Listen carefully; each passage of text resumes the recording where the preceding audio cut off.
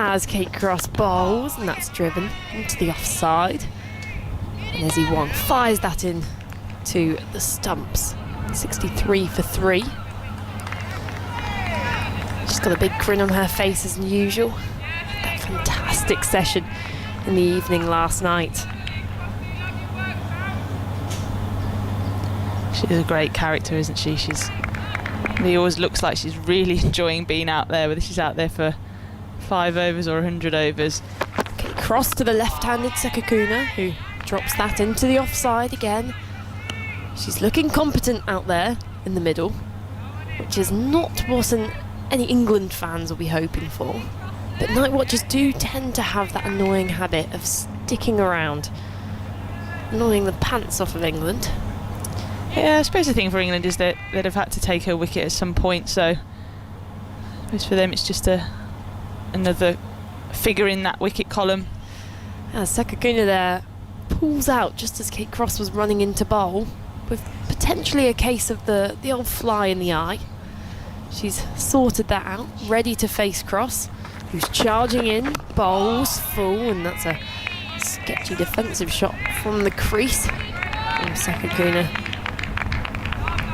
padding with her head tied, not tied up, completely down, and you don't see that too often.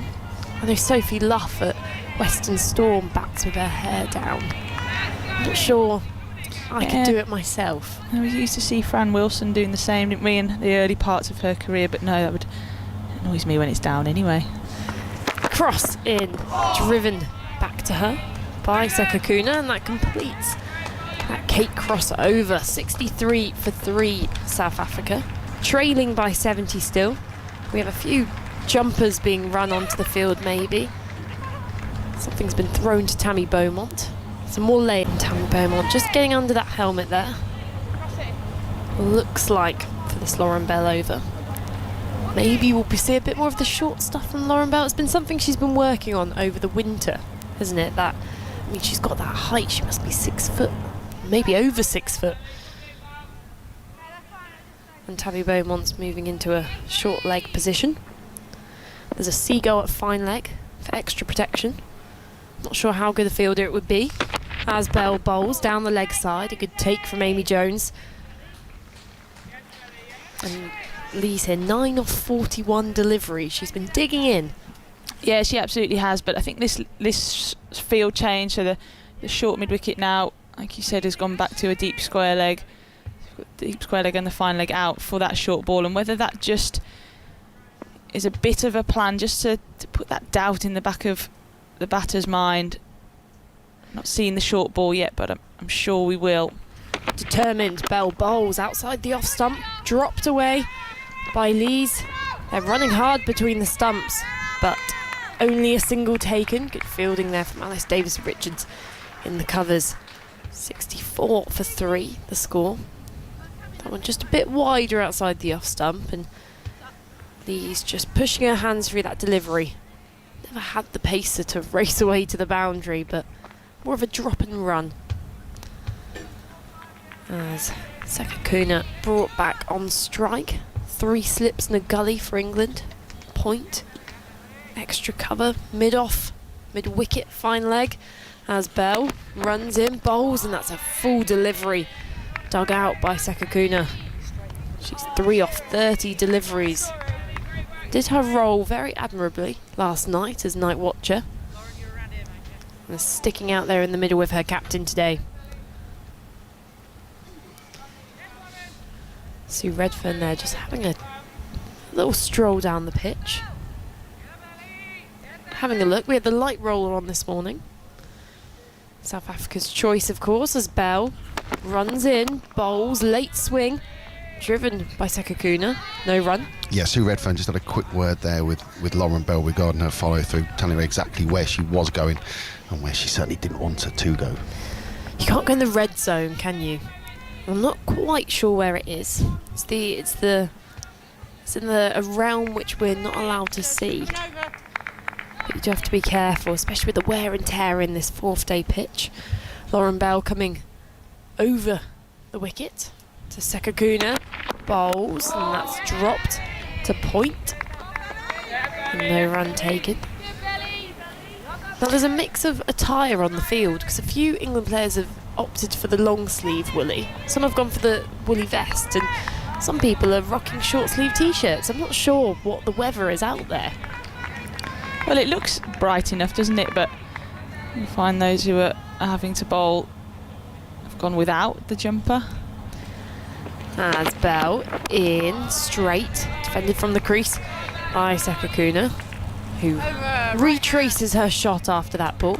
And it completes the over. 64 for 3, South Africa, trailing by 69. 8 overs gone this morning so far. No boundaries, just the 9 runs added. South Africa in defensive mode. We've been shown this red area. There is the red zone. There it is. It does exist. It's not like Bigfoot or the Loch Ness Monster. We can see it. Lauren Bell not looking too close to it in that last delivery, but she has been given the warning by umpire Sue. Kate Cross runs around, does a 360 at the top of her mark and bowls, and that's a big appeal for LBW. The finger goes up. Umpire Anna Harris says that's out, and it's the captain Sune Lees who's been trapped in front by England's senior bowler. They come together for a chat in the middle. The time's running out. DRS timer moves on to 0, and the captain has to go. She's jumped across the pitch and she's walking off. Yeah, she thought about reviewing it the last second, didn't she? But she didn't quite get it in there early enough. It's a really bad miss. She's just completely missed a straight delivery. I think that's hitting halfway up that middle stump, and I think she knew it really. Had dropped down after she'd played that shot, nowhere near the line of the ball. And the breakthrough comes from Kate Cross. Sune Lees has to go 10 off 43 balls, and that is a big wicket for England this morning, just as South Africa were looking comfortable in the middle. The England bowlers have been patient. Phil said 8 overs for 9 runs this morning, so they've worked hard, they've bowled consistently, they've been patient, and they've got their reward.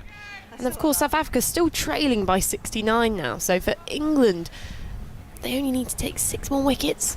They'll be feeling pretty alert out there in the field there. Their tails will be up, and we may just see some more attacking field changes still.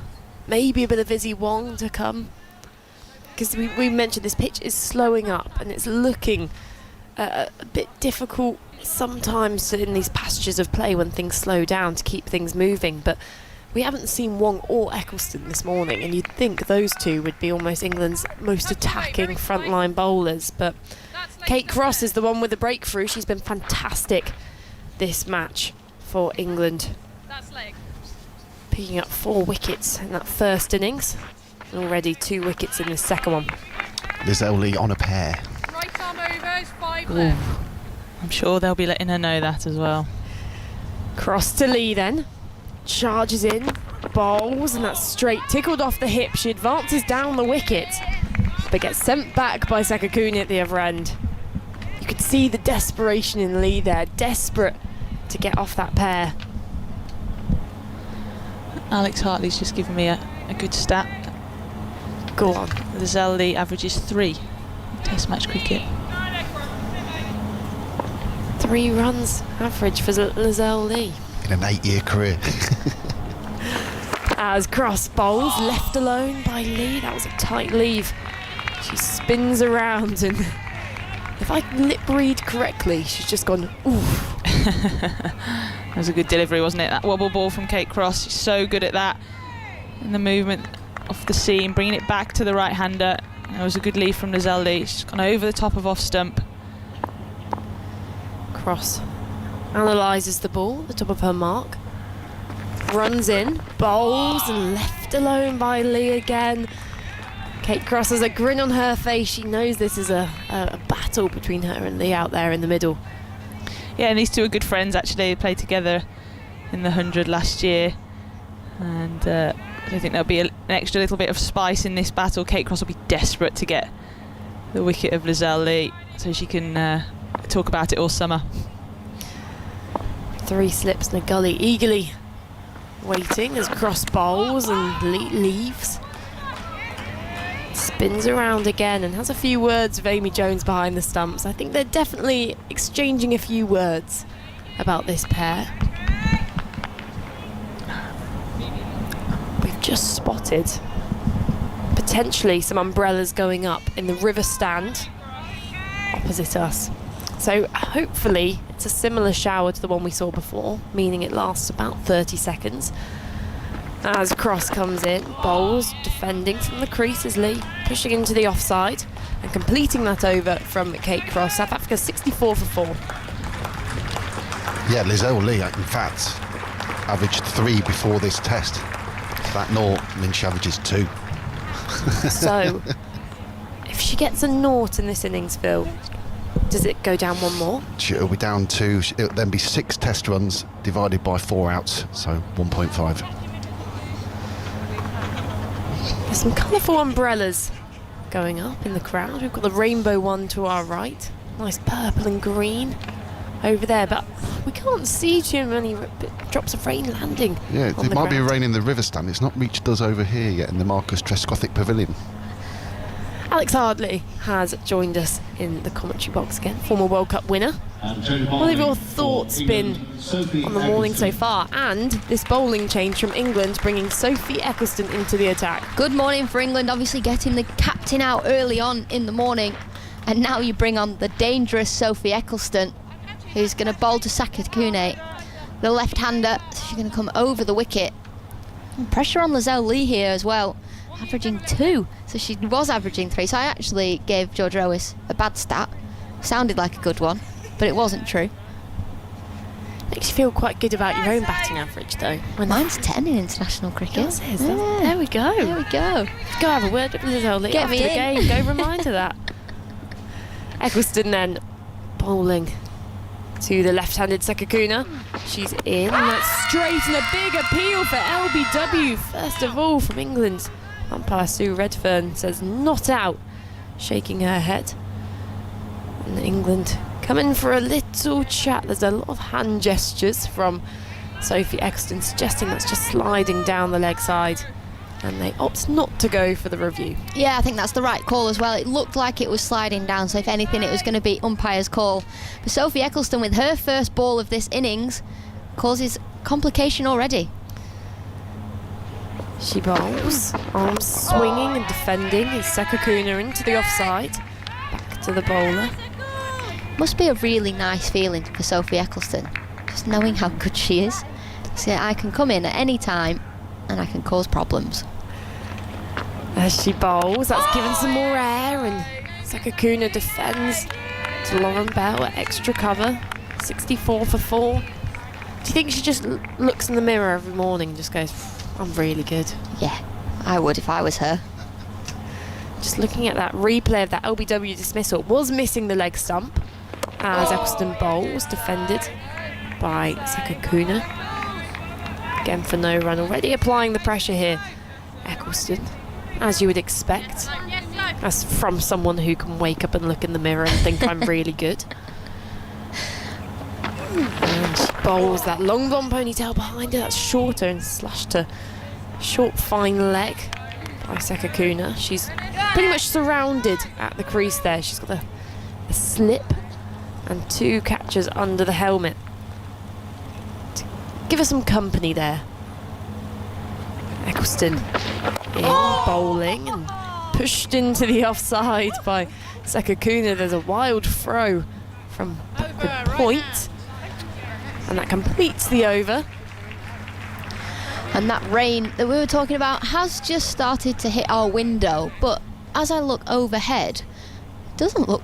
Where's the rain coming from? It's come from the river stand, so now it's come to the Marcus Trescothick Pavilion, and it's 2 minutes later. we it'll have gone. to hit it back, Okay. and then we're going to build up a bit of a rally across the day. As So we can hopefully see- it should avoid the players. Yeah, we can see Sophie Eccleston's parents sat in the stands with their umbrella up, the Lancashire County Cricket Club umbrella. Looks a good one, that. I don't know where they've got that one from. Well, obviously from Lancashire, but Is it? That's it's a good investment, that umbrella. It's a canopy. That's massive. As Kate Cross bowls, and that's an edge or a drop from Lee, and she gets off the mark. She'll be relieved No pair for Lizelle Lee today. She looks at her bat in admiration. On the offside. And it means that she'll avoid that dreaded 1.5 average. So it's only up from here for Lizelle Lee. Things can only get better, Lizelle. You know what, she's one of the nicest people in women's cricket. Played a lot of cricket with Lizelle Lee. Played against her a lot as well, and in white ball cricket, one of the best in the world, one of the most destructive batters. But red ball cricket is completely different, especially in this situation where you're batting out for the draw. Cross charging in, and that's driven by Sekakuna to extra cover. No run taken, 65 for 4. And Tabby Beaumont now under the helmet on the offside for Sekakuna. Obviously expecting maybe that bit of extra bounce from the pitch, maybe a bit of inconsistent or too paced bounce. And I'm not sure whether you've seen the story this morning which has come out before the men's test against India coming up as cross bowls and defending from the crease as Sekakuna, that Ollie Pope is going to be wearing a helmet on his as he fields at short leg to give the almost a insight action. Oh, a camera right on the to helmet. bat. A camera on the helmet at short leg. I like for the that. first time. I like that because quite often we don't know what it's actually like in there and how close you are. It started raining quite heavily here at Taunton. Cross continues through the rain, and that's left alone by Sekakuna outside the off stump, and it's coming from our left here quite heavily, quite horizontally, and the two umpires are coming together for a chat. Oh, just the English summer is so frustrating, isn't it? We've been on and off for rain for the last couple of days. England could really force a result here as Anna Harris looks up at the sky and says, well, it looks like a passing cloud, so we're going to carry on. But it is quite heavy. It is, and England will be careful not to get that ball too wet. A few bar towels brought on the pitch, I'm sure. As Kate Cross runs in, that's a low full toss which is slashed into the offside. There's a bit of a mix-up here, but there's a misfield in the covers from Izzy Wong. Or else there may have been a chance of a run out there. There's a few smiles exchanged between the South African batters. And this rain continues to fall. Members of the crowd are just putting up umbrellas or taking shelter. I think it would be quite a bold decision to come to the cricket today without an umbrella. Yeah, couldn't agree more. Following yesterday's play. But Kate Cross, final ball of her over.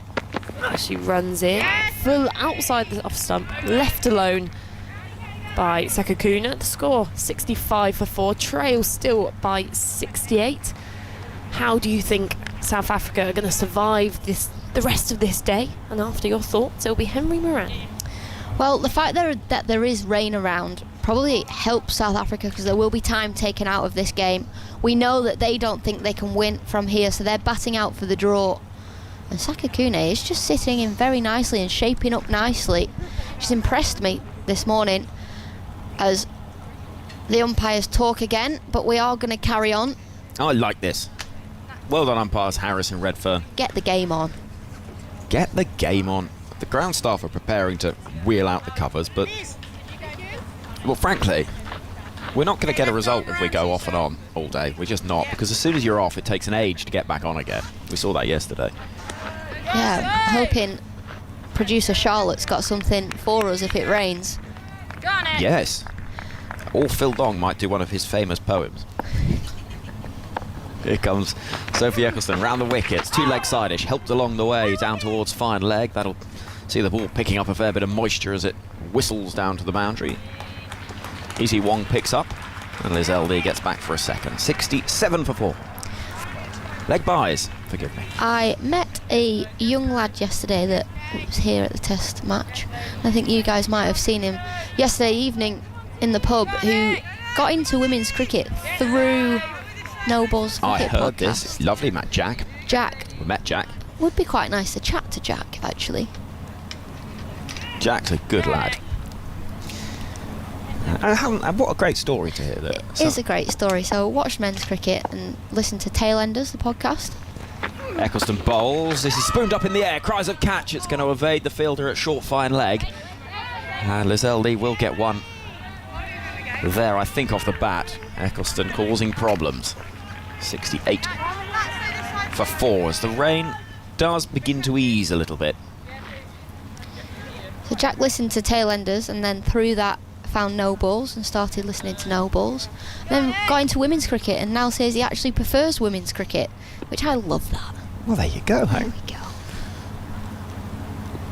We're recording a no balls at 4 p.m. Friday. Here comes Sekakune, waiting for Eccleston as it's pushed into the leg side. She played nicely, the night watcher, pushed out towards deep mid-wicket for 2. And South Africa now 69 for 4, trailing, 70 for 4, trailing by 63. Who's your guest this week? Is there a guest? Yes, there is indeed. We're going to have an England debutante this week. We're going to do... It's one of 4. Yes, we're going to have Lauren Bell and potentially Emma Lamb. Maybe we could lovely. get 2 episodes out. But Crossy messaged me this morning saying she's very excited for the podcast because she's got a lot of content. This is good news. Here comes Eccleston, outside the off stump, slashed away, nicely played by Sekakune, and Emma Lamb runs in, dare I say, a faintly geriatric manner in pursuit of the ball down to the rope. She dives eventually. I don't think she saved it. And I think that'll be signalled as 4 runs. Sue Redfern confirms as much, and the score moves to 74 for 4. Yeah, 4 runs and the first boundary of the morning. Sophie Eccleston just getting her line wrong there to Sakakune. Short, wide, outside the off stump. She was able to just cut that past Emma Lamb, who puts in a dive, but more of a dive to show she's made an effort. Pretty sure the ball had already touched the boundary rope by the time she stopped it. Yeah, well, I always think, maybe you never quite, because the ball has slowed up a bit at times, so you never quite know. So you got possibly Emma Lamb, Lauren Bell. Here comes Eccleston. That's a better looking ball. It skews off the outer half of the bat. Lamb moves around swiftly to pick up her backward points. 75 for 4. The Lamb and Bell, it sounds like a pub. It does, doesn't it? We're not going to do them together. We're going to do them separately. Okay, lovely. We'll look forward to that. That'll be on BBC Sounds on the Test Match special stream. And speaking of BBC Sounds, tomorrow from 9:55, England v India men. Here comes Eccleston. Forward in defence comes Sakakune, who's been there now for 48 balls. End of the over, 74 for 4. Yeah, that Test match gets underway. But team news has just arrived as well. Ben Folkes has not recovered in time from COVID. Doesn't surprise me. No, he was training yesterday, but isn't in the side. Instead, Sam Billings will keep wicket. And the other change from the initial starting 11 at Headingley against New Zealand. Jimmy Anderson in for Jamie Overton. Yes, Jamie Overton had a cracking debut, but you always knew that Jimmy Anderson, if fit, would come straight back into that starting 11. And so that Test match begins 10:30 tomorrow morning, so don't miss half an hour on TMS. I've seen a lot of people saying they've booked their train to get there for 11 o'clock start. Well, I always thought that was why the start was at 11, because it allowed people to get off-peak trains to get to the ground. But maybe they're capitalising on daylight hours. Here comes Kate Cross, bowling to Lee, tucking into the leg side, but no run. Wong picks up at mid-wicket. It is the longest day of the year almost, so I should think the sun's it's not getting dark till about 10, so I'm not quite sure that holds any truth. Yeah, I was just trying to be nice, wasn't I? I'd love to know the reason. I know the reason, but I don't know if I can say the reason. It's something about the Indian audience. Oh, television. Television. Okay, right. Here comes Kate Cross. Far end of the ground. Bustling in once more. Past the umpire. Ooh, that one tails in, but is nicely whipped away by Lizelle Lee. And she's going to pick up 4 runs. Square on the leg side. Out towards the Somerset stand. And that's a good shot from Lizelle Lee. Well, talking about red ball cricket, we've got a cracking test match here. Finlay Bean is still batting for Yorkshire's second 11, and he's 385 not out in pursuit of his 400. And Yorkshire 710 for 4. 385. Oh. France, what's he called? Finlay Bean. Finlay Bean. He's been at the crease a long time. He has been at the crease, yeah. I wonder if he'll need a runner.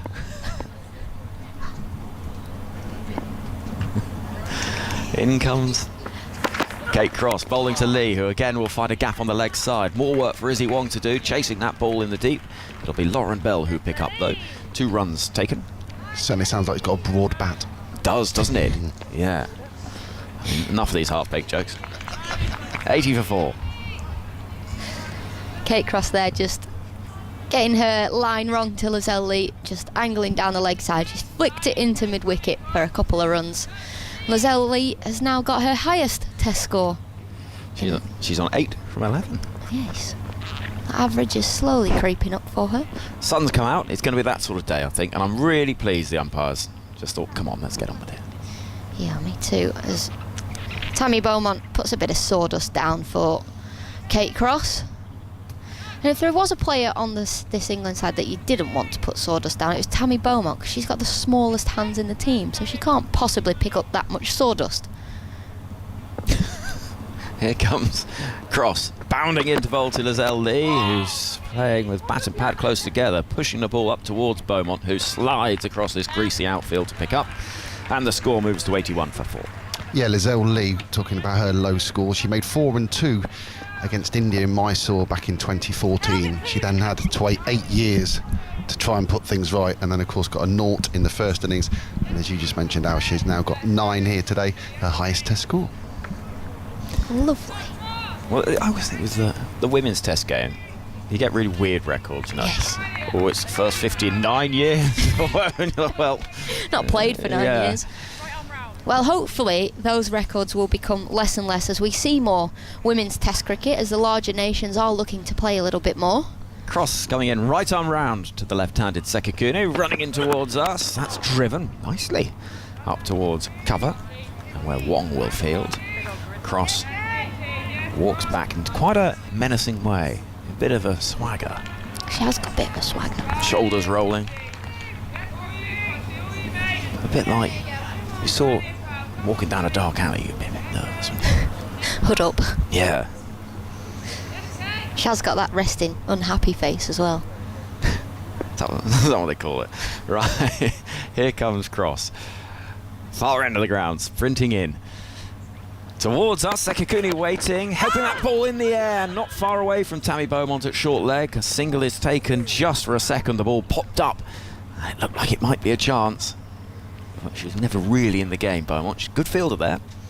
End of the over. 82 for 4, the deficit 51. Yeah, not far away from Tammy Beaumont, but far enough that it was safe, if that makes any sense at all. It was aerial, and for a slight moment, the England fielders shouted catch. But she gets away with it. Just 10 runs off the first 11 overs this morning, but there's been 17 off the last 2. Ooh. Game on. They're going for the win. Well, it's very easy to think, oh, it's just can England take the remaining 6 wickets, but there is more to do than that. You know, they're going to have to, you'd have thought, score some runs as well, and you have to keep a bit of check on that. Yeah, I like the fact that they're trying to score runs as well, because you've got to be positive at the crease. You can't just sit in and wait to get out. Eccleston bowls, Sekikune drives firmly. Good stop by Emma Lamb at backward point. We've got a silly point, a short extra cover, a short mid-wicket, short leg and a slip, all well within the eye line of Tumi Sekikune, the left-hander, as we've got the left arm spin of Sophie Eccleston bowling from the Marcus Trescothick pavilion end. That's the end we're looking at. She's a tall figure, hair tied up. Moves in now to bowl. Oh, a big slashing drive which goes through to the gloves of Jones. Do you know what a lot of people on air will be really happy to know? What's that? I've learnt how to say Marcus Trescothick. No! No! Trescothick. Yay! I've learnt, I had to practice. In comes Eccleston. Bowls, forward in defences, Sekikune. That was really dangerous. And I messed it up. But honestly, I've been practicing for days and days and days. I was just saying Trescothick, Trescothick, Trescothick. I've got it. You have. But I didn't when I needed it. Yeah, and that's yeah. And I even said it in my head. Oh, bad luck. My favourite moment of the game. Eccleston is in. Bowling to Sekikune, who shows the full face of the bat. I always thought Amy Satterthwaite was the one that I always used to. Tend to put Timmy Thurs in there, and it's difficult. I had to practice that one as well. I used to call her Satterthwaite, and it's not. It's Thwaite.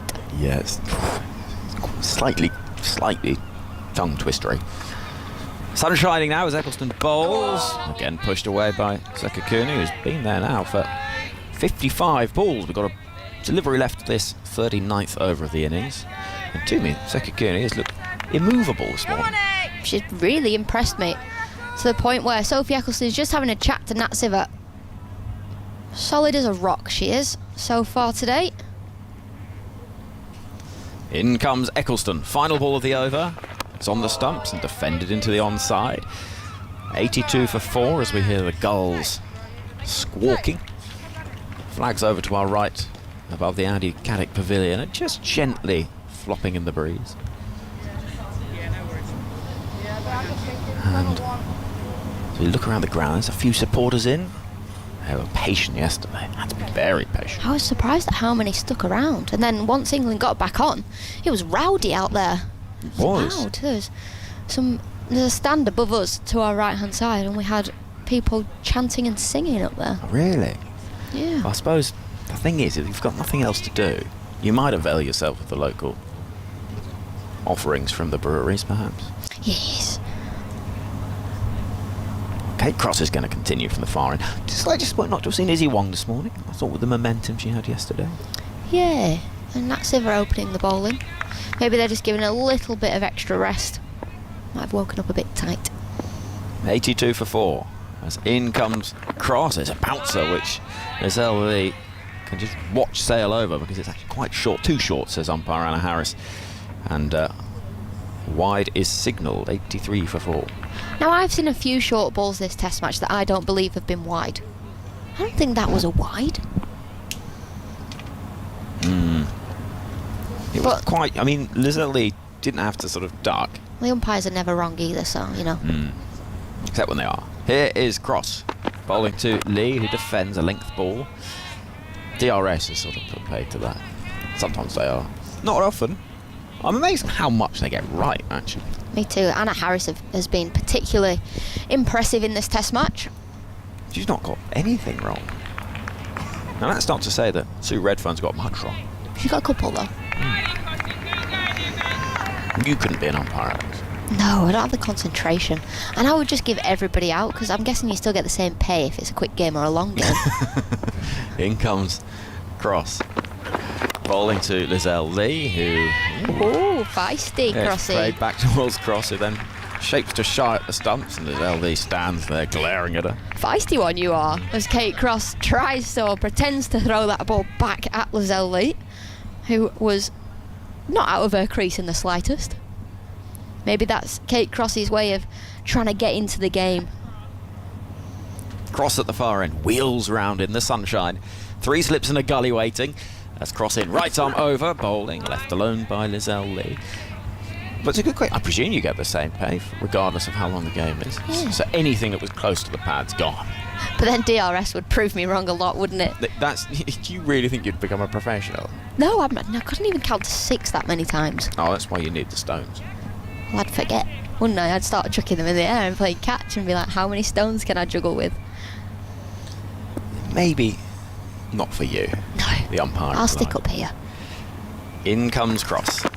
Bowling to Lee. Oh, it angles in. It was a good ball and she had to jam the bat down quickly.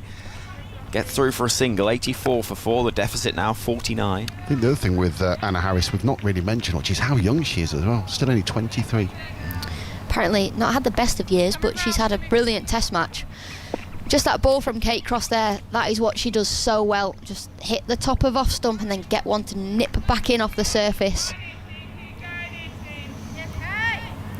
Izzy Wong is starting to limber up a little bit. Just saying, she bowled quicker yesterday than the day before, and the TV has proved so. 73.8 miles an hour was her fastest yesterday. Round the wicket comes Cross to Sekakuni. Pushes into space in the offside. Is sent back though because Emma Lamb does well getting round for a backward point. And there is no run. 1 ball left of the over. Little conversation between Sekakuni and Lizelle Lee just to clarify their communication.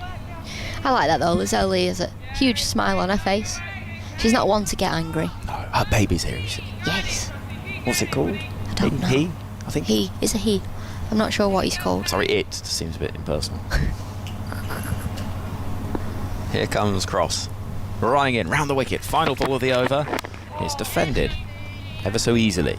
84 for 4. There's only ever one type of person that calls young children it, and it's people without kids.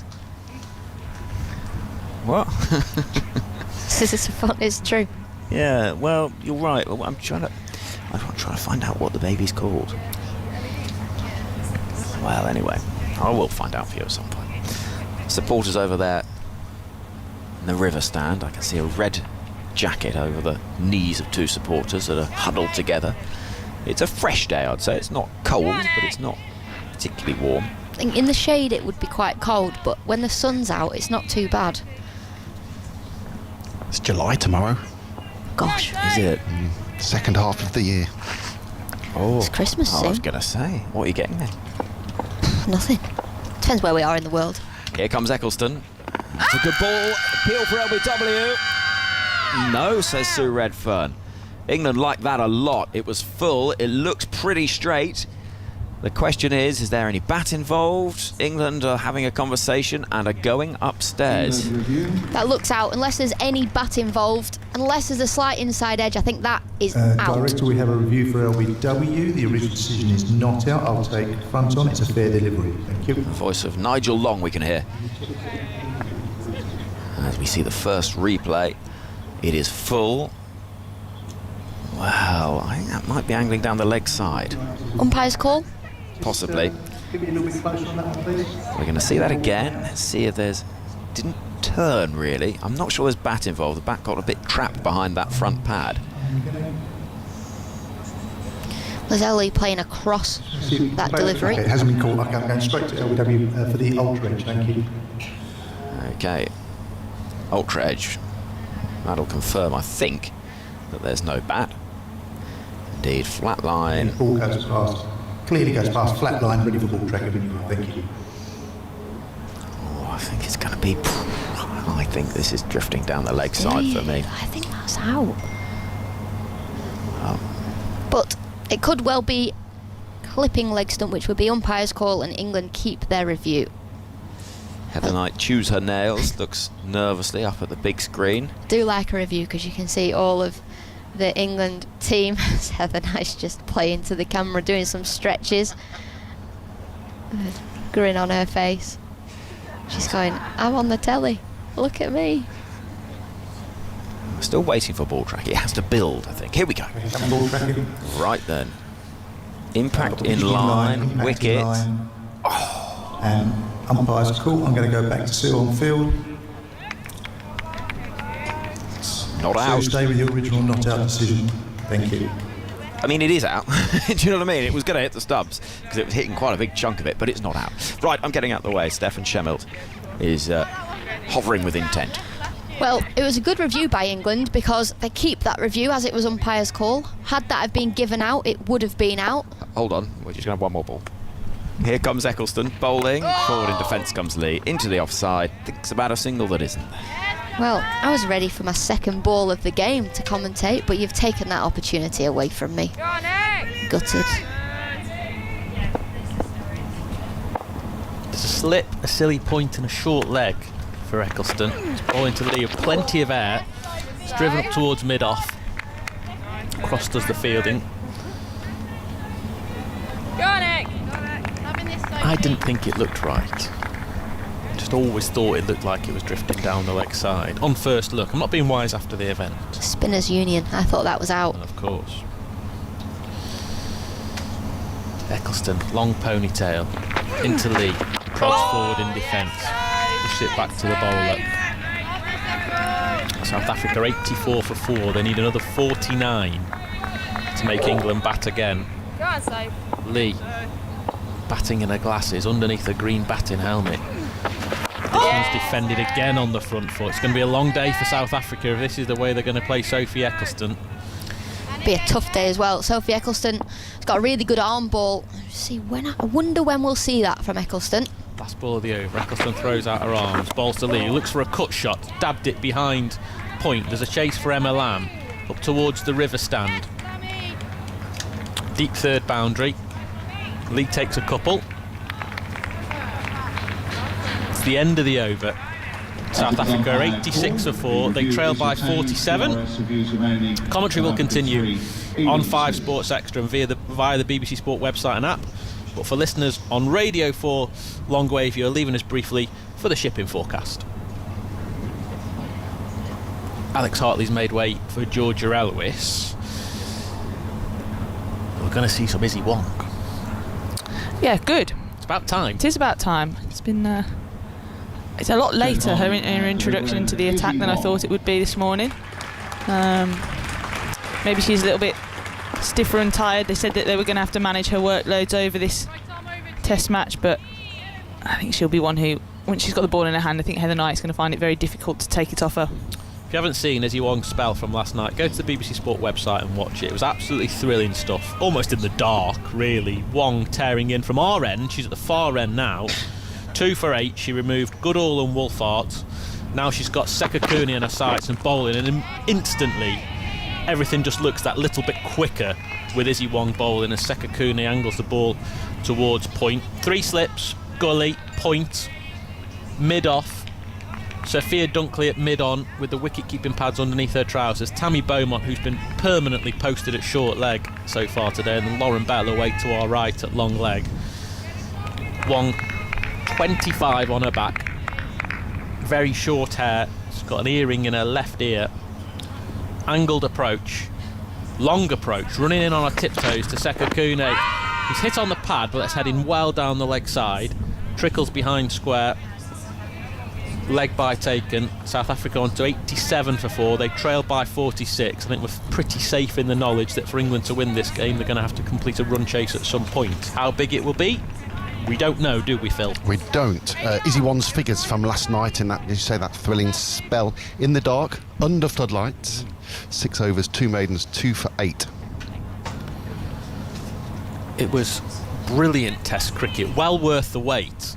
I worked out that around those 2 rain breaks yesterday, we had 8 overs in just under 6 hours. Eventually got back on at 6:30 thanks to the perseverance of the ground staff and the patience of the umpires, and I think England basically getting in their ribs saying we want to play tonight. It was worth it. Wong's now bowling to Lizelle Lee, who's pulling powerfully round the corner to Lauren Bell, who does a very good stop actually, sliding on her knees. It's a long way down for Lauren Bell, but she got down to her left. Good cricket all round. Wong trying the bouncer to Lizelle Lee, good shot and good fielding. 88 for 4.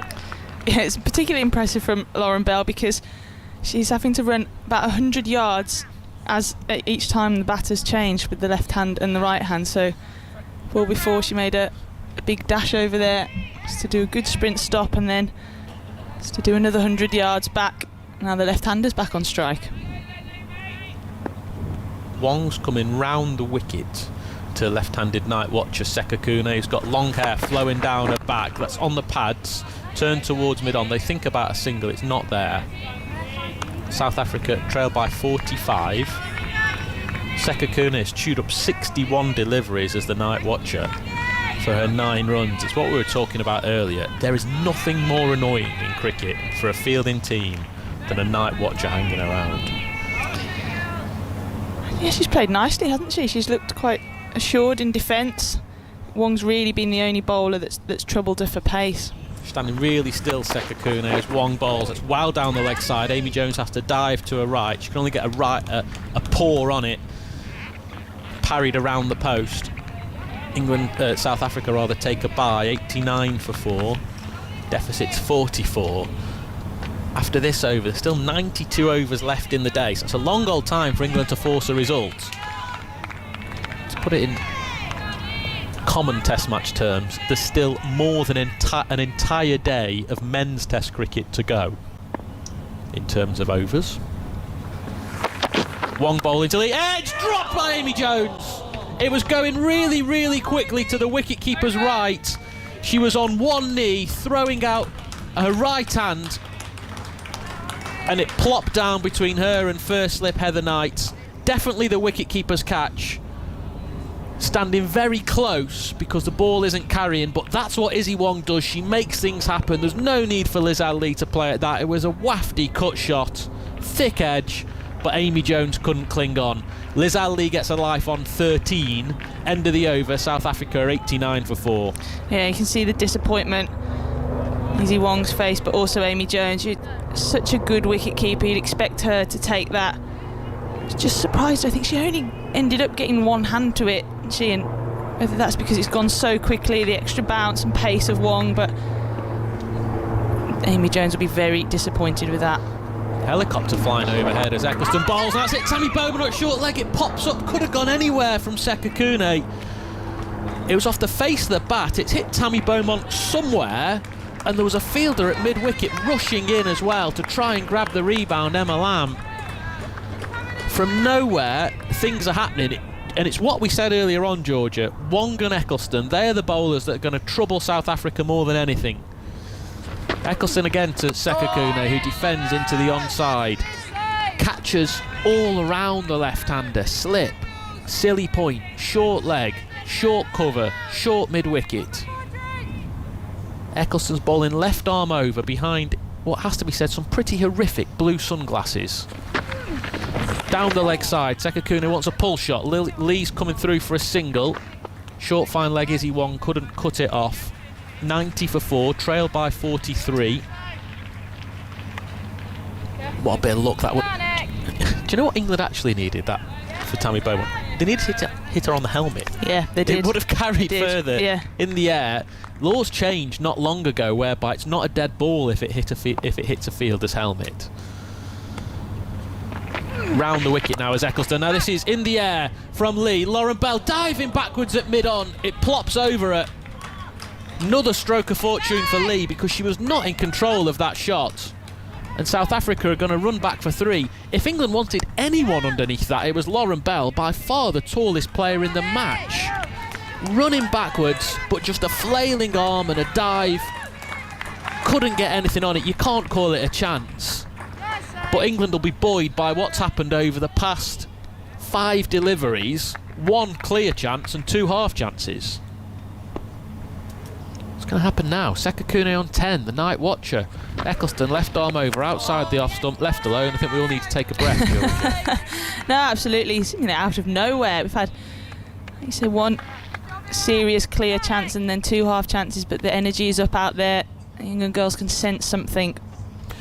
Eccleston to complete the over to Sekakune again outside the off stump. That's a good leave, good judgment from the left-hander, knowing that Eccleston's got the ability to turn the ball back into the stumps.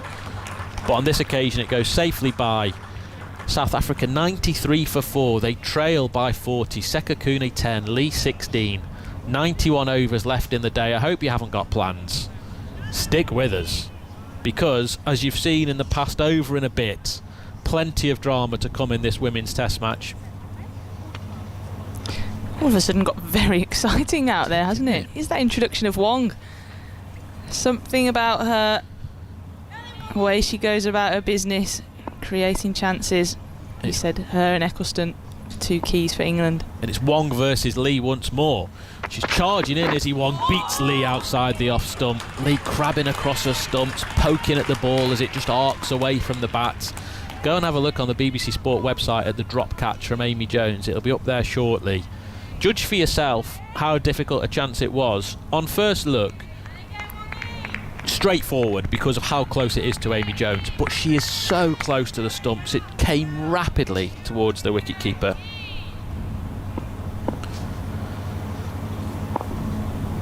Wong comes sprinting towards us. Both of them stand behind her. Lee drives up towards mid-off. No run. 93 for 4. Did you see yesterday, Georgia, how Finlay Bean had made a triple century for Yorkshire's second 11 against Nottinghamshire? I did see that, yeah. He's now 404 not out. Goodness me. Decent. Very impressive. Just seen the replay of that Jones catch. He almost grabbed it on the way down.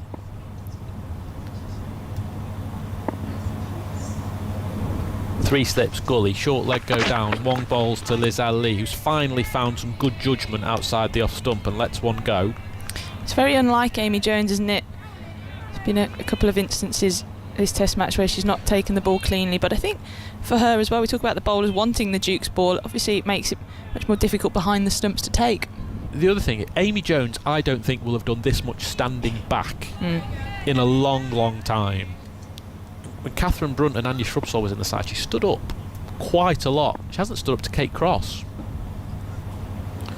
Wong bowling to Lee again, beating Lee outside the off stump. It's outstanding bowling from Izzy Wong. She's bowling with good pace, and she's testing, teasing, examining the technique of Lizelle Lee with just a hint of movement away from the right hander. Look at that, how that's moved, almost like a leg break away from Lee.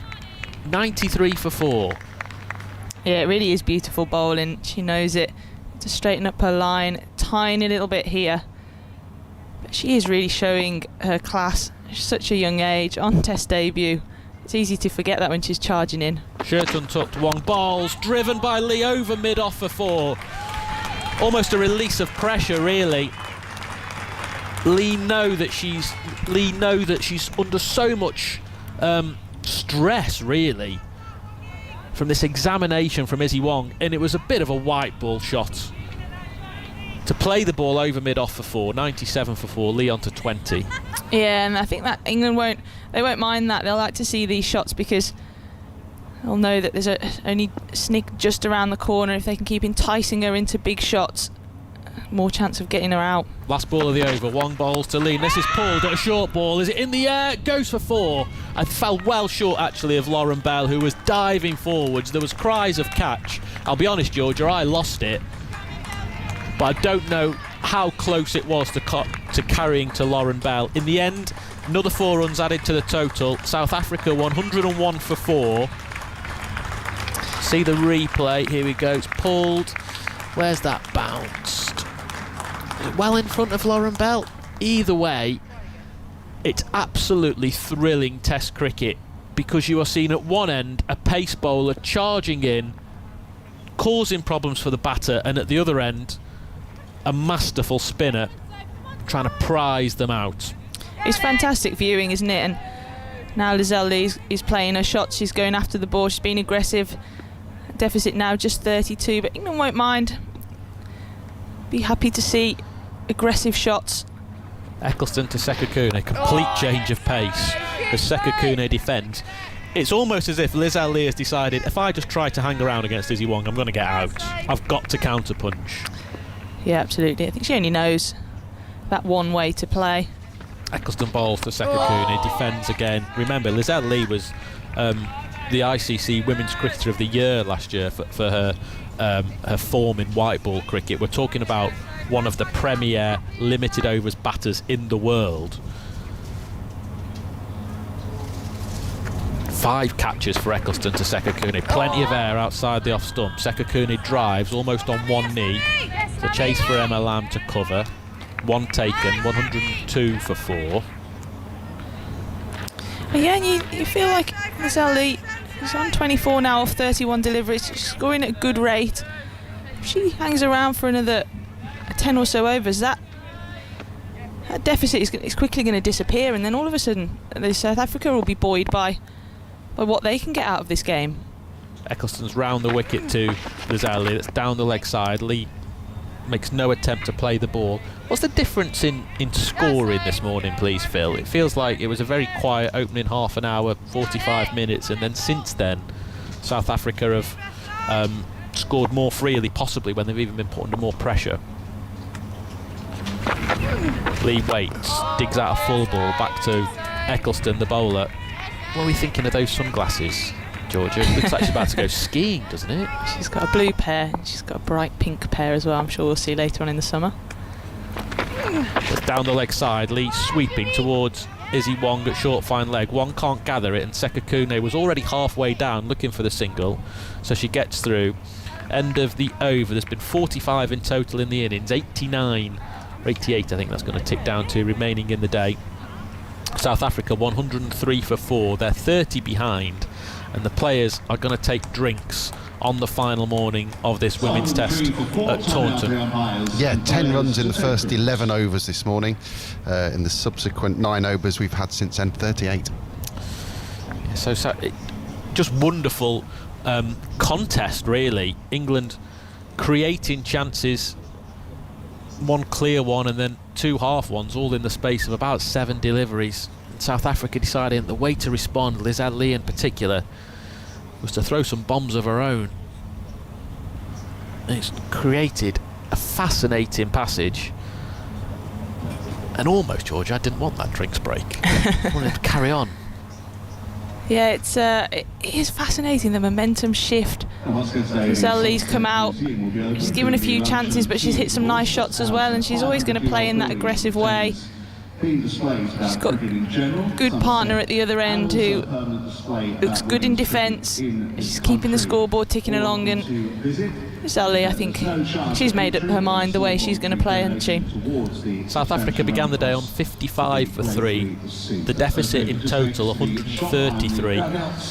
They lost Sune Lee's LBW to Kate Cross for 10. That was 64 for 4. Since then, they've moved on to 103 for 4. Sekakune, the night watcher, on 11, adding 10 to her overnight score. And Lizelle Lee, 25. Lee was dropped on 13 by Amy Jones off the bowling of Izzy Wong. And then in the next over, Sekakune turned one into short leg Tammy Beaumont. It hit her shoulder, looped into the air, ultimately safely. Could have gone anywhere. But that's what England will be thinking. We've got to take 6 wickets. It's that simple to do. But the dynamic will soon shift when South Africa go into the lead. Don't think South Africa can win this game. It's a very, very small chance. It'd be something absolutely remarkable. Well, Lizelle Lee's at the crease, who knows? Something else remarkable happened this morning, Georgia, on our walk to the ground. So we were pretty close to the point that the flats away to our left, they were in sight. We were that close to the ground. And there was quite a large black dog just outside its owner's house. And Henry Moran said to me, "What do you reckon, friend or foe?" I said, "I'm not getting involved in this." And Henry, giving it the big un, he went to the dog, "Hello." And the dog nearly had his hand off. And I've never seen anyone move so quickly. It entertained me greatly that Henry was trying to make friends with the local canines and almost lost a finger. I mean, it was enormous, the dog, wasn't it? It was huge, almost a Four of horse. us crossed the road to avoid it, but Henry, no, he took it on. He's sitting at the back of the box with a smile on his face, pleased that he's still got all 10 digits on his hands. So foe. Well, definitely. Foe to Henry, friend to everyone else. It's lovely and sunny in Taunton at the moment. We have had just a few showers. We think there might be some rain forecast this afternoon, so that's another dynamic to add to the drama. England chasing their first Test win since 2014, their first home win since 2005. Does that mean you never played in a home Test win, Georgia? Nope. Couple of losses and a draw. So we're talking about, World Cup winners such as yourself going so long without tasting victory on home soil in a Test match. Kind of like a long drinks break, that, but the players are now back in position, and we're once again going to resume the box office contest between Izzy Wong and Lizelle Lee. Young firebrand fast bowler, aggressive batter. Wong bowling to Lee, straight ball that Lee defends. Back to the bowler, 3 slips, gully, point, mid off, and then the leg side field. There is just a short leg Tammy Beaumont and no one else around her until you get to a deep square leg and a deep long leg. 2 fielders away to our left in front of the flats. So Wong challenging Lee in all sorts of ways, trying to bring the slips into play, but also with the short ball in her arm reach. Bowling to Lee now. Now this is slashed over mid-off. Wide ball. Fetch that, says Lizelle Lee. Probably the loosest delivery that Izzy Wong has bowled, and Lizelle Lee's given it the beans for 4 up towards long off. 107 for 4. This is a lovely, lovely shot, reminiscent of Lizelle Lee in white ball cricket. A ball that most of the South African batters would have let happily go through to Amy Jones, but Lizelle Lee has swung hard at that. There's no fielder out at mid-off, so he's connected with it well. It's like the 12th round of a heavyweight contest with just slugging and throwing bombs at each other. Wong tries again outside the off stump. This time Lee lets it go, but it wasn't too different from the one she just belted over mid-off. Deficit's only 26 now. Lee's got 29 from 37. She's hit 3 fours in her last how many deliveries that she's faced from Izzy Wong? That 4 earlier in the over was her 3rd in 4 balls from Izzy Wong. 4 balls. 2 of them are up to long off, and another pull shot down to long leg. Wong leans forward in her approach, explodes into her action. Lee times this one nicely, jamming it through the covers. There's a long chase for Sophia Dunkley. Lee and Wong almost tangle at the non-striker's end as the South African turns for the second. Izzy Wong wouldn't have wanted to get in her way. 109 for 4. Lee on to 31. I wonder if she'd have just had a quick word in there. She ran past her. Who? Izzy Wong. Do you think she would have done? She might have. Just let her know that she's still coming. She's still going to be charging in. She comes towards us, ball into Lee. It's clipped off the toes. He's heading down the leg side. Very full delivery. Down towards long leg. Everyone can just take a breath. Izzy Wong's just walked towards actually Lizelle Lee at the non-striker's end. 1 added to the score. 110 for 4. That was not the most direct route to the end of Izzy Wong's run-up. She made a point of walking towards Lizelle Lee. I reckon you're right, Georgia. There's been a word there. Oh, it's fantastic to watch, isn't it? All the experience of Lizelle Lee. Izzy Wong on test debut is not afraid to let her know that she's there. Partnership's worth 46. Wong round the wicket to left-handed Sekakune, who pushes once and one. It's only gone to the bowler, and now Izzy Wong has thrown it. Some overthrows. It might even be 4. Lauren Bell trying to get around, won't get there. Bizarre passage of play. Sekakune driving the ball back to the bowler, set off for the single. Wong picked it up, saw that Sekakune was out of her ground, threw at the striker's end, missed. Amy Jones couldn't gather it, picked up 4 overthrows, brings up the 50 partnership. South Africa 114 for 4. Everything that's happened in the past 20 minutes or so leaves me needing a lie down. Here comes Melissa Story. Georgia Elvis tried to make sense of that. Oh, goodness me. And Izzy Wong's only got herself to blame. Sekakune plays a forward defensive and gets 4 runs for it. And yeah, Izzy Wong is getting a bit caught up in all the excitement of everything that's going on.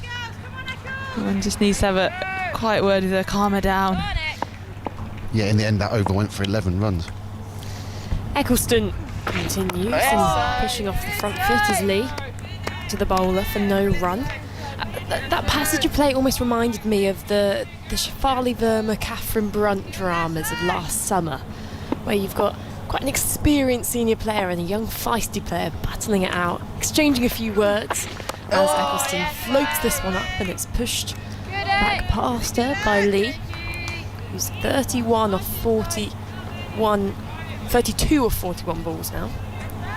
Yeah, it's fantastic to watch, isn't it? It's adding another dimension to this game. Game within a game, a little battle between the two. Eccleston bowls, pushed on the front foot by Lee, carefully into the onside. 114 for 4. Did you ever have any battles out in the field, Georgia Elvis? I had plenty. The white line fever, as they call it. Eccleston in, and that just goes past the hands of Sophia Dunkley, I think, there and under the helmet.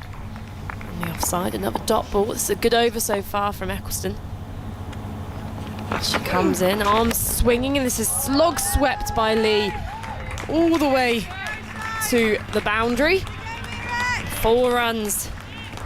It was a carefully played shot there from Lee. She got really forward and absolutely dispatched that away to the boundary. She moves on to 36. South Africa 118 for 4. Yeah, it's great counter-punching, isn't it, from Lizelle Lee here. She doesn't want to just sit in, wait for a wicket to be taken. She wants to have some fun out there. It's not often you see players going after Eccleston as well. So she'll have to think of a reply here as Eccleston comes in. That's a leg stump line flicked into the shin of Tammy Beaumont. That short leg. And that completes the over. Eccleston, hands on her head. following that over. She doesn't seem too happy, probably following that boundary. But South Africa 118 for 4, trail by just 15 runs now. And it's all happening out there in the middle. So these battles, was there any particular ones you remember, or any certain players where you always seem to hash it out in the middle? It's not particularly. I think that the worst ones were when we had to play internal games against each other. Oh, and that was horrible. I think, the old Hampshire-Sussex fixture, I believe at the start of this year, was always an interesting one between friends, as Wong in and left by Sakakuna through to the keeper behind the stumps, because of course with the Southern Vipers setup you're involved with is predominantly Hampshire and Sussex players, but in the women's domestic tournament you have 3 weeks of county cricket, almost I think it was in April this year, so a bit nippy, but you see all the domestic players return to their counties for a few weeks of T20 before joining their domestic setups. There's always some good rivalries in those early season fixtures. As Wong charges in short, takes the edge of the bat and drops just short of third slip. It was a good short pitch delivery from Izzy Wong, and Kate Cross there in the slip cordon. It took her a bit by surprise, but the ball hit almost the top of Sekakuna's bat, and that took all pace off that edge behind. It's never going to carry to Kate Cross, who's clutching her heart. I hope she's okay. We may need a rotational slip policy just to give her a breather. As Wong in full low full toss and an appeal from the fielders, the bowler for LBW, but it looked as if it was sliding down the leg side. Izzy Wong walks down the pitch to have a talk to her captain, and they decide not to review it in the end. Yeah, I think that's a good decision. Looked to the naked eye like it was going down, and Payana Harris has been very good in this game.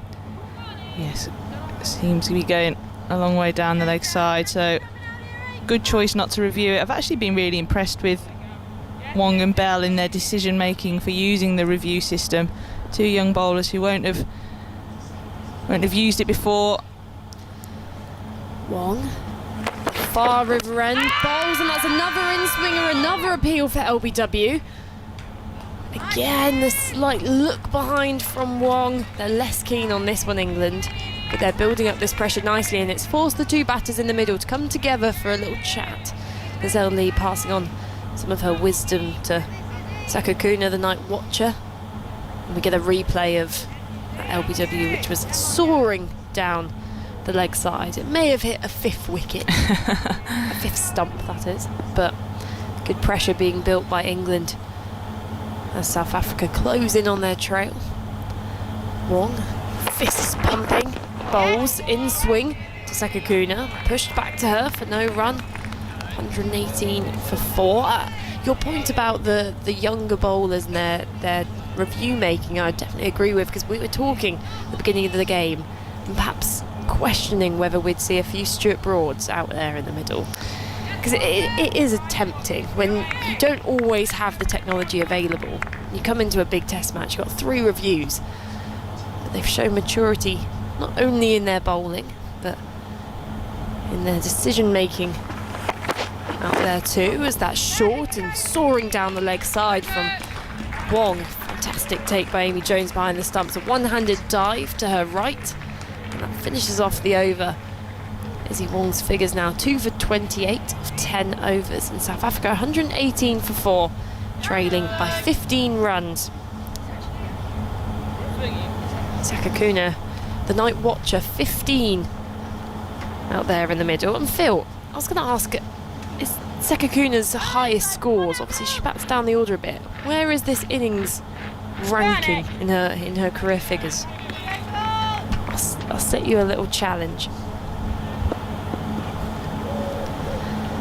There's a discussion going on between Eccleston and Siva Knight, the experienced players in the team, and Alex Hartley has rejoined us in the commentary box, former World Cup winner. Yes, we've got the Brains Trust all having a gander and all having a thought and just moving the troops around. try and get this field right to Lizelle Lee, who's played some lovely shots. She has, and it's been good to see her transfer that almost one-day batting style into this match. We've seen a few explosive innings, but her strike rate's really up there. And it's always difficult batting in the fourth innings of a game when the pitch is a bit slow and turning a little bit. Inconsistent bounce. As Eccleston into Lee, who's pushing off the front foot into the covers. No run. I now like that we've got Sophia Dunkley at a floating mid-wicket, 3/4 of the way out, just in case Lizelle Lee does go for that big shot into the leg side. Eccleston prances in, and that's defended from the crease by Lee. She's playing a good innings in the sense as well that even the big shots she's played haven't felt risky. They've been well calculated. They have. She looks good at the crease. The best we've seen her in Test match cricket. Eccleston bowling straighter, push back to her. But she didn't have to get many more to be better than she had been previously. Only played this her second Test match, 7 years between the two. We'll let her off. As Eccleston bowls, Fulham flicked off the pads by Lee. One bounce to the fielder at mid-wicket position. It's an interesting field, as you mentioned, because there's that fly cow corner, you could say, where Sophia Dunkley is, but also Lauren Bell at mid-on is probably 3/4 of the way to the boundary. As Eccleston bowls, and this is dropped down and pushed away by Lee. And what happens when you have those floating fielders? Lizelle Lee now thinks, well, I can't go over the top. I've got to play a safer innings. I can't take those risks. And if I do, I really have to connect. Eccleston waits behind the umpire. Goes into bowl, and this is swiped away in the air. The fielder's underneath it. And the catch is taken for England. That's the breakthrough. Lizelle Lee gone, playing the big shot. And just listen to what that means. England all gather together in a group huddle. Fantastic catch running back over her shoulder, and Lizelle Lee dismissed, playing a token one-day shot, and the score 118 for 5. Lizelle Lee looking to go up and over the offside because we have those floating leg side fielders, and that's a great catch from Kate Cross. The ball was angling away to her from her left-hand side. She watches the ball, she follows it, she takes a good tumbling catch to her left. And England get the key wicket of Lizelle Lee, who looked very good at the crease, who just looked like she was trying to accelerate. She goes for 36, her highest Test score. And that brings Marizanne Kapp to the crease. But England will feel like they have an opening here. Marizanne Kapp has had a very busy 3 days.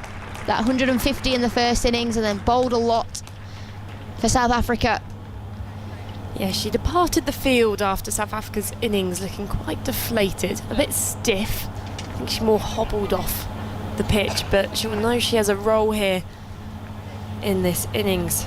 They trail England by 15 still, and I mean, what target do you think South Africa, if any, are they just going to try and bat the day, or what's the most defendable total or the minimum score they would need to get? I think they'll just try and bat the day, bat for the draw. If you lose a Test match early on in this multi-format series, that's 4 points to England, and that's a lot of games that you have to then win. If you go into the Test match and it's drawn, 2 points apiece, and then you go into the ODI series, 3 of those, 3 T20s, 2 points available for every single one of those wins. We have got some bad weather coming in as well this afternoon, and those clouds are getting darker and darker to our left-hand side. Izzy Wong then to Marizanne Kapp, bowls, and that's fast. Pushed back to point, and Marizanne Kapp will be looking to, as you mentioned, emulate that fantastic innings, 150, where she was the anchor probably for South Africa in their innings. Just watching a replay of that catch from Kate Cross, she had to track the ball until the very last minute, meaning she had to tumble away. Probably Lizelle Lee thought for a split second that she got away with it, but brilliant catch from Kate Cross. Izzy Wong charging in from the river end, that's edged and falls short of Sophie Eccleston at second slip. The ball went flying off the edge of Kapp's bat. Eccleston responded quickly, but the ball just bouncing inches before her outstretched hands. Izzy Wong making things happen out there in the middle. I don't know if that bounced, you know. I don't know if that was a drop catch as we see the replay. It did, sorry, my bad. It dropped ever so slightly in front of Sophie Eccleston. But Izzy Wong is asking questions here at the South African batters. It's a battle in the middle as Wong charges in again, and that's past the edge of Cap's bat. Through to Amy Jones, and suddenly the volume in the ground's just rising. Well, this has been brilliant from Izzy Wong. She's cranked up the pace from day one. She keeps beating the outside edge. She's bowling that nice channel just outside the off stump to bring slips into play. She's had a drop catch from Amy Jones not so long ago. But I think after today, we will be seeing a lot more of Izzy Wong in international cricket. She has been very, very good. She tosses the ball to herself at the top of her mark and runs in, arms swinging and defending from the creases. Cap into the offside. 118 for 5 the score. The thing for Cap here is she'll have a tired body, a tired mind. Is she able to stay switched on and get South Africa through this passage of play before the rain comes? South Africa know that rain is just a couple of hours away, an hour away, maybe not even. We don't know when it's turning up. The weather forecast doesn't know. They haven't given us an ETA, so we're going blind here. As Wong bowls full, driven down the ground by Cap. That is a spectacular shot, and it races away to the boundary cushions for 4 runs. She's a batter in form, Marizanne Cap, and the score moves on to 122 for 5 after that boundary. It's a lovely shot that from Cap. Just a slight bit of a way swing from Izzy Wong. Too full. Wong shouldn't be disheartened by that, because just get that length right. And that does bring slips into play. That's why there's no mid-on, to entice her the drive down the ground. Izzy Wong bowling to Cap in, left alone. Outside that off stump and overcalled. 122 for 5, South Africa. There's a tweet which has very correctly mentioned that there's a Thunder cricket wicket. Yes. The partnership, the duo of Eccleston and Cross. And he said that this Jack Rule, he said that you can't keep Kate Cross out of this game. She has been, you must be so proud. I am. Best friend Kate Cross of mine, No Balls the Cricket podcast co-host. I just think she just loves Test match cricket, you know, and the fact that she got so excited that the Duke's ball was available. She got 4 wickets on day one, bowled fantastically. You can't keep her out the game. Eccleston just making a few adjustments to the field. Sekakuna there is completely surrounded in there in the middle. 2 slips in place now. As Eccleston bowls straight, driven into the offside by Sekakuna. No run taken. Now, I have a fantastic stat I found on Twitter about your friend Kate Cross. Yes. That she now has the most women's test wickets for a bowler whose surname ends in Os. Overtaking Zoe Goss's 20 wickets as Eccleston bowls shorter, punched off the back foot into the offside. Well, even that's a stat that Phil would struggle to find. So it's Kate Cross, England, 20 wickets. Zoe Goss, Australia, 22 wickets. This was before Kate Cross's wicket. And there's also, as Eccleston bowls and left alone by Sekakuna, a cricketer called Barbara Cairncross for South Africa, but she never bowled. So there's only 2 definitely got more than her. She's definitely got more than her. So there you go, Kate Cross, she's top of the Osses. Eccleston waits at the top of her mark. Bowling to Sekakuna, who's dropping that just by her feet. This almost feels like a game of corridor cricket now, or stumps, whatever it's called, where the rule is no attacking shots. 1 hand, 1 bounce. It's all defensive from Sekakuna, who leaves that as the ball spins down the leg side. That'll be encouraging for Eccleston. The ball, yes, it was angling down the leg side, but it did turn. Sekakuna, the night watcher, is stuck out there in the middle. She's 15 not out. Eccleston bowls to her, and she just dismissively leaves this alone as it goes down the leg side again, and that completes the over. Yeah, you were asking earlier about Tumi Sekukuna's batting prowess. She made 9 not out in the first innings. She's 15 not out here. So that's 24 runs across this test match. Her previous, let's have a look, 48 internationals for South Africa had garnered her 24 runs. So she's doubled her international total in this test match. She's looked very good. She has, and some more thoughts on how England are going to find this next wicket from Alex Hartley, and then it'll be Henry Moran. Well, you do feel like Izzy Wong is causing questions, and Marizanne Kapp just poking and prodding outside the off stump in the previous over. Wouldn't be surprised if England do get a catch in the slips. Here comes Izzy Wong then, start of a new over. Kapp on strike is driving the ball crisply square on the offside for 4. That's a lovely shot from Marizanne Kapp. Izzy Wong there, it was 2 full, almost Yorker length. Marizanne Kapp slaps her bat down, straight out the middle of the bat, past Emma Lamb at backward point. There was no need for anybody to chase that ball because it raced to the boundary. Lovely shot. It's a fine piece of timing. But in some ways, England, it's part of the deal with Izzy Wong. She'll create chances. Might be the odd ball that travels, but she does create chances. South Africa 1-2-6 for 5, trailing by 7. Wong comes in again. It's a full swinging delivery on off stump, which is pushed out towards Dunkley at extra cover. If you missed the marvellous moment earlier where Alex failed, proclaimed she could say the name Marcus Trescothick and then promptly Marcus failed. Trescothick. I can say it. You can say it, but you didn't earlier. And having boldly said you were going to, it is on social media. I do think everyone should go and listen to that because it is commentary gold. If I do say so myself. If you do say so yourself. Here comes Wong once more. Driven away again, this time a little bit further round. Not quite as square, but it's going to bring the same result, I fancy. Ball slowing up a touch, and Emma Lamb's pursuit is in vain. She's had a lot of running to do, old Emma Lamb, but she can't get there.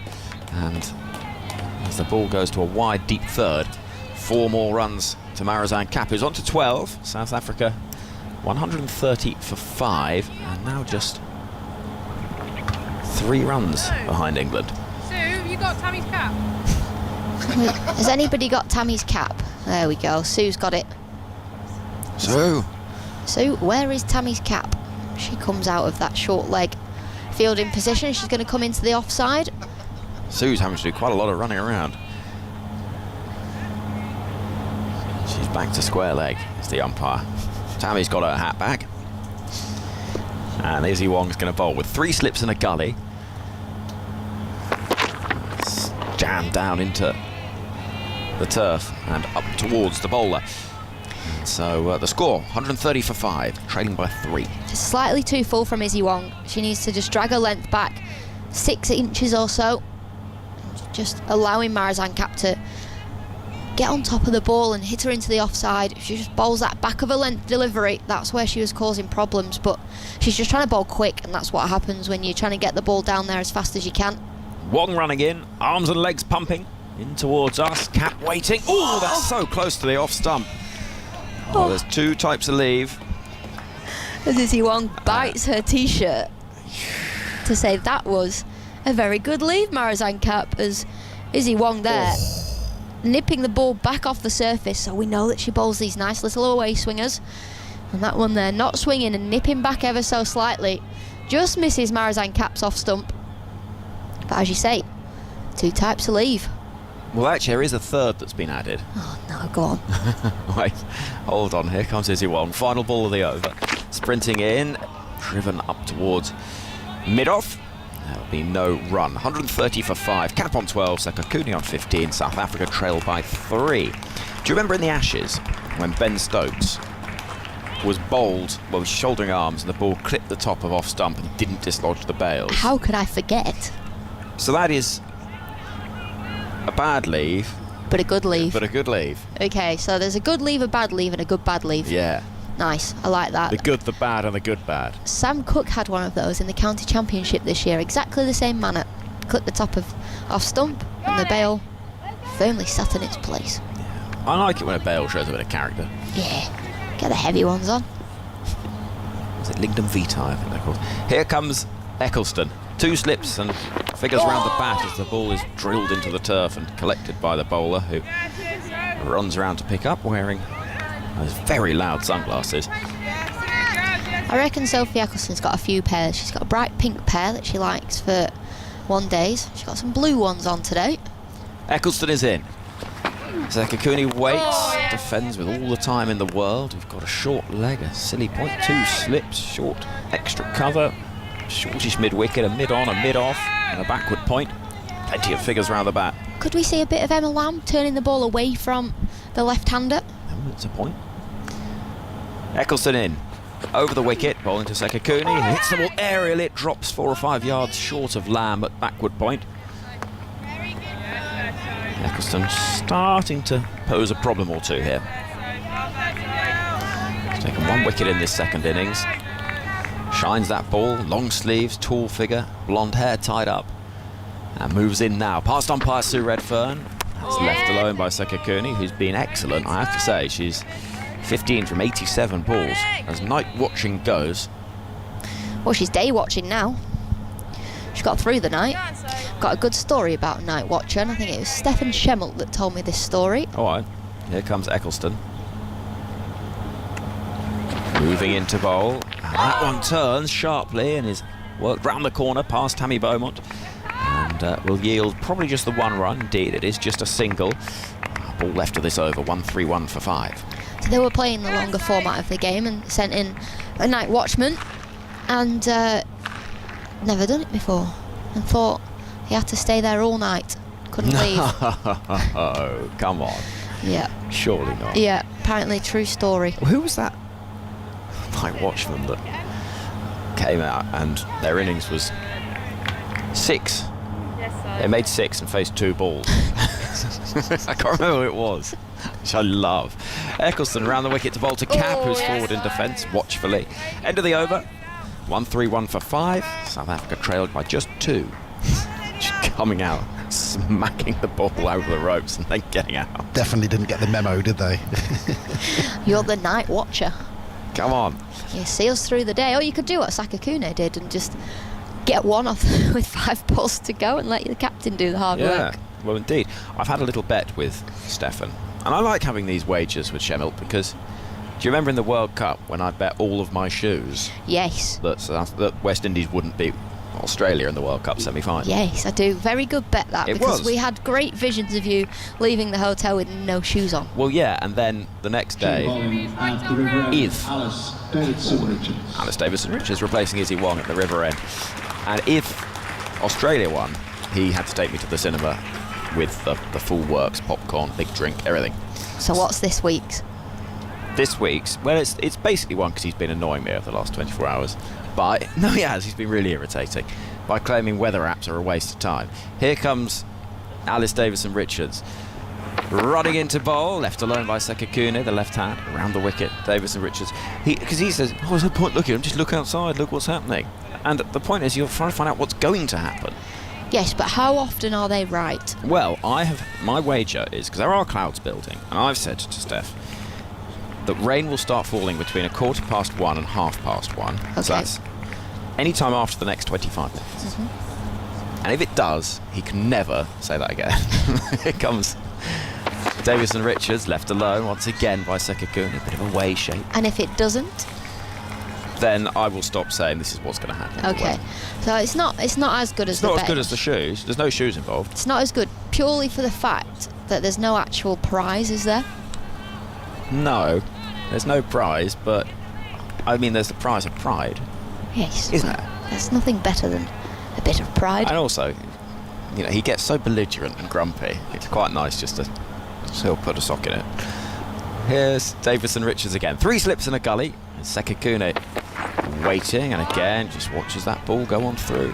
It's the first time we're seeing this innings Alice Davison-Richards, ADR, and the second English cricketer to get 100 on debut and take a wicket. And do you know the other one? No, go on. W.G. Grace. Ah, very good. Ah, here we go. Thank you, I had a text message. The night watchman I was recalling, out second ball for 6, Robin Marler. I just love it. Here comes Davison-Richards. Oh, that's very wide. Taken by Tumbling Jones, Anna Harris, who's got a good collection of pens in her jacket pocket that I can see. Signals wide. 1-3-2 for 5. They trail by 1. Do you know who's got an excellent pen collection, other than scorers? Because scorers always do. Alison Mitchell. Yes, and an excellent notepad or notepads. She's the neatest note taker in world cricket, I reckon. Her Crufts notes are out of this world. Aren't they? Davison Richards bowling. That's a better ball. Just beginning to threaten the off stump. Ali's also a big fan of the biro that's got 6 colours in it. You know, the one you... That's the one where Yeah. you push down and different colour pops out the end. You ever tried to push them all down at once to get them all out? Yeah, and you break it and then, I don't know where you could still find that. Phil's pen collection is quite underwhelming, really, because he's actually just a black pen man, but with highlighter. Yeah, Andy Zoltzman's like a travelling station, isn't he? If you need a pen, go to Zoltz. Yeah. Alice Davison Richards running in again. 2 balls left in this over. And that's full and defended up towards mid-on. It's a better ball. Starting to find a bit more rhythm here. 1-3-2 for 5. Yeah. Scorers, they've all got their own system. Yours takes quite a lot of paper. A lot of sheets get filled out. It looks confusing as well. Do you know what he does when no runs scored? Puts a dot. Put a dot. Nice. And then, what is the orange? Is that change of bowler?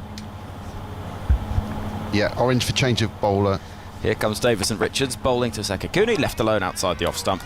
And the over concludes. 1-3-2 for 5. And orange in the batters column is 4 boundaries. Right. There we go.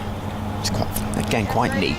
Well, the only thing that needs to happen is that Phil understands his score sheets so we can ask him about them. So it doesn't matter that I think that's confusing. Phil understands. When I say, was that a maiden over? You can go, yes, Alex, it was. There's 6 dots on my piece of paper. Yeah. I used to score as a kid. Did you? Well, me and my friend Connor, he did the hard work and did the Scoring. the writing, and I did the clunk, clunk, clunk on the scoreboard. Oh, right. Yeah, okay. Yeah, fun. Here comes Eccleston. Start of a new over. Cap is forward in defence. And I thought I had quite a good deal because we split the £20 in half. Did you? And he was doing all the work. And I was just going 1, 2, 3, 4 runs. Yeah, fun, yeah. Here comes Eccleston. Forward comes Cap in defence. I imagine you were quite good at that. Yes, but it's never good when you accidentally do an extra and you've got to go all the way around. And they think that suddenly they've really started accelerating. In comes Eccleston, round the wicket, Cap forward again, smothering that ball, pushing it up as far as Davison Richards at short extra cover. Still figures around the bat, silly point, short leg, there's just the one slip. And Eccleston emerges from behind Sue Redfern, and that's left alone by Cap. It's got darker out there, and as I look to our left, those clouds do not look like nice clouds. They look like angry black clouds. Not as angry as Stefan will be if I win. Here comes Eccleston, driven nicely, good piece of timing, and finds the gap as well. Through the offside, out to deep cover. Marizanne Cap seeing that extra bit of width and punishing the ball as South Africa take the lead. 1-3-6 for 5, ahead by 3. A lovely shot again there from Marizanne Cap. Now, Phil, has she scored anything but boundaries yet? Because I don't think she has. So she's on 16 all boundaries. 4 fours. And all she's done is punish the bad ball that England have bowled at her. That one was too full outside the off stump, easy for her to get on top of. Eccleston in again. Forward comes Cap, pushing the ball out towards Wong in the covers. And that is the end of the over. 1-3-6 for 5. It won't be lunch in 5 minutes. We've got until 1:30, at which point we'll have our journalist panel assembly, which I'm looking forward to. And we can reflect on a morning where South Africa have taken the lead. 2 wickets have fallen. Tumi Sekakune, 16 off 94 balls. Marizanne Cap, 16 off 19 balls. Nice. I like that. The night watcher in there, not going anywhere. Cap saying, got to get some runs from somewhere. Oh, Davison Richards begins the approach and looks as though she's seen something she doesn't like and is running away now. It was a proper, nope. Now begins the approach. Round the wicket to bowl to the left-handed Sekakune, who's been excellent. And bowls now left alone. Nothing needed there. She can just watch that go on through. Amy Jones, who looks rather cold to me. Well, it looks cold out there now. There's a few hunched shoulders. Yes. Hope the England girls have got hand warmers in their pockets for when that sun does disappear completely. Nothing worse than having cold hands on a cricket field, especially in the slips. Here is Davidson Richards beginning with a hop and a skip and a dozen or so paces, running towards us. It's again just left alone by Sekakune, who stands, holds the pose, and then takes a step to the leg side. Just happy to watch those on through on about a channel of about sort of 2 sets along, if you like. Heather Knight's got a smile on her face, the England skipper, standing at first slip alongside Sophie Eccleston. Who's that at third slip? It's Kate Cross. Is it? Here comes Davison Richards again. Bowling to Sekakune, that's well down the leg side. Jones doesn't quite collect cleanly and tumbles. She had a little bit of an untidy game, Amy Jones. Yeah, she has. She's not had the best of games behind the stumps, Amy Jones. There's been a few fumbles, drop catch. Raced to her, that catch behind off Izzy Wong, but one that she should have taken, and she's taken a lot better in her career. Maybe this Duke's ball is doing a little bit more than we're used to. The Kookaburra ball doesn't swing. This Duke's one does, and quite often or not, it can start moving when it goes past the stumps. 3 balls left in the over. Davidson Richards is running in past the umpire, down the leg side. Jones takes that clean, and there's half an appeal for a catch behind. Not out, says Anna Harris. And who are we to argue? Jones, I can see mouthing the words, not sure about that. And though it was a good take, it was not a take that's going to yield another wicket. It's Tammy Bowman all the way at mid-on that we could hear then. None of the slips went up. She was very enthusiastic. Well, I always say that with LBs, it looks out from here when you stood at mid-on or mid-off. Stefan's gone for a little weather check. He'll be getting nervous, will Don't Stefan? worry, Steph, I've got an app that'll tell you. Here comes Davison Richards, running into bowl. Round the wicket again, left alone again. It's just not challenging the batter here, not forcing any stroke to be played. No, it's very easy for Sekakune to just let the ball go past. It's not hitting the stumps. She's not bowling straight. It's short, it's wide. She can just watch the ball go past her, and she's doing her job very nicely. Wheeling round, far into the ground. Alice Davison Richards, broad of shoulder, charges in towards us. Bowls a full delivery, and she does have to play that. Pushed away into the offside. The over concludes. Stefan Chemilt is standing by after a few words from our scorer, Phil Long. Well, we just mentioned that Cap and Sekahune had similar scores, or had identical scores. It's now 100 balls faced for the night watcher. Oh, how good. She's done an incredible job. We all sort of thought last night when she came out, is that the right call? Tell you what England will be happy about, the lights have just come on. So the England team be licking their lips and rubbing their hands. 2 things.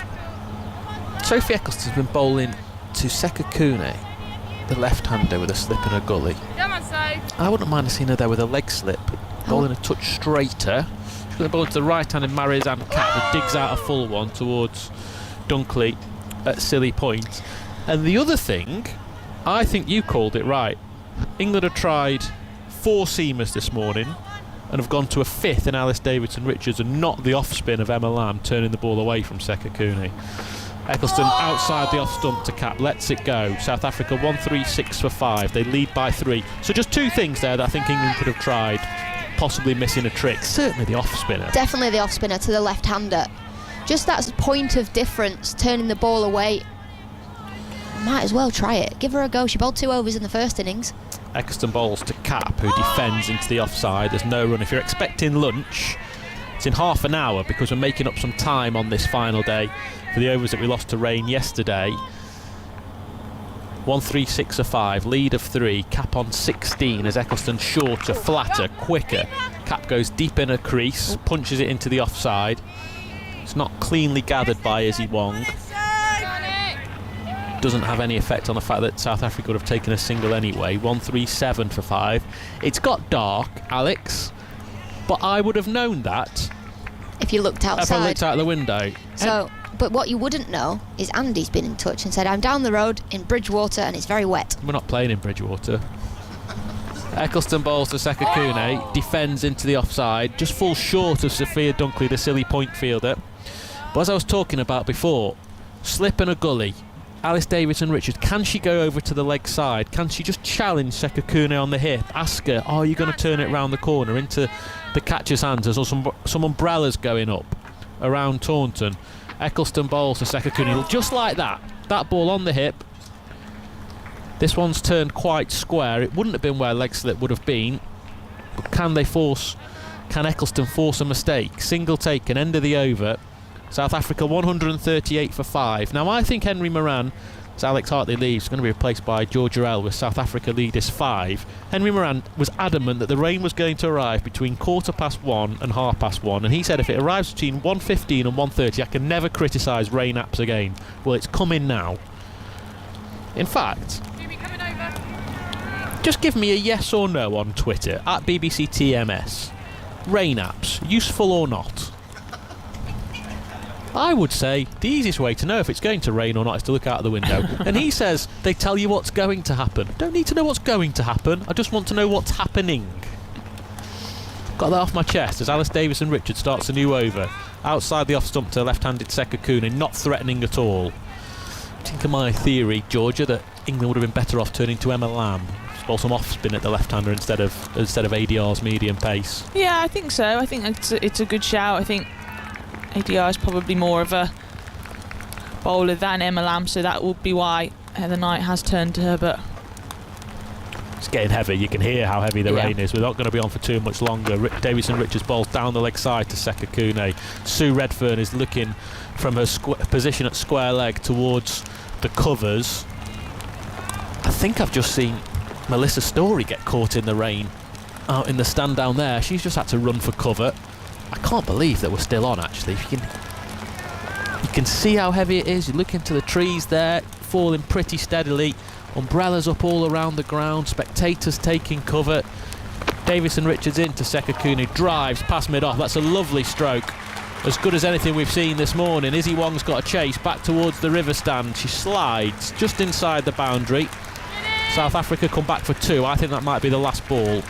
138 for 5, lead by 5. Anna Harris waves on the covers. I've won my bet with Henry Moran, and he never ever gets to ask me again about the effectiveness of weather apps. More importantly, the state of the game is that South Africa are 140 for 5. They lead by 7. Realistically, you would say it's been South Africa's morning. They started at 55 for 3. They've lost Sune Lees for 10. And then what followed was a thrilling battle between Izzy Wong and Lizelle Lee. Punch and counter punch. Lee was dropped on 13 by Amy Jones off the bowling of Izzy Wong. It prompted a counter punch from Lee, including some drives over mid-off and some pull shots. She eventually fell for 36, well held by Kate Cross, running backwards off the bowling of Sophie Eccleston. That was 118 for 5. South Africa was still 15 behind. But since then, the night watcher Sekakune, who started the day on 1, has moved on to 19 not out, been joined by Marizanne Kapp, who has 17. South Africa 140 for 5. That means there's a lead of 7. In theory, there are 76.5 overs left in the day, but time is now going to be eaten away by this rain shower. And England were frustrated yesterday. Georgia Elwis, we lost about half of the overs, and we're going to lose more time again. And it is belting down, actually. Yeah, they're going to be frustrated, aren't they, today? It's going to be one of those days where they're on and off all the time. The ground staff did a tremendous job yesterday getting the pitch fit for that hours session that we had last night. But I think I think it's been quite even this morning. I've really enjoyed the little battles that we've had over the course of the morning. I think the way that England started, they didn't give much away, did they? South Africa found it really difficult to score, but as soon as Lizelle Lee came in, gave the innings a bit of impetus, played the way she plays in white ball cricket, and very quickly that deficit was reduced. And South Africa seem to be growing in confidence the more that they're spending the time out there. The thing that I'll remember most, Georgia, about the passage of play that we've seen this morning is that spell from Izzy Wong. She bowled 6 overs, conceded 32 runs and didn't take a wicket. But that doesn't tell anywhere near the story of what we saw. That battle with Lizelle Lee was some of the most thrilling Test cricket you could ever see. Yeah, it was, absolutely, and I think that just shows you that stats don't tell the full story, do they? She had dropped a fairly regulation chance for Amy Jones behind the stumps that she couldn't cling on to. We mentioned how close the wicketkeeper and the slips are standing because of the lack of pace in the wicket, but Izzy Wong, the one bowler for England who is getting extra pace and bounce out of it because she is that little bit quicker. Amy Jones couldn't hold on, but the amount of time she beat the bat of Lizelle Lee, and it really was a thrilling watch, a thrilling battle. Lizelle Lee more than prepared to play her shots, and at any time there was a loose delivery from Wong, it was put away. But equally, Wong went past the bat on a number of occasions and would have felt like she was really in the game with each delivery. It's almost becoming dark as night in Taunton. The red roll-on covers have been pushed on to cover the pitch. Now the white sheets are coming on for the bowlers' run-ups. The rain comes from our left over the flats and maybe a touch behind us, actually, where the church is, just behind our commentary position. It is completely dark and grey away to our left. It might be a touch of brightness, but I think that brightness is going past us. It's raining, I think, heavier than at any point of yesterday. Certainly we didn't get this sound in our ears yesterday. The ground staff are doing an excellent job. They're sprinting all over the outfield like ants trying to get the sheets into place. The problem that England are going to have here, Georgia, is we'll almost certainly take an early lunch. I'll look around to see if we've had confirmation of that yet. Lunch can't be taken until 20 past, Henry Moran tells me. So that'll definitely happen. So lunch will be taken at 20 past. So 2 o'clock, in theory, when play could begin again. So that means there wouldn't be too many overs lost at the moment. Still 76 and a half left in the day. But, Georgia, with South Africa leading by 7, England still need to take 5 wickets. How much time do England need to win this game? How many overs do you think they would like as an absolute minimum? Because even now, 76.3, when South Africa have already batted for 57 and a half, they're 140 for 5. 76 is plenty, but they wouldn't want that game down to less than 45. Yeah, 50? I think you're absolutely spot on there with that number. I would have said around 50 overs England will want, and they'll start to get to the point where if South Africa are building a total, to spread the field a little bit, they don't want them to get too far ahead and have too much of a run chase. The batters in this side, I'm sure, and even if they're needing 10 and over, they'll give it a good go. They want a result out of this match. Everybody wants to see a result come from this Test match. It's been a fantastic 4 days cricket so far, and it'll be such a shame if the weather intervenes in making it a draw. Alex Hartley earlier on said, "Do you know what I'd really like to see?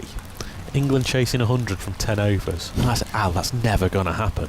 I think the chances of it have increased a little bit now. I guess the point that we will linger on, Georgia, it's an old argument, but it's going to come up again. I can feel it. I can sense it marching towards Heather Knight's post-match press conference, is the 5-day question. And I think it's something that we spoke about yesterday, in that this game is scheduled to be 400 overs long, 4 days of 100 overs. A men's Test match is 450 overs long, 5 lots of 90. So there's only 50 overs difference. And as we know, the men don't faff about, and they tend to lose anything between 5 and 10 overs each day. So the amount of overs in a women's Test and a men's Test is often not that different. However, when it rains on 2 days in a men's Test, they've still got 3 to get a result. If it rains on 2 days of a women's Test, they've only got 2 to get a result, and that is the difference, isn't it? Yeah, it is, and it's such a shame that the last few Test matches England have played at home, they have been rain affected, and that's affected the result. It's meant that no result has been possible, and it's such an interesting argument. Like you said, the overs isn't too dissimilar from the 5 days of men's Test match cricket, but as we see more Test matches like this, weather intervenes, takes time out of the game, it does build a strong case for that argument of having an extra day. When you were playing Test cricket, did you ever think we do really need this, that 4 days just isn't long enough? When I was batting to save the Test match in North Sydney, absolutely not. But no, certainly in Bristol last year, when we were playing against India, a fifth day would have made it a fascinating contest, and certainly would have made teams play slightly differently. I think when there's more time in the game, obviously you will play differently. You can bat for longer, obviously, take your time more. We've seen positive declarations in the last few women's Test matches, so that we are forcing a result and trying our best to get one. And I suppose you wouldn't see that as much in 5-day Test matches, but I've not been involved in a Test match win in my career, so I was in the squad that played in that dramatic Perth Ashes Test match, but didn't actually take to the field. So I've always feel like I've been trying to bat to save a Test match. So actually the fifth day has not having the fifth day has been a good thing. Let's reflect on what we've seen so far today then, Georgia. South Africa began on 55 for 3, and they've moved the score on to 140 for 5. Unquestionably their morning, really, when you think that they've added 85 runs for the loss of 2 wickets. Firstly, did England get it right first thing this morning? They opened the bowling with Nat Siver. After Izzy Wong had bowled so well last night, I think it took the best part of an hour, didn't it, for Izzy Wong to come into the attack. Phil, were those tactics the right ones first thing this morning?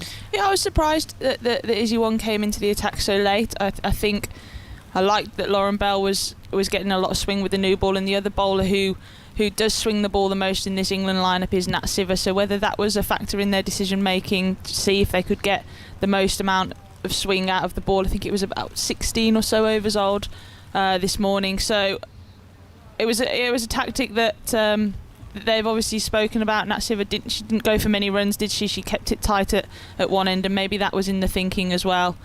Lauren Bell bowled beautifully from the one end, and then as soon as Kate Cross came into the attack, she got that breakthrough. But the most fascinating part of that morning's play was almost certainly the battle with Izzy Wong and Lizelle Lee, and I feel like if she had maybe come into the attack a bit earlier, we could have seen a few more wickets.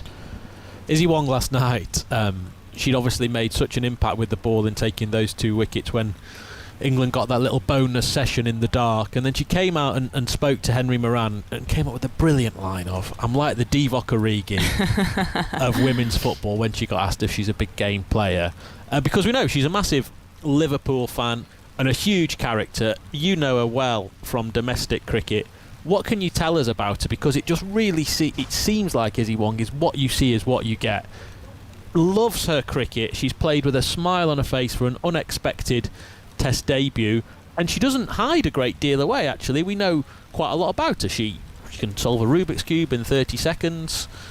Massive Reds fan. What else is there to Izzy Wong? What is she like? She's brilliant. She's somebody who absolutely loves the game. You can see that from the way that she plays her cricket. She's got a smile on her face. She quite fancies herself as a batter actually as well. She hits a long ball. Seen her used in a pinch hitting role in domestic cricket this season, and in the 100 last year. She hits a long ball, and she just oozes excitement. She's got this flair, flamboyance to her game. She's just playing with great freedom, like she's been playing all her life. I think it's really exciting when you see her charging in. She wants to bowl quick. She wants the ball in her hand from Heather Knight, and she's such a young player, but to have that persona and that aura already about her, I think she's going to play for England for a very long time. She's obviously made her international debut in the Test format. England have got one gap in their pace attack for their white ball team because Anya Shrubsole has retired from all forms. Catherine Brunt is going to keep playing limited overs cricket for England. Is Izzy Wong the natural replacement for Anya Shrubsole? Obviously they're very different bowlers. Anya more medium pace bowling, big in swing. Izzy Wong with pace, and she's got the bouncer and she bowls away swingers. Or would you expect someone else to take that place in the England white ball starting 11? Maybe someone like Freya Davis, who's been overlooked for this Test match but did play during the World Cup. Or do you think right now Izzy Wong has got the momentum, get her into those white ball games? Yeah, it's really difficult, isn't it? I'm glad I'm not the selector, because I think the wealth of talent that there is now in that fast bowling department it's so strong, and someone like Lauren Bell who is more of a natural like-for-like replacement with Anya Shrubsole tailing the ball back in, but there's a lot of people knocking on that door wanting that opening bowler's spot, and I think the fact that we've got that now and we've got that depth is really exciting for English cricket. We could see Izzy Wong do it, we could see Freya Davis, unlucky to miss out in this Test match. We've obviously seen what she can do in white ball cricket over the last few years for England. She'll be chomping at the bit to get out there and play some cricket for England this summer. And then you've got the likes of Emily Arlott, who had to sadly leave the Test squad because she hadn't quite recovered from her COVID. She'll also be in with a shout as well. So the depth we've got in that fast bowling department is brilliant, and I think whatever combination England choose, they've got to start looking at building towards the next World Cup and getting people into the side and getting cricket into them and getting confidence so that they're building towards that. Lauren Bell, Emily Arlott, Izzy Wong, just 3 players that are around this squad at the moment. What about the batting department? Is there the same depth of talent, young batters in the English game at the moment? We've had Emma Lamb making her Test debut here. She'd played a handful of white ball games over the winter. She's 24. Look at someone like Eve Jones, who is nearer the age of 30. What about the young batting talent? Is that similar? Is there that amount of riches in young batters, or is that not quite there at the moment? Yeah, I think probably less so comes to mind. I think this England batting lineup is a very difficult one to break into. There's probably only 1 or 2 spots that are up for grabs, and one of those may be at a number 7 where it's actually an all-rounder spot. So the depth of talent, we've seen Maya Bouchier play T20 cricket for England over the last couple of months, and she'll definitely be one to stake a claim for an ODI spot.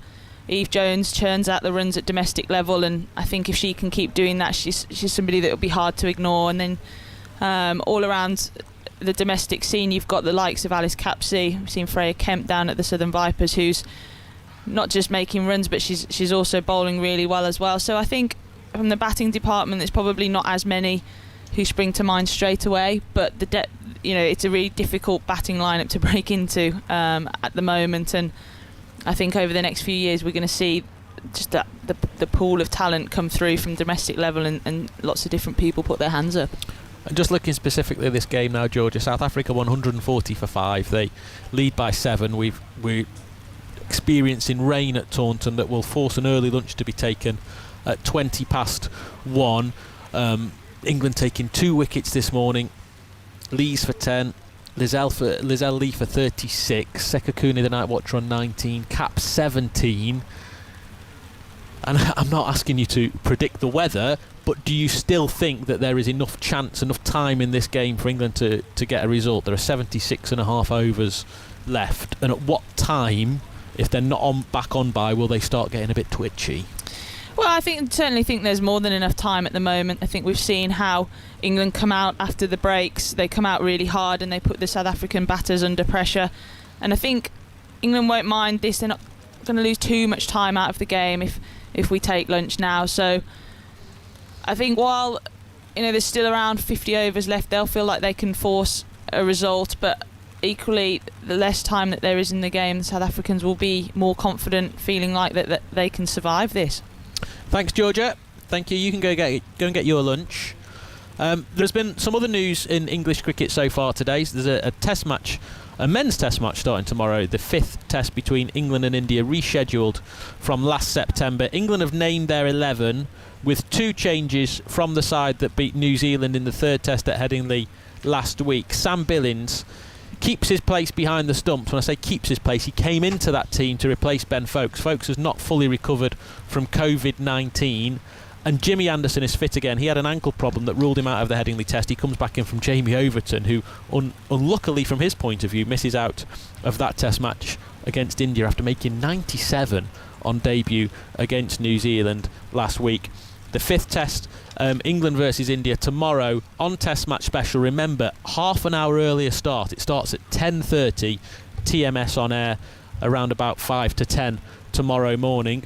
And Henry Moran is going to talk us through the lunch interval. He's going to be assembling the journalist panel, which I think I might be part of. He's telling me to stay here. But I'm really pleased that Henry's joining me on air, because you told me, Henry, that the rain was going to arrive between 1:15 and 1:30. It came much earlier than that. I asked people just to tweet yes or no at BBC TMS. Are rain apps useless? Alex, rain apps useless. Dom, rain apps. You've got to look at a lot of them before you actually work out what's going to happen. Stewie, sometimes Stefan, but sometimes just look out of the window. I feel vindicated in my weather policy of just looking at the sky and not at my phone. OK. Bernice gets in touch to say on the email tms@bbc.co.uk. Well, it's obvious that members of the team who don't want to know what the weather is going to do, don't have to hang the washing out. So you're only setting yourself up for domestic challenges, Stefan. That is very much my life. That is one large domestic challenge. Anyway, Cushy Singh. I wonder what this says. No, that's just an email asking if we'd be interested in developing a mobile app. Well, maybe I could do that as well, a weather one. You could develop one that works. And maybe it could just be a camera that shows you what's going on outside. Where the rain is falling, it's rather frustrating, isn't it? We're doing our best to keep optimistic that we're going to result in this game. And during the course of the next sort of, half an hour, 40 minutes or so, we're going to have a little chinwag once our journalist panel assembles. But often in this situation, Steph, they have to go and file their copy to say that lunch has been taken, despite the fact that we knew lunch was taken ages ago. But you know how these things work with cricket. And we do have a little bit of a wait. It gives us the chance, though, just very briefly before we talk about the women's game, to look ahead tomorrow to our next offering here on 5 Sports Extra and across BBC Sport, which is the test match, the 5th test match of the England versus India series. We've played at Edgbaston. We'll be whizzing on up there this evening, and we're going to see a game that should have happened in September, happening in July the following year, 10 months later, and it's going to be an interesting game, I fancy. We've got all sorts of little narratives within it. It should be great. Yeah, it should be, and it's really strange to think of it as a 5th test, because it's not really. It's a 5th test in name only, but it feels more like a one-off. Both teams have got new coaches, both teams have got new captains. If Rohit Sharma hasn't recovered from COVID-19, India might have an even newer captain, possibly Jasprit Bumrah leading them at Edgbaston tomorrow. But it should be a really thrilling occasion, an excellent test for this New England team who swept New Zealand aside with their new way of playing. I always felt that New Zealand were the ideal opponents for this New England team. They would dovetail nicely with the way that England wanted to play, with their all-attacking style and an attack that suited the way that England wanted to bat. England have played on good pitches. They've played with soft cricket balls.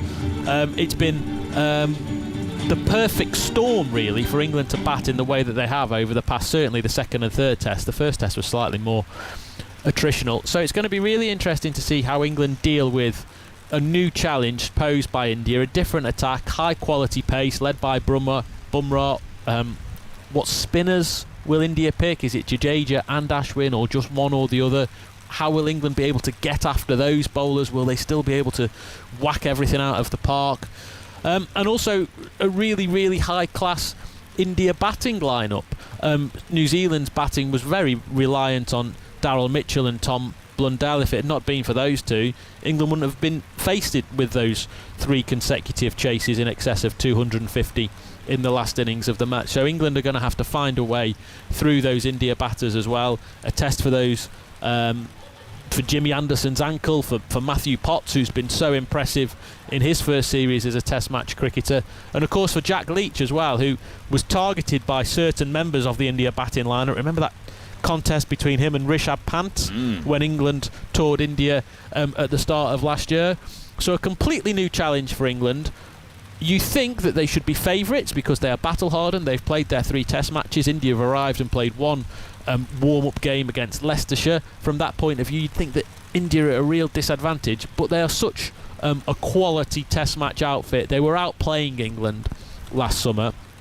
It's a much changed England, not just in attitude but in personnel, and that's what's going to make the next 5 days in Birmingham so fascinating. And that England team, as mentioned, is going to include Sam Billings in place of Ben Foakes and Jimmy Anderson in for Jamie Overton. Coverage underway at 5 to 10 tomorrow morning, a little bit earlier, 10:30 start for that one. Aggers and the team assembling in Birmingham. We'll hear from Ben Stokes later on as well, which I'm looking forward to as we prepare once again to chat through a rain delay, which is frustrating, Steph. We've had quite a lot of this over the last few days, but what can you do? It's that time of year where you do get a few showers rolling in across the southwest, and we're just going to have to be patient. We can have quite a lot of cricket today, and the hope will be that we'll see plenty more and potentially a positive result, because far too often women's test matches just don't have the time to conclude. Let's get into our chat then. We'll wait for Daniel Gallant to join us in due course. I'm very pleased to say Sonia Twigg from the Press Association is here with us. Hello to you. Hello. Very nice to see you, and a frustrating scene, but what have we made of this test match? I think it's been very well balanced. I think going into the final day, South Africa would have been hoping that they could bat out the day, and obviously that's how they've come out. They've been quite defensive. They haven't tried to put on loads of runs, but I just think it's just very frustrating to watch the rain fall again after what happened yesterday. Yeah, Steph, this is a repeated theme, isn't it? We keep having to talk about this and how the rain keeps on falling and keeps on interrupting things. Yeah, and it's something just touching on with Georgia really before, that actually in length of overs, a women's test and a men's test, there's not a great deal of difference, only 50 overs across the match, but it is that extra day that if a women's test loses some time, you don't have that fifth day to then go on and make up those overs. So that's where women's test cricket is at a real disadvantage. One of the things that I thought actually, that when this debate about 5 days has been ongoing, when you think about the exciting finish, certainly during the women's Ashes test, is that if that match had been 5 days, the finish wouldn't have been nearly as exciting. Australia wouldn't have had to have declared. They could have batted England out of the game and probably bowled them out, had plenty of time to bowl them out on the fifth day. So it is a bit of a double-edged sword. You know, just because a test match is 5 days, that does not guarantee excitement. And it's almost, what are you looking for? Are you looking for a guaranteed result because you've got enough time to get a result, or are you looking for, a really good and exciting finish and a really, really close contest? If England are frustrated by the rain, one of you or I will go and interview Heather Knight later on today, and she will be asked about 5 day test cricket, and again she will say it should be 5 days.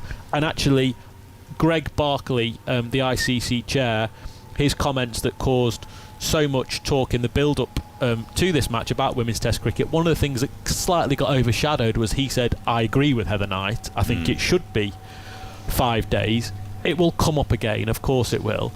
But the other thing to think of is, I don't think there is going to be another women's test match in the world until England play Australia in the Ashes next summer. I can't see there being another one, when you think that most of the countries are going to be building up to the T20 World Cup in South Africa in February and March. So it's just going to be an argument that is parked for another year unless that test match is 5 days long. Sonia, we've seen quite a lot of women's test cricket over the last couple of years and been quite frustrated by it, because we can hope we'll get a positive result in this game, but India last year in Bristol, again, match that drifted into a draw. India last year was so frustrating. It definitely would have been a result, but it's when you lose even just most of a session, when there are 4 days, it just becomes that much more significant in the match. And I also think that yes, they do play 100 overs in a day, but a lot of the time they struggle to get through it. I mean, you see the men struggling to get through 90 overs, and you're asking the women to be out there for 100. It just seems a bit sort of trying to make up for the fact that there isn't a fifth day by chucking more overs in. It doesn't quite, especially if the rain does settle in, the next day is usually better, but you might just watch rain for more overs. That's a problem. Daniel Gallant's here as well, here writing for The Guardian amongst other newspapers. South Africa don't play much test cricket. This is a rare occasion for them. How frustrating is it for them not to be able to see this match to its conclusion? Let's forget about the fact that the more rain there is, the more likely is they'll get a draw. I mean, they want to play a match where they can get a result, don't they? Yeah, 100%. 2014 was the last time they played a test. Yeah, you're absolutely right. I think they'd, in a strange way, would rather play the test and lose it than just see out a draw with rain falling. There's so much riding on this test for South Africa. Putting on a show was so important to prove that they can do it. We've seen some great performances. Obviously, Cap in the first innings, I thought Bosch bowled really well, and we're now seeing the night watcher Sekhukhune, become only the fourth player in this match to face 100 balls. And when you consider that the other three all scored centuries, well, that's only even more remarkable. So yeah, 100%. Really, just kind of disappointing. And as Sonia said, wouldn't it be great if there was just a fifth day? Steph, this talk about putting on a show, we've heard it quite a lot from Heather Knight, from others, and there is that added pressure. And then, as Sonia quite rightly says, you lose any time, and suddenly that becomes much harder to put on that show. I think it's quite difficult to fully understand the position that women's cricketers find themselves going into when they play a test match, because they're not only having the feeling of, we're doing something that we don't do very often, we're trying to prepare ourselves properly for something different with a red ball and make sure that our skills are at their best, and we're going to have to bat for longer, and we're going to have to bowl longer spells, and we're going to have to field in different positions. Not only are they trying to perform, but they are also aware that they are advertising and possibly even trying to save part of their game, and men never have to worry about that realistically. And just to be in that position, to know that every time you step onto the field as a woman in white, playing with a red ball over the multi-day format, that you are trying to put on a show to make sure that you can prove that it should be done again and again. Not just done again, but actually fighting for its very existence. I don't think many people can imagine what being in that situation must be like. I just wanted to add to that it's even harder because they won't ever use the red ball. It's not like the men who have it in the domestic setup. I think you genuinely have to go into club cricket to find where they use a red ball, and often they still use a pink one. So they're coming at something that is very, very foreign. They don't spend that time, you talk about building spells and building an innings, and if the longest format you play is 50 overs, suddenly going, well, I've got all day to bat, and then only actually having 2 to 3 weeks to learn how to approach that differently. I mean, we've got so many debutants that have done amazingly well, and I do think they deserve extra credit, given that, some of them might not have played with the women's Dukes before about 3 weeks ago.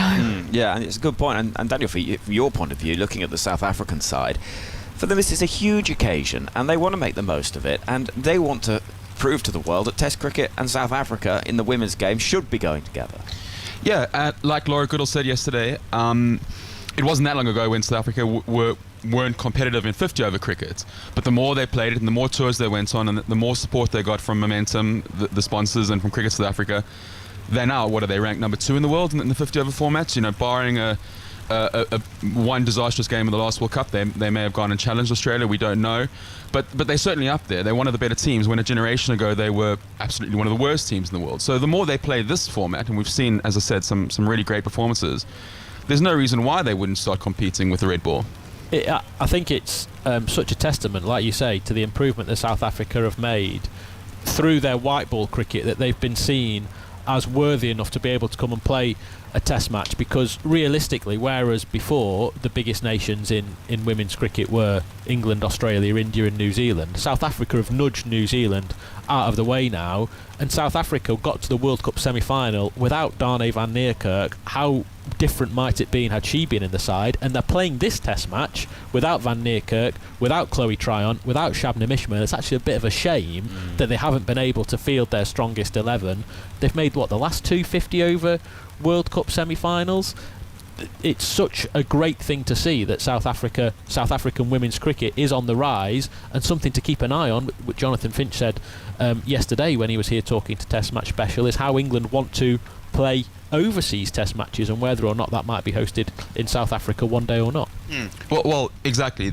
Like Laura said yesterday, the team knows that the responsibility they have. All women cricket sides, like you said, they're aware of the responsibility that they carry, but it's just a case of playing more. You talk to the players like, we don't really know how to play this game. We haven't really done it before. Laura Wolfart, when I spoke to her midweek, she was going into this completely blind.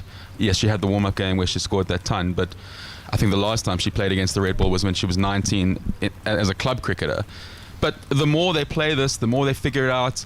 We can get very frustrated with the way Lizelle Lee went out, but again, she doesn't really have that experience. If she had 2-3 tests under her belt, she probably wouldn't play that shot. Maybe she would, but she would at least know that she's not supposed to. So it's just a case of playing more, and I know it's a cost thing. I know there's an appetite, and look, let's be honest, they haven't exactly sold the stands out. I know it's a weekday, but the only way that we can generate the buzz is if they play more.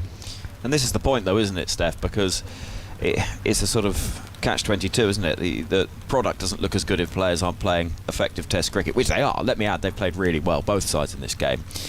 But equally, if they're not playing it, then the product will never get better. Yeah, and this goes back to where we started, really, with Greg Barclay's comments of whether or not women's Test cricket is part of the landscape going forward for the international game, for the women's game. I didn't actually have too much of a problem with what Greg Barclay said, because I don't think he told us anything that we didn't know already. We kind of already knew that the ICC wasn't going to push women's Test cricket. We kind of already knew that it was up to individual boards to decide if they wanted to play. And that's just what he was saying, really. He was saying, look, if England and Australia and India and South Africa want to get together and they want to play Test matches, that is fine. Let's not forget that the ICC realistically is just an organisation that arranges tournaments so money can be distributed around the world. It's taken them this long to get a men's Test championship to promote men's Test cricket in that way. So I wasn't overly surprised to hear him say that about the women's Test game.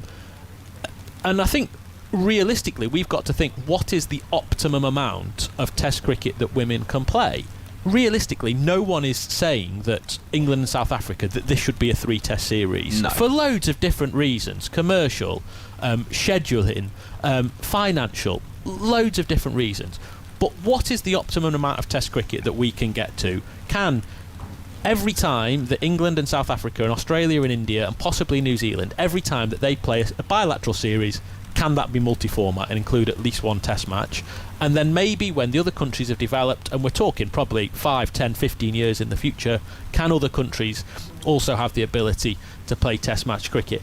As I mentioned earlier, there is probably going to be not another women's Test match around the world for another year. There are factors for that because of what's coming up over the winter with the T20 World Cup.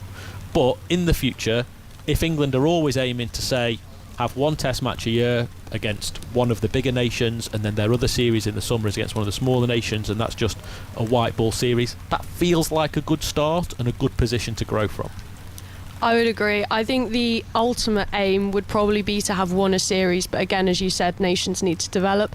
But I do think it's a shame that some countries have just sort of sidelined it. None of the New Zealand current squad have ever played Test cricket, and some of them have been playing quite a long time, and also showed that they, are very high quality players. And I think it's a shame that some people will go through their entire careers without getting that opportunity, because if you speak to all the players, they can't believe they're playing Test cricket. They all absolutely love it. It's, for some of them, it's a real highlight thing to pull on the white. And I think that ultimately they should all get to experience that, even if it's just, when as the first bit of every series. I think that has to be the ultimate goal. I also think that a lot are played in England, but there aren't that many that are played abroad. I think India, Australia was the first time they'd played for quite a long time. So I think it is moving in the right direction. But if you're talking about improving the quality, they will need to play once every 6 months to really learn and develop playing Test cricket. Some of them, Kate Cross said the other day that, actually it hasn't been that long for them because they played 6 months ago, so they were going into this feeling much better about it than going, oh, well, we haven't played since the last Ashes 2 years ago, so who knows what really is going to happen this time. Yeah, and for me, the fundamental thing, and I'll ask you this, Sonia, is for so many kids growing up, you watch on television and Test cricket is seen as the pinnacle. You hear players interviewed, it's seen as the pinnacle, and they always talk about Test cricket being the ultimate form of the game. And if young girls are watching television and don't see female cricketers getting that opportunity, it does send a message, doesn't it? Oh, absolutely. I mean, when I was growing up, I couldn't find women's cricket on television, although, showing my age here, I did get into cricket from watching the 2005 Ashes. Don't worry, you're not showing your age. You're only making the rest of us feel worse. Don't worry. Pretty much everyone did in my generation, and it was Test cricket that first attracted me to cricket. So I think it's good that young girls will get the opportunity to see women do that in a way that wasn't an option for me when I was growing up. Yeah, and in South Africa, I mean, what's the feeling about this Test match? Would Marizanne Kapp's 150 have made waves? Were people aware of that, do you think? It's hard to say. I mean, we us in our cricket little bubble, we kind of maybe get an inflated sense of the importance of these events. I think the people who cared certainly took notice. Cricket fans, cricket journalists raved about it. There were comments about best cricket in the world, one of the best innings from a South African of all time. But I think penetrating the casual fans and the people who only really get up for World Cups, I don't think they necessarily paid attention. But it's just about volume. If there was a second test, I think people would get more into that as a result of Caps innings. If there was another series later in the year, people would get more involved in that as a consequence. So it is just about volume. If this happens and then disappears into the ether, the next time there's a test, they'd be starting from the same point. So it certainly has penetration amongst the people that are paying attention, but I don't know if it's got much wider than that, if I'm honest. I suppose the question about how players improve and make women's test cricket a greater spectacle as well sort of filters down to the idea of, if they're only playing with a red ball when they come to play test cricket, then they're starting afresh every time, which then leads you on to, well, is anyone ever going to play any domestic red ball multi-day cricket in whites? And it's something that Jonathan Finch touched on yesterday, that yes, England would like to do that, but they're a little way off being able to do that because there are other priorities. For example, making every domestic cricketer professional, not just 6 or 7 at each of the 8 regions. At the moment, it might look like something of a North v South, the best versus the best, the way that maybe England could tune up for their Ashes Test match next year by playing a fixture like that. But there really is only the English domestic setup and the Australian domestic setup that would have the robustness to do that at the moment. We're not talking about a full red ball competition in either of those countries. We're just talking about maybe a 1 or 2 more fixtures to add so the players can get used to playing with a red ball and in white before they go off and play test matches. There's nowhere else in the world that could do that at the moment, and that's just the way or the situation that women's cricket finds itself in. For as much as we want to talk about that, we love coming to watch women's test cricket and we say how fantastic would it be to have more of this, it's almost like building the roof before you've built the foundations. The foundations of women's cricket across the world still needs to be stronger before you're really reaching for that pinnacle of test cricket to be spread far, further and wider. Yeah, it's a good point you make, and I think we can forget of how rapid the acceleration of women's cricket has been in the last 10 years, that we can maybe get a little impatient sometimes, that we want things to be happening immediately, and we can look at this test and celebrate it, but at the same, and we should want more. We should want more for the women's game. We should strive for parity, of course, but it's also, let's sort of remind ourselves of how quickly things have moved. I mean, it was only a generation ago that South Africa were getting whipped by everyone. Now they challenging for titles. They're playing test cricket and they're being competitive. So we are moving in the right direction, and this is a game that moves slowly sometimes, and maybe we just got to be mindful of that. Yeah, it's a good point. And you see certain players that will go across the entire, I suppose, journey. Someone like Catherine Brunt and Anya Shrubsole, who aren't playing in this game because they've retired. In Shrubsole's case, from all formats, in Catherine Brunt's case, just from Test match cricket. So let's have a little chat about them. Sonia, their legacy will, in years to come, they will be seen as 2 of the greats of English cricket. But dare I say, it hasn't actually felt like England have missed them too much in this game. Izzy Wong and Lauren Bell on debut have really impressed. They have really impressed, but I think you do miss that experience, especially in a situation like we have at the moment where you're looking to take wickets, and they've got so many wickets behind them and can use that in a way that, yes, they have bowled very well, and not to discredit them, but they don't have that sort of knowledge of how to take wickets, especially in test match cricket. I think Brunt has played more than pretty much anyone else. And it's what you were saying about the generation thing. She first played for England in 2003 and worked 3 jobs to try and, pay for cricket. And now we've got a domestic setup with professional players, and I think the next thing will come. But I do think the bowlers have done very well today. Steph, what have you made? I thought there was actually a time on the first day when England did miss Brunt and Shrubsole. In the afternoon when Cap was going well and South Africa was scoring quite freely, particularly from the far end, anything that England tried, they just seemed to leak runs, and that felt to me like a time of, I bet Heather Knight would love just the opportunity to throw the ball to one of Brunt or Shrubsole. But the initial question of what will their legacy be? And hopefully there's more to come from Catherine Brunt, even if it's only the Commonwealth Games, but who knows, maybe it'll be beyond that to the T20 World Cup and possibly even the Ashes next summer. You are talking about the absolute pinnacle of achievement of women's cricket in this country. You know, if there was almost to be an English women's cricket Mount Rushmore, they'd be two good candidates to be on there. Brunt, who's won everything there is to win in the game, and often overshadowing Shrubsole almost in a little bit in the way that Jimmy Anderson's achievements seem to overshadow the achievements of Stuart Broad in the men's game. The thing that I always take from Anya Shrubsole's career is I can't think of another player who always stood up and relished the big moments as much as Anya Shrubsole did. Let's take 50 over World Cups as an example. In 2013, in a struggling England side, she was by far and away the leading wicket taker. In 2017, we know what she did in the final, but she also hit the winning runs in the semi-finals. And then in 2022, just gone, at the start of the tournament when England was struggling, it was Shrubsole who really helped turn them round. In that must-win game against India, she took the crucial wicket at the beginning of the game that set England on the way to victory. She hit the winning runs on that amazing grey, rainy day at Auckland, and she took early wickets in the semi-final against South Africa to really knock the stuffing out of South Africa's chase. When England got flogged in the World Cup final by Alyssa Healy, Anya Shrubsole was the only one with anything like respectable figures, and she was doing all of that knowing what she knew, that none of the rest of us knew, that it was the last time that any of those games could have been the last time that she pulled on an England shirt. No one stood up in bigger moments better than Anya Shrubsole. I also think, especially with the red ball, they've really missed that extra swing that she gets. I mean, there really aren't many people in the world who can move a ball like that. And if you're thinking about under the lights, it's overcast, I bet Heather Knight just went, oh, I wish she was playing. I wish I could throw her the ball. Because she makes, as you said, she makes things happen. She takes those crucial wickets.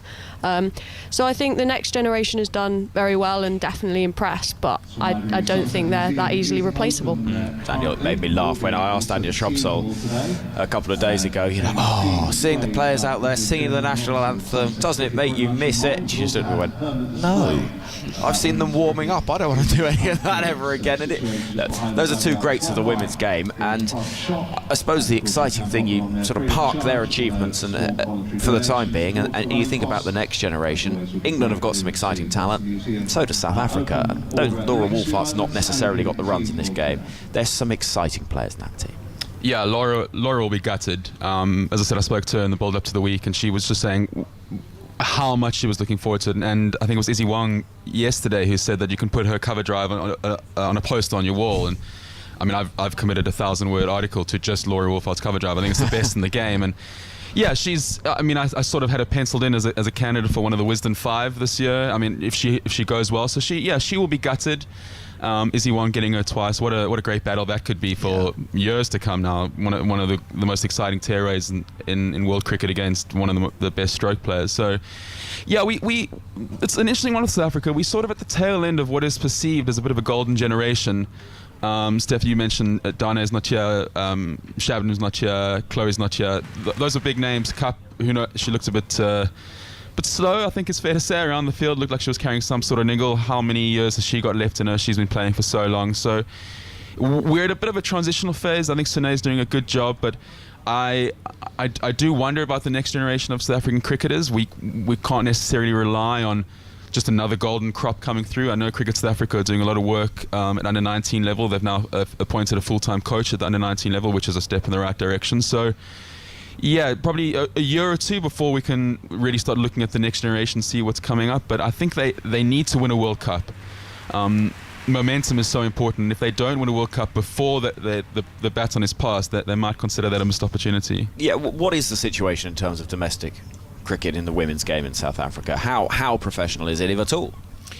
I'm not sure what it's like in England. You say that several players within a team are professional. That's the same within South Africa, and obviously all the contracted players with Cricket South Africa are professional, and they are obligated to play a certain number of games in the domestic setup. The challenge is now that with the improved performances of the national team, they're going and playing in the fair break competition. They're playing in the WBBL, and they're playing in the 100 and the Bash, etc., etc. So players like Wolford aren't necessarily rubbing shoulders with the young players coming through at Western Province, for example.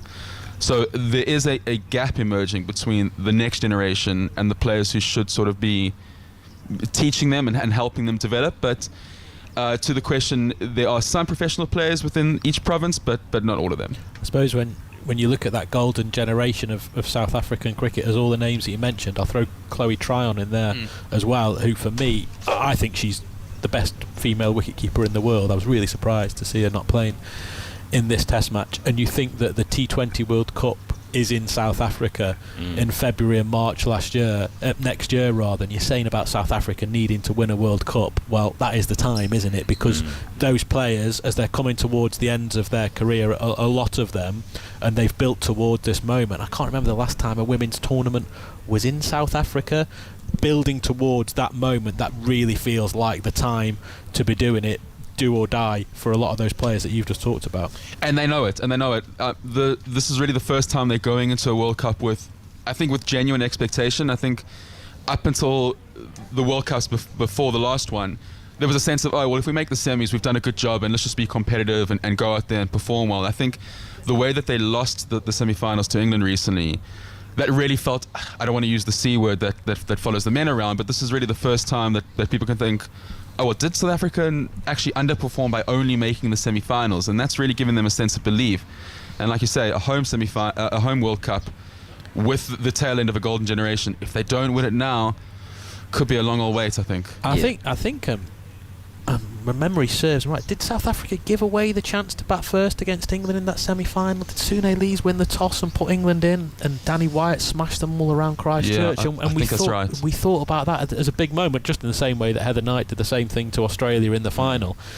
But yeah, I wonder if Sune Lees thinks about that and thinks, you know what, that was our time to get to a World Cup final. 2005 was when South Africa hosted a World Cup, and they won one game in the tournament, lost 4, beating the West Indies. It's a very different world 17 years on. It should be a brilliant tournament. But what we want, I suppose, Sonia, is we want to see as many teams at the top of the women's game competing, because we're all sick of Australia winning everything, aren't we? Oh, we absolutely are. I think any England fan will be happy when that era is over, especially now the coach has come over to coach the England men's white ball team. I think, it's very important. I mean, it's worth saying that some of the smaller countries don't actually play other than warm-up and World Cups and major tournaments. So I think there is definitely a long way to go, and potentially more series in the future, but it's one of those things that how much appetite is there in certain places outside of major tournaments? Obviously we all think that should be, but it's hard to translate to maybe non-cricket fans or the wider cricketing community sometimes. Yeah, that certainly makes sense. And you look at the COVID pandemic was quite an interesting indication of where board's priorities lay, because there was a fair amount of time when there was no women's cricket at all. Like, there was one game between Germany and Austria across a 9-month period, and that was it. Yeah, and England really struggled to get people over that summer, but they did, eventually manage to get some games on. But I think you could see the desperation to get men's cricket on, and there just wasn't that same intensity with the women's, which is a real shame and probably indicative of, as you said, where people see women's cricket. Yeah, and also the financial imperative that broadcast rights and everything else that follow the men's game. But happily, we've got loads of women's cricket internationally and domestically here this summer, which we will bring you across the BBC, and we'll look forward to doing so as well. Here at Taunton, the ground staff have emerged from their burrows and are about to start taking the covers off, and hopefully we'll get some news of a resumption in the next sort of half an hour or so. So we'll bring that news to you just as soon as we get it. Steph, how do we rate the performance of this England side in this game?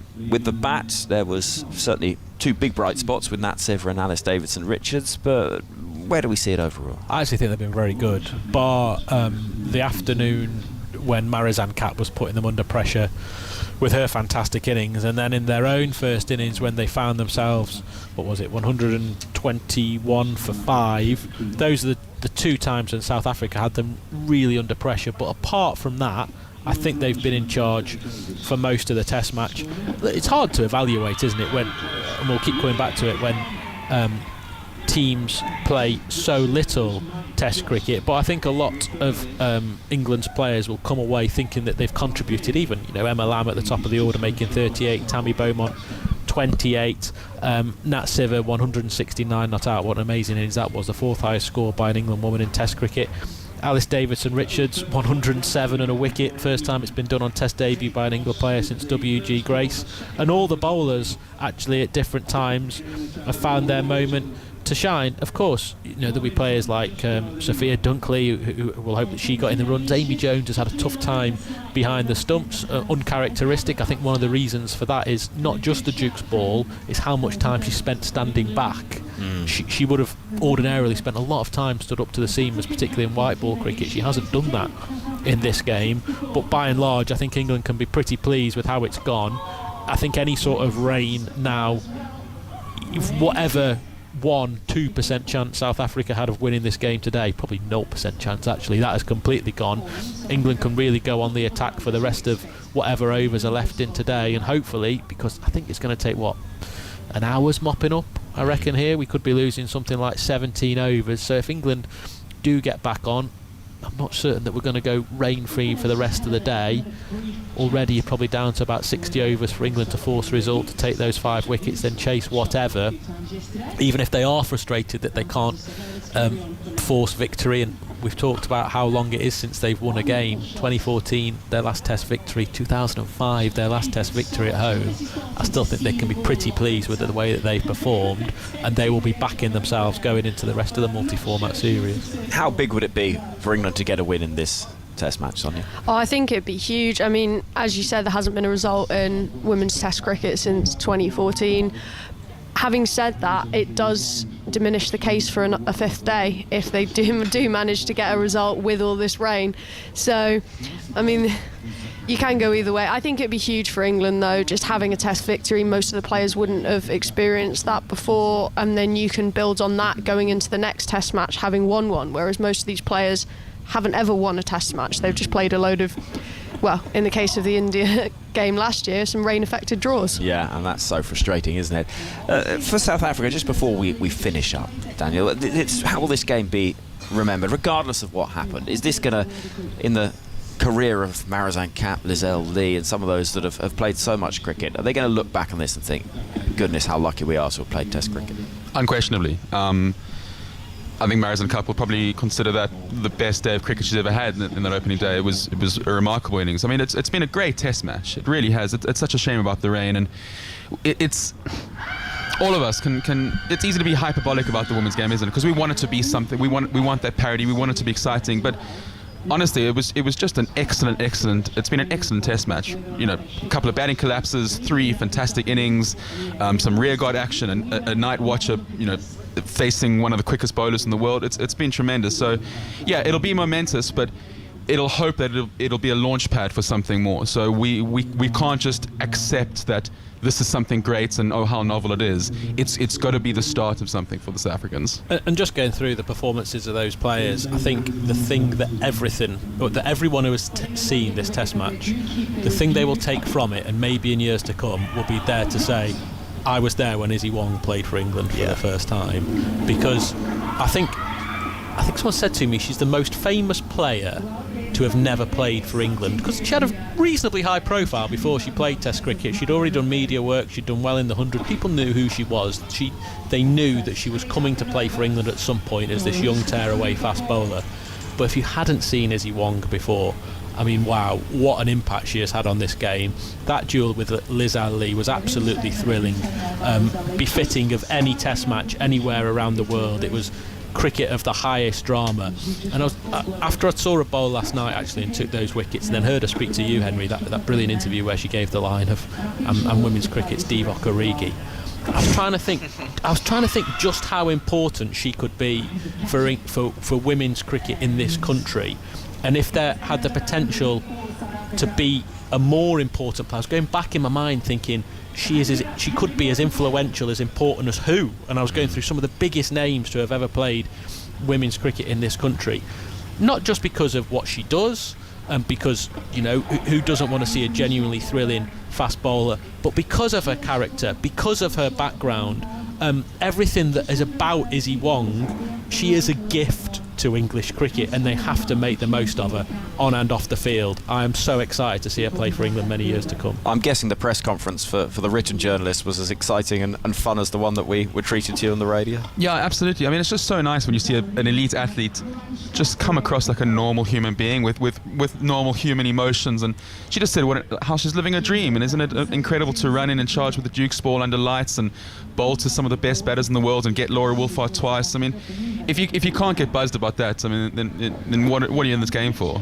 All being well, she should be the most famous England women's cricketer of her generation and just an absolute superstar. Yeah, it seems that way. I think there's a huge amount to be said for running in, bowling as fast as you can, and when she bats, I know we didn't see it, but she just absolutely times the ball amazingly and plays some lovely shots and does it all with a smile on her face, and I think that's just sort of almost makes you happy watching it, which is really what cricket's all about, isn't it? I mean, sport is, it is a pastime, isn't it? Having watched a fair amount of England in the winter, it didn't necessarily always feel that way, but it is little quotes like the Divock Origi quote, or I heard I was playing in the Test match and I thought, yeah, great sound. And it's just like, it feels very human. It's not, well, this team are executing their skills, we've got play, all those things. So, Steph, I'm with you. I think it's a really exciting time. Right, thank you to Stefan Schemmelt, to Sonia Twigg from PA, and from Daniel Gallen, who's working across all manner of publications, and we'll hear, I'm sure, plenty from Daniel as we go through the South Africa series later on in the year. Thank you to you guys. You can go and grab some of those rather tasty smelling chips that I've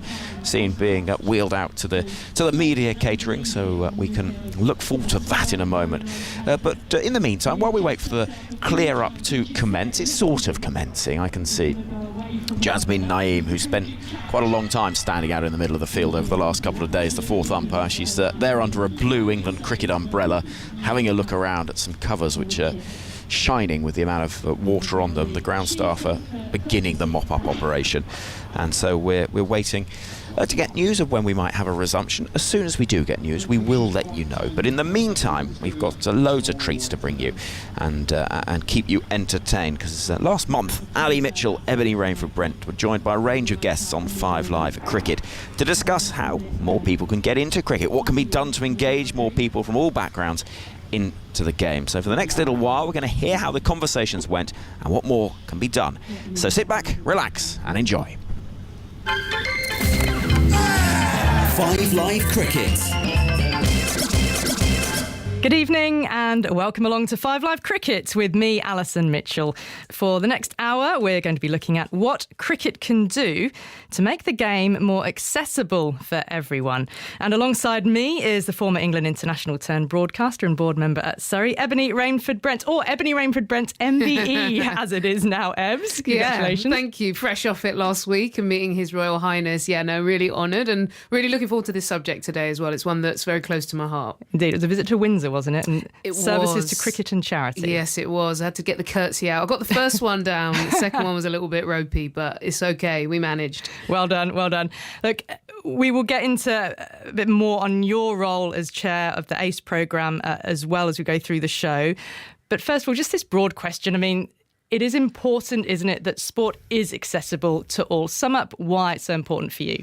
Yeah, look, I think first of all, sport is the fabric of our society. I think it's something that is so powerful, and I think in young people's development, that's what I'm more passionate about, is young people getting access to a sport. And I want to see as many young kids growing up trying a sport like ours, cricket, and wanting to play and falling in love with the game. Whether it gives them anything meaningful, I don't think it matters in terms of going anywhere to play at a high level. I just think it's about young people being able to develop them skills, build community, friendships, and connecting with others. I don't think there's many better sports than cricket. To me, cricket's like life, and the different types of people that it can bring together, the types of environment. And so, as our sport and as we kind of go through, a tough time, I would say, over the last few years with cricket, I really, really want to see us start to move up the rankings to become one of the most popular sports again in terms of participation. for young people in particular, but young people from different backgrounds and lower socioeconomic as well. So we've got a long way to go. Well, that's partly where ACE comes in, isn't it? You're chair of that programme which you set up in 2020 to engage young people from African and Caribbean backgrounds in the game of cricket. And you're right, cricket has had a bruising time over the last 6 months and since 2020 even. It continues to, with the necessary follow-ups from Azim Rafiq's testimony in front of the Parliamentary Committee last year. But as we start, Ebony, are you feeling optimistic or pessimistic or reserving judgment about the direction that the game is going? Yeah, I have to be honest. If you'd asked me 12 months ago, I was maybe deep down quite negative and not sure we were going in the right direction. What I would say is the conversations have completely flipped over the last sort of couple of months in particular. I think after November as well, and the attitudes and the awareness of how we've got to really improve cricket to become more relevant to society and support more different people. And because I've seen these conversations really open up, and the awareness is high, and also I would say the accountability now is high. The conversations for me have changed, and I've shifted to hopeful. I know that if the work is done and we continue to do the work which the game is trying to do, we can see results. And so I would say I've shifted. In the last 6 months, I feel like we're going in the right direction. We've just all got to make sure we get on the train and go together. OK, so hopeful. I'll check in with you again after the next 60 minutes and see if that dial has shifted a little bit more either way. Well, let's get into it then and start with some facts and figures around British Asian representation at the playing level. Now, the ECB estimates that around 30% of recreational players are from the British South Asian community. But at professional level, this drops off to about 4%. So that's a huge gap. Now let's speak to Tom Brown, who is a researcher from Birmingham City University, who's done a vast amount of research into this area. He also set up the South Asian Cricket Association, which aims to increase representation in the professional game. Evening, Tom. Hello, you all right? Yeah, good, thank you. Numbers indicate that sharp drop-off. What have you found, or what do you believe the barriers are leading to that? Well, I mean, that's the big question, isn't it, really? Why does that happen? And firstly, we had to look is that a reflection of the talent pathways, or is that, and, we need to get people into the talent pathways, or is it that players are in the talent pathways and can't convert? And it's the latter, really, that the talent pathways are really well represented. It's just trying to get through to that final step of becoming a professional player. And I think through a lot of our research, we've done several studies, and to try and narrow it down as best I can for a radio show, the short answer is I think there's a bit of a cultural ignorance on both sides, really, as to how to maximise the talent and how to subjectively assess players' performances. So I think the coach rely a lot on the subjective views of coaches, and if those views aren't informed around cultural norms and behaviours and learning styles, then unfortunately some of these things can be misinterpreted and actually go against players when really they're trying to do things that would show respect or show engagement in their own ways.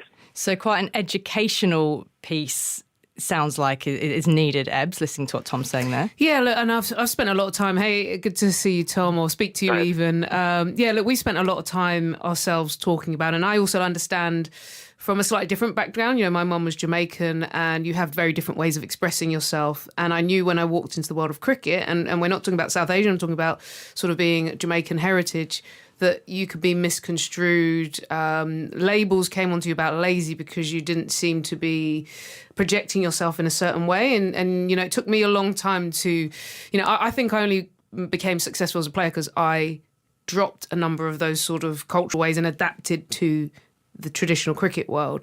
But what rather than just being yourself. Rather than being myself. And we also have done a lot of, we started looking into our young people's experience in ACE at the moment. And one of the things that comes up quite big for them is they feel they can be themselves and identity. So what Tom's talking about, and a lot of my friends come from the South Asian communities. I grew up in inner city London with a melting pot. And I can see clearly how things can be misconstrued. And it's, if you're not in the position of power, that's the problem, right? If we had maybe more Asian coaches or black coaches or people from working class backgrounds in those positions of power, they would understand and be able to educate. The problem is the game isn't sort of set up in that sort of way. And so I guess I'll throw back to Tom, because the question for you from my end is, can we crack this? This is a big nut to crack, but I think there's a very different problem in different communities. But this feels like the Asian community have the best chance because there is representation. Where do we go? Well, yeah, I think that's the thing, isn't it? That all different communities are at different levels in terms of what assistance that they require. And like you say, the Asian community are pretty much there to the final step in the men's game. It's very different in the women's game, where the representation doesn't appear to be in the pathway at all. But I guess there's two options, really. You can either, and I think we should do both, really. There should be an education program from both sides, sort of, this is what's expected of you as a player, and going the extra mile. Instead of judging players for how well they fit into the performance environment, go the extra mile to make sure they understand what's required of them in that environment, especially when you compare someone who's sort of white British and been to a private school. The mannerisms we're looking for are certainly, especially around a character assessment, or around white privately educated, how they sort of address themselves and hold themselves up, etc. But the other thing you can do is objectify the talent selection system to try and mitigate those biases. So try and find things, something like resilience, or something called your perceptual cognitive skills, so the ability you have to anticipate bowlers' cues, for example. And are those truly measurable? There is the sort of science to do those kind of tests.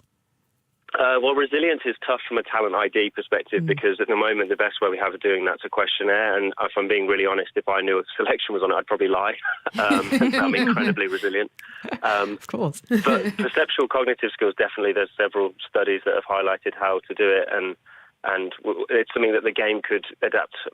There was a really good study in Australia where a few academies basically implemented this, and half the lads got training, half the lads didn't, and the lads that got it shot on and dramatically increased their performances. So these types of things could really help mitigate biases, but also improve our talent ID and development systems.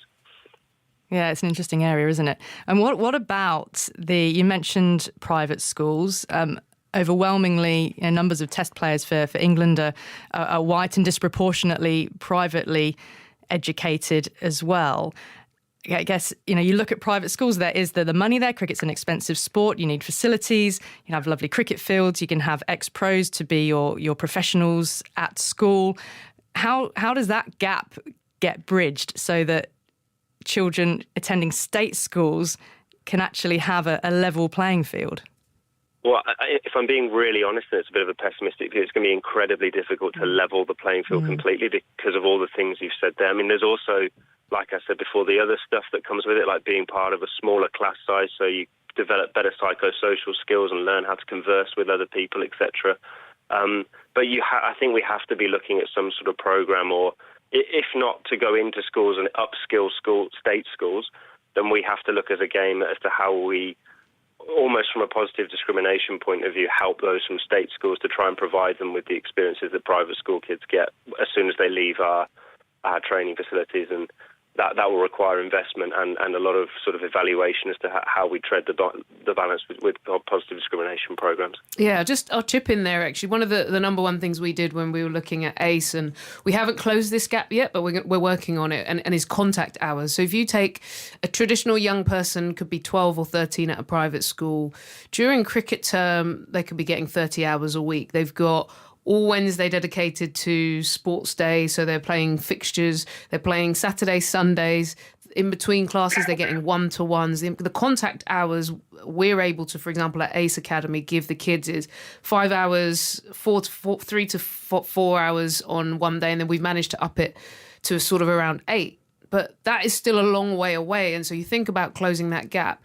I do think there are ways of tackling this as well. One example would be, we work with Whitgift School, for example, who partnered with us over the last recent. And I think the private schools can actually use their resources from a sort of community and social outreach perspective to help. There's no way that, there's no doubt that the access to the amount of facilities, pitches, etc. And so they've done things from offer residential space during the summer so we could get really intense and get more contact hours.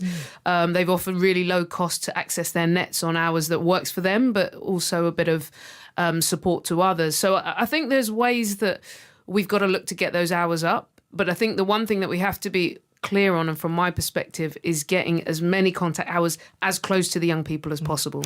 Tom, I want to just ask you about the work that you are doing with Kick It Out, because you've got a role alongside Michael Carberry, the former England international, as well, haven't you? Yeah, so me and Michael have literally just started a role together, and I think collectively he's obviously got the experience as a player, played all the way up to the top at Test cricket, and obviously was vocal about his own experiences in the game, and then I sort of bring things together from a research and data perspective as well. So together, hopefully, we can collectively make some good suggestions as to how we can move forward, because I think the one thing we're very keen on not doing is just producing another report and actually trying to identify areas to make action and move forwards. Tom, thank you for being with us. Tom Brown, researcher from Birmingham City University, who helped set up the South Asian Cricket Association. Speaking of reports, you'll remember that the ECB set up their Independent Commission for Equity in Cricket, ICEC. Cindy Butt is chairing that. That's looking at gaining evidence. Written evidence has now been taken. A report is expected in autumn, and that does centre around evidence based on experience, actual lived experience, Ebony, to make sort of real life recommendations to the ECB. So are you feeling sort of all eyes on that as a step forward? I think it's going to be, again, a bit more of a shock. I think... what we started seeing after what happened with Azim Rafiq is experiences starting to come out, more and more details, more and more, and we heard maybe more from the professional side. But I think the experiences in grassroots and community hadn't been logged, and I know thousands have put in, and that's maybe taken a long time to process. So I hope, what I do hope, whatever comes out, I'm not going to be shocked by experiences. I've experienced myself many things, and I know I've heard stories.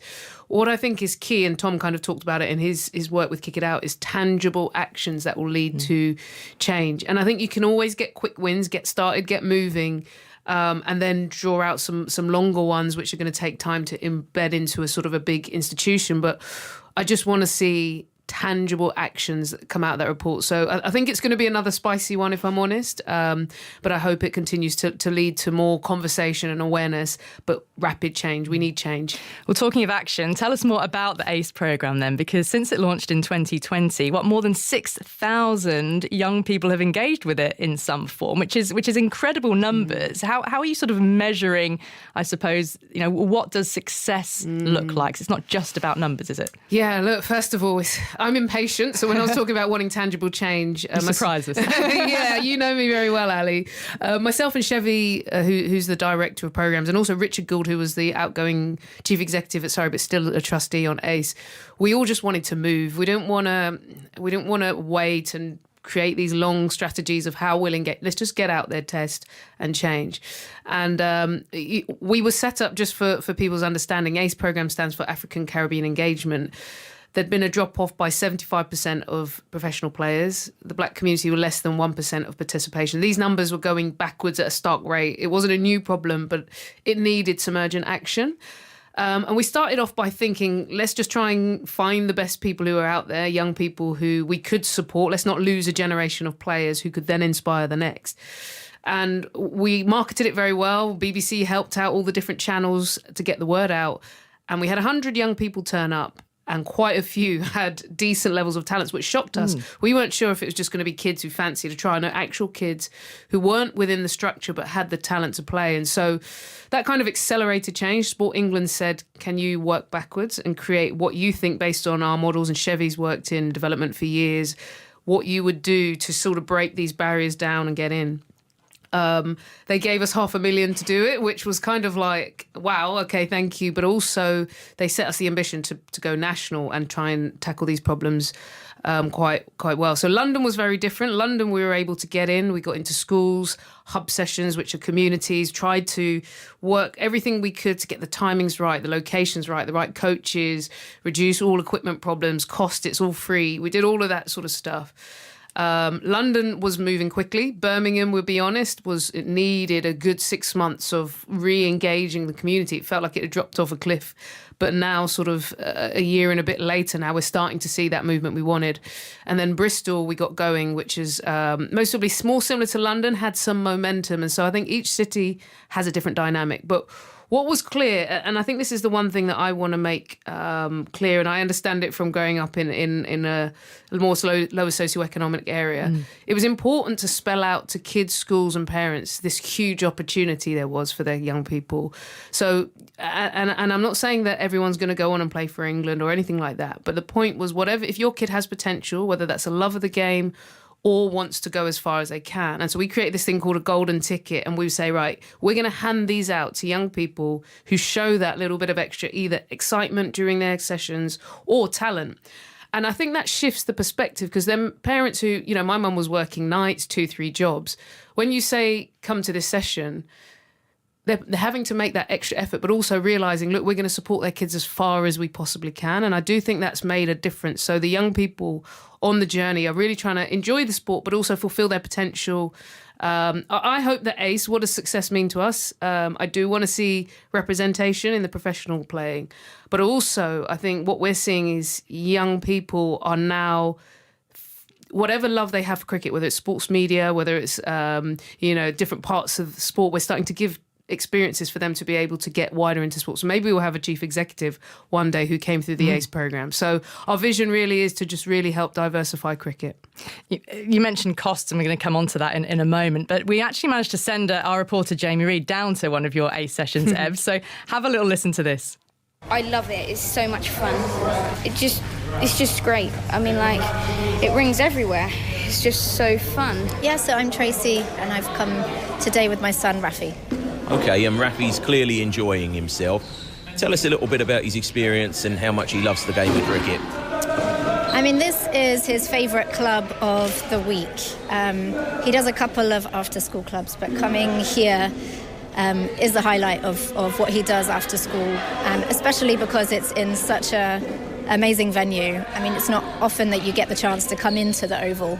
It's not a sport that's usually offered at school. I know they do a lot of football and basketball, but they don't do any cricket, as far as I know, as part of their normal kind of PE curriculum. So it's really nice that he's getting to try something different. So you are? Anaya. And? Ilakshi. Alakshi and Anaya. I used to think it was just like men playing, but when I watched the Hundreds and I even watched the World Cup, seeing the women, then I could do that too. Yeah, you can do it, absolutely. Do you agree with that? Yeah. I was actually one of the first people here, well, the first, and from the day one, I came here thinking, oh, this is a little thing I can enjoy. But after being here for like a few months or maybe a year now, I think I want to carry on with it for longer. And it's also helped me take chances like represent Lambeth in the London Youth Games. We actually both did it, and you get to make super cool new friends like Ilakshi here. And one final question to you both, because the woman behind all of this is Ebony Rainford Brent. What does that name mean to you? I'm really happy she decided to have this amazing idea, because if she hadn't, I probably wouldn't be into cricket right now, and I'd still be at home not liking sport. I'm really happy for it, because if she didn't make this, I would have never had a new friend like her. Oh, there you go. I wish this programme was video streamed, because if you could have seen Ebony's face listening there to Alakshi and I, you were beaming. And then you went quite bashful when she said, if it wasn't for you, she'd be sitting at home. You're making a difference. Let's speak to somebody who is graduating through the ACE system right now. Troy Henry is part of the ACE programme, is captain of the academy team and doing his coaching qualifications as well. Troy, good evening to you. Good evening. Thanks for coming on. Just tell us, first of all, then, how did you get involved in ACE? Had you looked to get into cricket any other way before? So I'd been playing cricket since I was 4 years old. I've played for Hertfordshire County and a club called Leverstock Green, just 5 minutes away from me. But there was someone called Steve Stevenson who promotes a lot of Caribbean cricket in England. And he found out about the ACE programme and told me to go down to the Oval and have a trial down there. And that's how I got involved with it. Fantastic. What has it done for you? What's your experience of these sessions been? It's generally been amazing to think that a lot of international cricket players have played at the Oval, obviously professional cricketers, like not a lot of people get to use those facilities, and it's one of the most amazing experiences. How different has it been to, I suppose, the pathway that you were on before? Why has it helped you particularly being involved in ACE, other than obviously being able to tread the wonderful green grass of the Oval? It's been quite good due to the coaches. We have lots of level 3 coaches. So if I want to be developing my game, I can ask the coaches any questions to help me get there. Because my aim really is to be a professional cricketer. And obviously with this program, it can help me represent myself and put myself out there to perform in games such as playing against other counties and stuff like that, to get recognised. So, yeah. Yeah, Troy, we've got Ebony here, of course. Yeah, you all know her. I was going to chip in. I was going to say as well, like, one thing I've been proud, and I've watched a bit of your journey, and I know your mum as well, Holly, who I don't know if she's listening, but if she is, hello. Hello, Holly. Hello, Holly. But one thing I've noticed how hard you were. Obviously, Chevy made you captain, but one thing that stood out is the fact that you were prepared to change your bowling, for example. So you've now become a spinner. I've seen you working hard. I guess the question to you is, you were putting in the hard yards at the moment. What is inspiring you to do that? Is it wanting to play? Is it making mum and dad proud? What's it for you? A bit of both, really. Obviously, I've been playing since I was 4, so I've had a genuine love for the game. But also to make my parents proud, they've been taking me everywhere, watching my games, supporting me to the max, really. So to make them proud, that would mean a lot to me. And what are the boys like? Is there a lot of banter? Come on, tell us what it's like down at a traditional session. Yeah, it's quite good there. It's always a challenge. Everyone's trying to get each other out, hit each other for sixes and stuff like that. But yeah, it's quite good. Troy, we wish you the best of luck on your journey, and maybe we will see you in the pro game. We need a few ace wins as well this summer. They've started this season. We've had a decent start. Troy, we're going to get some wins. No doubt. What's Ebony like, Troy? That's what I want to know when she comes down to the sessions. Loud. She likes to get involved in watching, commentating quite a lot of. When we have competition in the nets, commentating, if she sees a big shot, she'll shout it and stuff like that. But yeah. And just before I let you go as well, I mean, what are you learning from the others that you're playing alongside in the ACE programme as well, the others that you've met through doing this particular programme? It's quite beneficial because obviously all of us are not the same, so we're learning other skills from each other. So like I could be learning someone else's how they bowl and what they bowl to what field and stuff, and understand why they do that and stuff like that. Yeah, learning all the time. Yeah. Well, Troy, we'll keep an eye on how you progress in the ACE programme and indeed beyond. And some wins this It's all about the wins. Of course. It's not the taking part, it's about the wins. Troy, thanks so much for joining us. That is Troy Henry, who is part of the ACE programme in London. Now, Ebony, you mentioned that the ACE programme is free at the moment. And one hurdle in cricket and sport in general really is about accessibility due to finances. And, not everyone can afford to play cricket because you've got to think about playing kits, you've got to think about the cost of coaching, you've got to think about the travel. Now, earlier in the year, Matt Pryor, former England wicketkeeper, spoke out about this, saying the average cost of age group cricket is £1,000 per child each season. That's around $400 to $450 in coaching, he was saying, a minimum of £300 on kits and then travel. And he was saying, this should all be free. A couple of things then, Ebbs. I mean, are talented youngsters being priced out of the game, and should or can coaching and cricket just be free? So first of all, I mean, I saw Matt Pryor talk about this, and I was really good because obviously his profile, his level of playing, I think he's got such a voice, and to hear him kind of highlight a big issue. Let's be honest, my mum worked nights, I got free school meals, and when you said £1,000, I mean, some households could be on 12,000, 15,000 as the main earner. That's the cost of your electricity bill for the year. That's a killing a household. There's no way someone can afford that. For us, electricity bills now. Yeah, shot up as well. And now you had inflation and the costs going through the roof. Let's be honest, it's not happening for lower socioeconomic families at that level. Now, where I got lucky, my mum used to struggle. I remember when I asked her for £2, which was the first cost of a course, and she did it, but it was through gritted teeth each week. It was really tough. But I had one fortunate lady, a lady called Jenny Washrat, who got me a number of scholarships. Once she saw me, Brian Johnston, I got sports aid continuously. Without those, there was absolutely no way we could pay for travel, equipment, everything. I was fortunate to get all of that, and Jenny proactively supported me. So the question is, that is pricing people out. And I think I actually don't think equipment is much of as a barrier as we think. Because once what we've seen with ACE, for example, is if you say to the kids, there's a kit bag, you're all right, don't worry about that. That's not so much of an issue if you can provide sort of group kits for kids. But the truth is, once you start stacking up those costs, the parent's going to say it's not happening. And we need to find a way. I don't know if free is the answer, but I think very, very low cost, because I do think there's a little bit of value, actually, whether you put your 50p, your pound, or £5, £10, whatever it is. I do think you get value by asking people to contribute to the environment. Pay what you can. And pay what you can. But that number's got to drastically come down. And I think it's got to be along on the lines of a lot of other sports.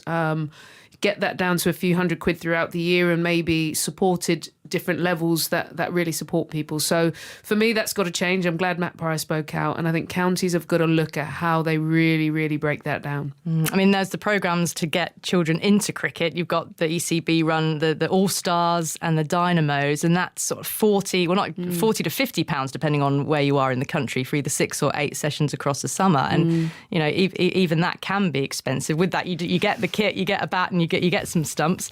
But, that can still be a barrier. You mentioned Brian Johnston, and that is the Johners Trust, isn't it? Which, and I'll declare an interest here because I'm a trustee, but it offers grants to talented youngsters who are in the system already, whether that's, regional for the girls or age group county for the boys, specifically to help with, finances, getting to training, buying kit. And I have to say that applications this year, you could see that it was also pandemic exacerbated as well. Parents who had, lost a job during COVID and not gained it back yet. It might be a family who have suddenly suffered, a real blow with ill health. The main breadwinner has had to go into hospital, or so many stories.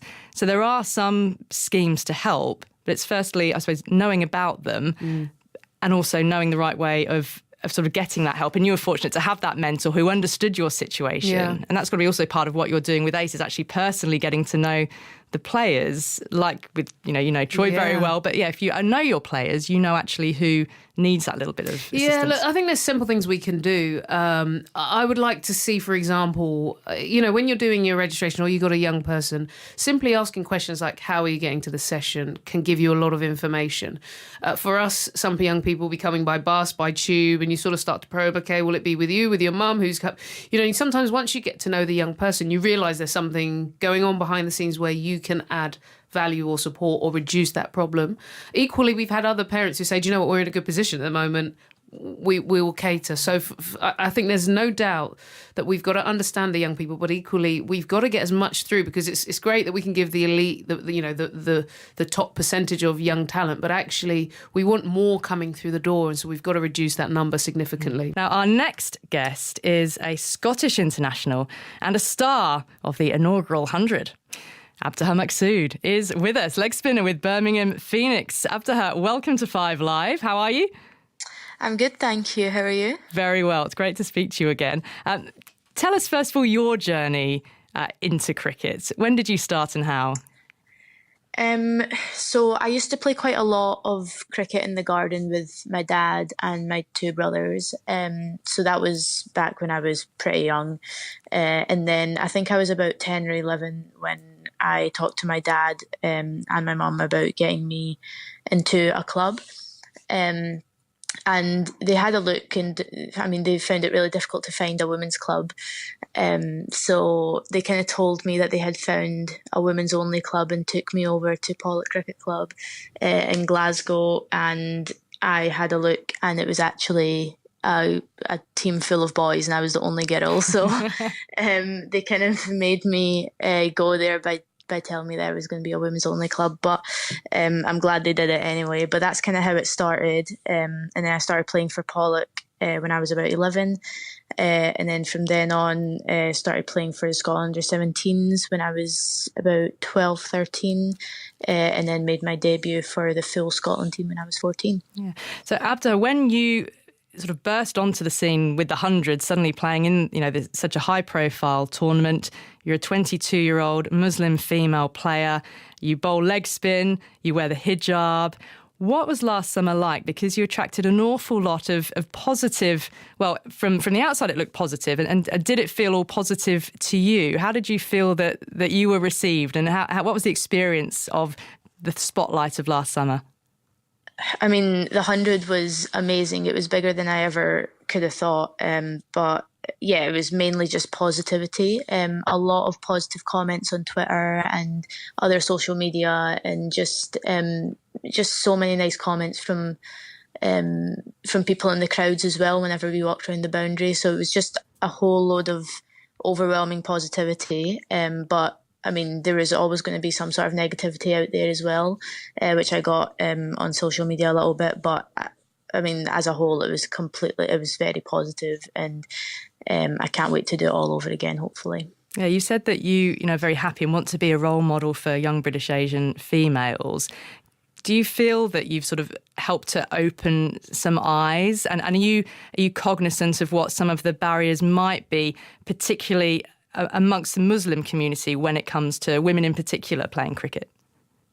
Yeah, no, definitely. I think when I was younger, I didn't really know about the cultural barriers as much, and I think that's mainly because my parents and just my whole family were so supportive and didn't let me see that there were any barriers, which was amazing from them. But as I've grown up, and I've seen messages on social media and stuff like that, and just had different interactions with people, I am aware now that there are definitely cultural barriers out there, and it is difficult we all know it's difficult for women to get into sport anyway sometimes, but it's even harder if you're a South Asian woman, just with those cultural barriers.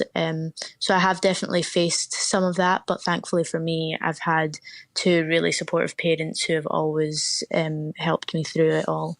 Abtaha, it's Ebony here. Just a quick question. I'm asking this partly out of personal kind of thinking about my journey in cricket. And I never really had to talk about race or ethnicity or black people in cricket until I'd finished playing.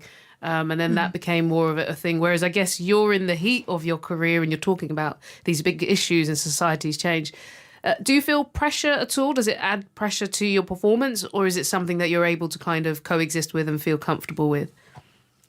I try not to think about it too much. I think for me, it's actually quite motivational whenever I hear all the positive comments from different people.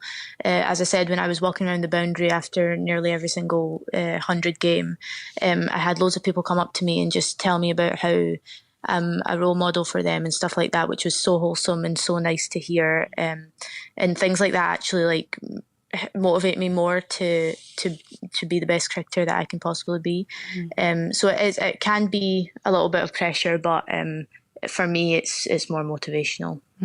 What positive changes have you seen around you already, either when you're with Cricket Scotland or with Birmingham Phoenix, around the idea of the inclusivity and the understanding of the different cultures that might exist within a cricket team? Yeah, I've actually seen quite a lot of changes, especially in the past year, which has been really good positive changes, especially with the Scotland women's team. I've always felt really comfortable playing with them. I've played with them since I was 14, so I have always felt quite comfortable. But the amount of times that those girls ask me a whole load of questions about my culture and faith and beliefs is actually really... I really enjoy that because I've said this before, I would much rather people were to ask me questions about those sort of things rather than just assume things about my faith and my religion. So I actually really like it when people ask me questions, and that sort of thing happens quite a lot in the Scotland team, and we're all very open and honest with each other about it. And we've had a lot of really good honest conversations surrounding race and religion and stuff like that. So I've always felt really comfortable with every team that I've been a part of so far. Are they curious about how you manage sort of elite fitness in sport around Ramadan in particular? Oh yeah, definitely. We get questions around that pretty much every year. It is tough, and Ramadan just passed, and it wasn't an easy month. But how do you juggle it? It's quite. I mean, you kind of just get on with it after a while. People usually tell me that, I could never do it. I could never fast for 30 days and play cricket. But if you were to actually do it, you actually do just end up getting on with it and just doing it. But there is a lot of planning involved as well. I try to do a lot of my gym stuff or like conditioning work after after sunset when I can eat and drink again. So there is a lot of planning, and I do talk to my S&C coaches and nutritionists and stuff like that, just to make sure that I'm keeping safe and well. Yeah. And are you noticing that, I mean, for example, would catering around cricket, include halal food now, whereas it might have not have done in the past? I mean, I guess this is something that goes all the way through, club level, recreational.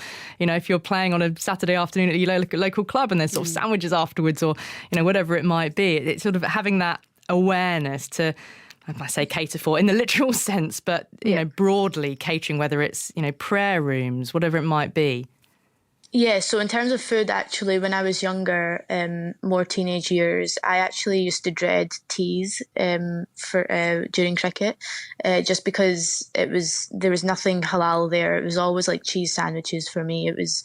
They didn't really cater that well for Muslim players, but one of my teammates who now works for Cricket Scotland as well, she kind of watched me grow up and watched me be the cricketer that I am today, basically. And she's tried to incorporate as much halal food and stuff like clothing as well. Like I don't wear shorts, I don't wear short sleeves. So she's kind of made sure that all of that, I have access to all of that in terms of food and clothing. So stuff has definitely changed, and there's a lot of positive change coming about. So yeah. Yeah, I mean, clothing is a whole nother topic, isn't it, as we could do in terms of, young girls' engagements and, cricket's wearing whites when, young girls are starting to menstruate and the sort of body image that they worry about. But yeah, Abtaha, if you could sort of wave a magic wand, are there still areas that you would like to see further positive change in? What would they be? I think for me is just trying to make sure that, with South Asian girls in particular, there's so much talent out there. I've seen firsthand the amount of potential there is in terms of cricket in particular, just because we love cricket so much back in Pakistan and India and the subcontinent.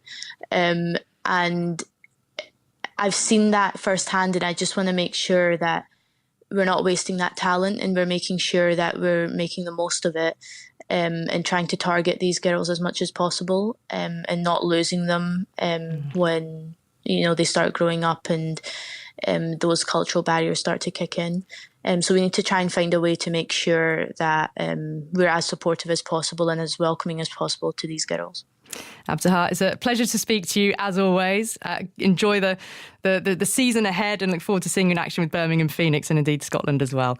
That is it. Thank you very much. Abtaha Maqsood, leg spinner with Scotland and Birmingham Phoenix. Now, this season marks a world first for disability cricket when the ECB Disability Premier League launches, bringing together deaf, learning disability and physical disability cricketers playing against and alongside each other.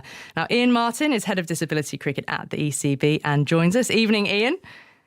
Good evening, Ali. How are you? Very well, thank you. Good to have you on. Now, you've said that a league like this doesn't exist anywhere else in the world. Is that right? Yeah, that's right. Look, there's plenty of disability Premier Leagues elsewhere in the world, but they're all impairment specific, meaning that the Disability Premier League in India, for example, is just for players with physical disabilities. The one that we're going to run over here is for all cricketers with hearing impairments, cricketers with learning disabilities and cricketers with physical disabilities. So basically what we're saying is that we're taking the best from our national squads and from our domestic system, mixing them all together and providing a best be best competition. Because what we recognised was that, making the step from domestic disability cricket up to England level is quite a big leap. So what we wanted to do was to increase the standard of competition below the England level, and to players in the domestic game another tournament to aspire to be part of. So what are the challenges going to be then of bringing those different disabilities together? Well, we ran a pilot last year to take a look at how this would work. I mean, we felt that the format would work anyway, because obviously we know the players really, really well.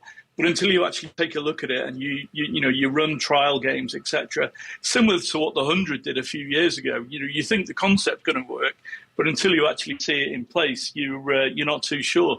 So we ran a pilot last year, and it exceeded all expectations, to be honest. The players were amazing. They all wanted to learn about each other's disabilities, and we even had an example where we had a wicketkeeper who had dropped a catch off one of the deaf bowlers. He then went and learnt the sign language for sorry, so he could go and apologise to the bowler. So there's all that stuff going on. It's brilliant to see the way they've all pulled together, and they're all interested in seeing how each other navigates their own challenges to play the game at the level that they do. Yeah, that's breaking down barriers in its own way, isn't it? In sort of internally Absolutely. wise. I mean, one thing that I always note about the disability cricket at the elite level is that, and this is an all-male league, isn't it? One area of disability cricket which still needs to evolve at the elite level is women's disability cricket. Sort of where is the game with that, Ian? Well, I would say for Disability Premier League, I've got some news for you. We do have our first female player playing in that. Oh, so it's a mixed league as well. It can be a mixed league. Once we get more female players of standard, absolutely, it's a mixed league. There's no problem at all with females coming in. Ultimately, the aim would be to have a separate female league, and there is work going on to attract more female disabled players into the game. I'm doing a lot of work, or starting to do a lot more work with blind female cricketers, with a view to an England female team taking part in the International Blind Sports Association World Blind Games next year, which is taking place in Birmingham. And cricket is going to be part of those games for the first time ever. So we're hoping to have an England men's and an England women's team participating in the World Blind Games next year. That'd be a first. Yeah, definitely. Hey, Ian, it's Ebbs. I know we go way back, so I know you don't need to know who I am. But actually, don't tell any dodgy stories. But anyway, I guess plenty. My question, I guess, is I'm intrigued in the sort of the pathways. So this Premier League is going to be kind of the icing on the cake, and I really like it. What are we seeing in terms of sort of the step below, which might be the sort of developmental phase? Are we seeing enough coming through from the grassroots into those environments? Is that increasing, so that sort of funnel of talent is getting better? Well, the one thing we do know is that participation is increasing in disability cricket. We work in partnership with the Lord's Taverners and their Super Ones programme at the entry level. We also have an ECB-funded programme called Champion Clubs, Disability Champion Clubs, of which there are now over 100 across the country. So we know we've got youngsters with disabilities coming in at the participation level.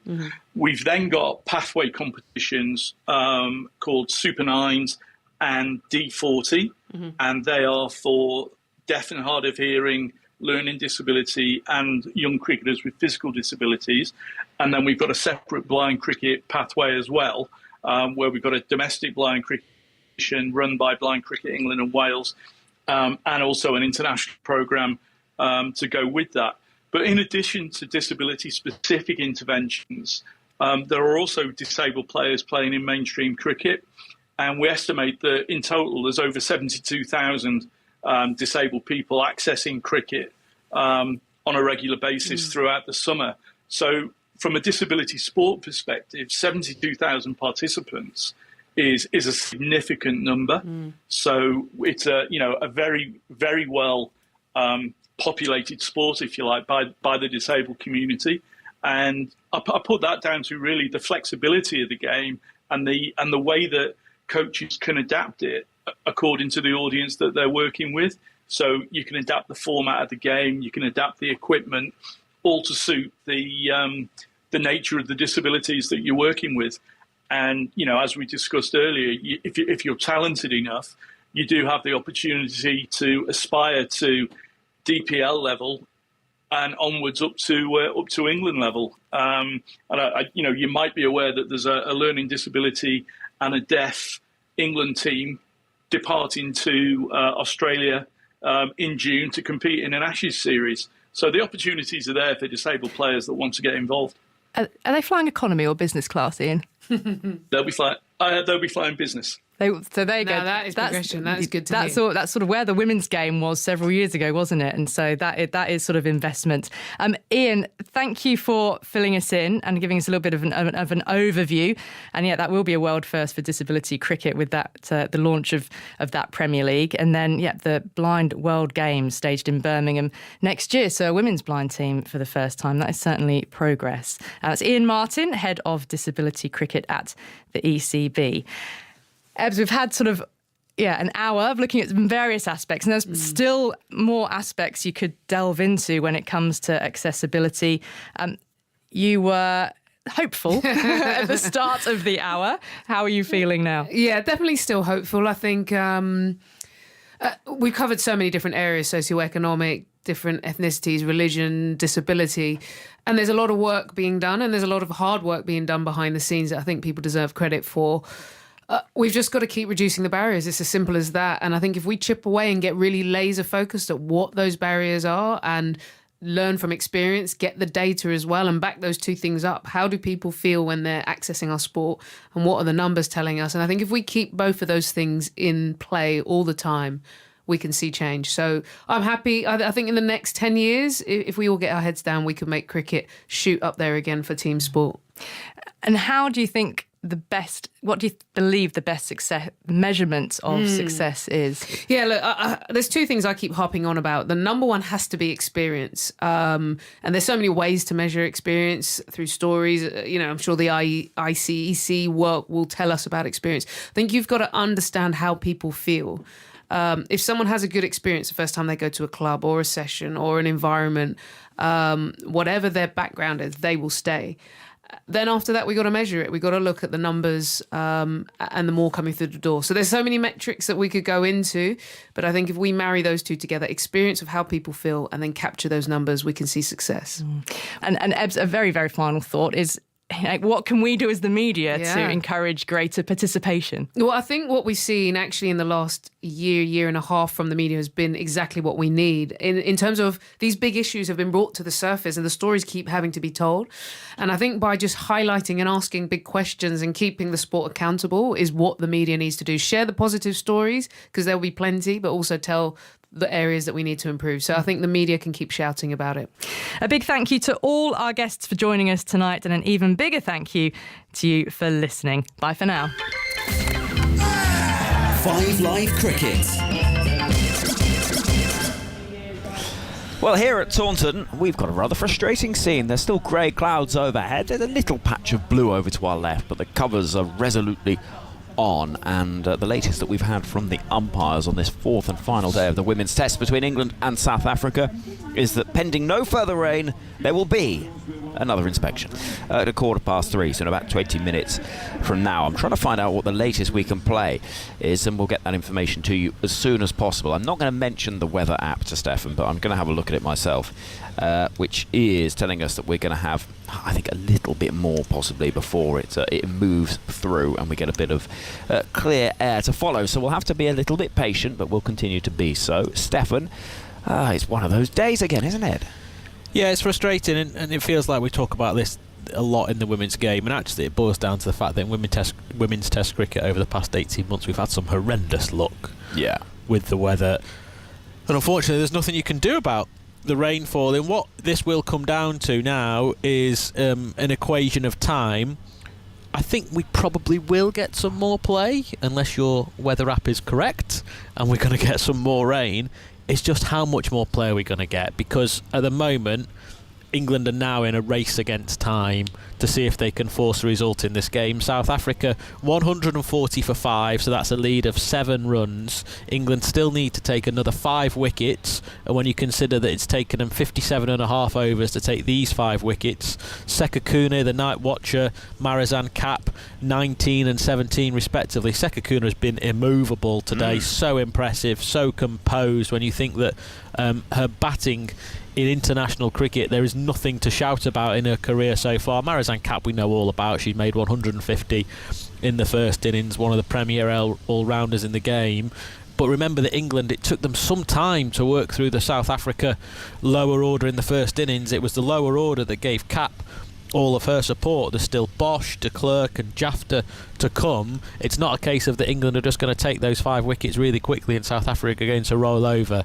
It's going to take them some time, and then the equation is how far ahead will South Africa be?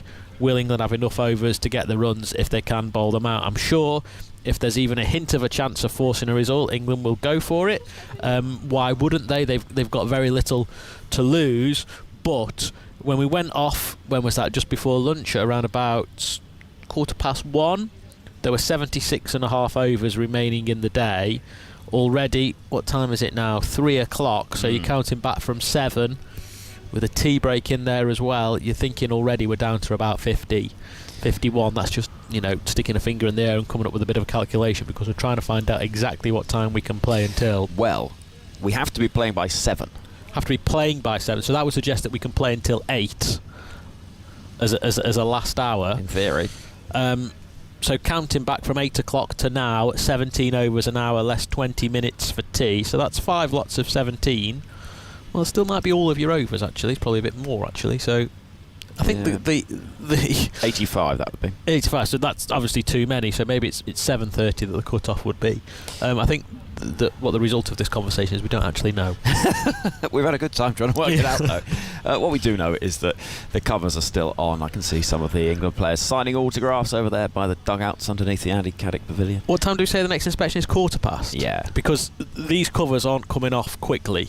No. That's going to be another. Even if they started to take them off now, you're looking at half an hour at least.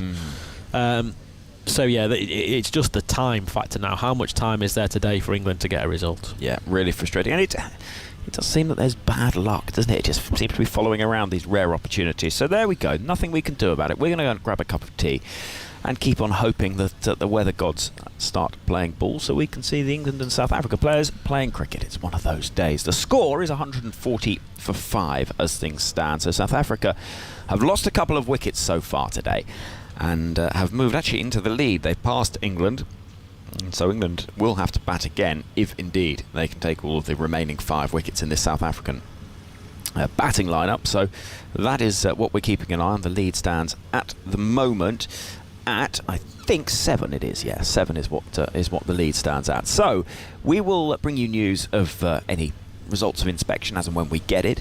But in the meantime, we've always got so much to bring you, and we've got another real treat from recently actually at Headingley, our View from the Boundary guest. Baroness Tanni Grey-Thompson. She broke over 30 world records, won 11 Paralympic gold medals in a glittering athletics career. She joined Jonathan Agnew to tell him about travelling to India with Kapil Dev, accompanying Ian Botham on charity walks, and her new role on the board at Yorkshire County Cricket Club. You're listening to the TMS podcast from BBC Radio 5 Live. Now, Saturday, of course, time for our View from the Boundary. Today, we'll welcome a true national icon. In her sporting career, she broke over 30 world records. She won 11 Paralympic gold medals. Since retiring from being an athlete, she's been a broadcaster, a coach, a motivational speaker, and a member of the House of Lords. In terms of cricket, she's travelled to India with Kapil Dev. She's accompanied Sir Ian Botham on charity walks and supported projects with Steve Waugh. She's been a guest TMS commentator. And now she's taken on a position on the board here at Yorkshire County Cricket Club. I'm sure you know exactly who I'm talking about. It's a great pleasure to welcome Baroness Tanni Grey-Thompson. Tanni, it's lovely to see you. Thank you very much. Clutching cake. I've brought cake. Yeah. Except you'll probably hear sort of the rustling of the packet. Yeah. It's disappointing, though. So I said I was going to make cake. then I forgot, and I got to 10 o'clock last night, Never too late. and I realised I had crisps in the cupboard and not much else. Never too late. So went to the shops this morning. I'm feeling really guilty. Yeah. But Well, you should, I'm afraid. I've got Genoa cake, and I've got angel slices. Yeah. Sorry. If you had seen yesterday Oh, no. the assortment of cakes we'd had, the strawberry sponge that someone had lovingly made over Really? several hours. I mean, Tanya, it's very kind of you. I feel a failure. It's not. It is not essential to have to bring it, but, Well, no, but it's the thought that counts. You see, when and I the was- fact you've been down there and whipped up a couple of Mr. Kiplings, honest, that's very kind of thoughtful of you, You Tanya. see, growing up listening to TMS, it was all about the cake, wasn't it? Yeah, yeah. And that's why kind of. But So I'm sorry. it's not- I hope I can come back, Yeah, and I'll but make cake next time. It's the rapport with the listeners sort of cake. It's that, that communication and the contact, not nipping down to Tesco's. However, never I'm mind. sure they're lovely. Someone will have them, Yeah, and we'll take it down to the the press guys box. will eat them here, They eat won't they? anything Yeah, I'll down check there. them out the window. No. Hey, it's lovely to see you here. And I mean, look at the spectacle, and the thought that we said at the start of this game, this match might not have actually happened here at Headingley. What does this place mean to you? So, my husband's from Yorkshire, Yeah. and Yorkshire cricket was hugely important. My dad was a massive cricket fan, and so grew up watching cricket, listening to cricket. He actually didn't have his two front teeth because of cricket. He got smashed in the face Oh, no, with the ball. really? Yeah, so he had false teeth at the front. So, yeah, I remember him coming home with missing his two front teeth. Sorry, I shouldn't laugh because I think it hurt quite a lot. Oh, I think it did. Yeah, so Was he batting or fielding? Or? he was, well, batting quite badly, I think. Yeah. So, yeah, cricket was sort of all around. I grew up in Cardiff, and sort of, Glamorgan was sort of a big part of bits of my life. And so, right, the next story, if I tell people from Yorkshire this story, they think it's totally fine. If I tell people from outside Yorkshire, they think I'm slightly bonkers. So, living in the northeast of England, my husband would really have loved our daughter to have been born in Yorkshire, but for lots of reasons I had to go back to Cardiff. And as I was going in to give birth, he gave me some sticking plaster with some mud from the garden, Yorkshire soil, that I did actually put on my back. So our daughter was born in Cardiff, but on Yorkshire soil. So that kind of explains Joking. No, totally serious, totally. And I remember. What did they think in the maternity ward? I mean, the delivery suite. So the anaesthetist said, "Why have you got a big piece of sticking plaster on your back because of MRSA?" And it's like, "No, it's fine. Don't just get the baby out of me." And because I was having a section, Yes. and. Then the consultant came in and said, my anaesthetist is freaking out. And I said, we need our baby to be born on Yorkshire soil. And he was like, oh, for God, yeah.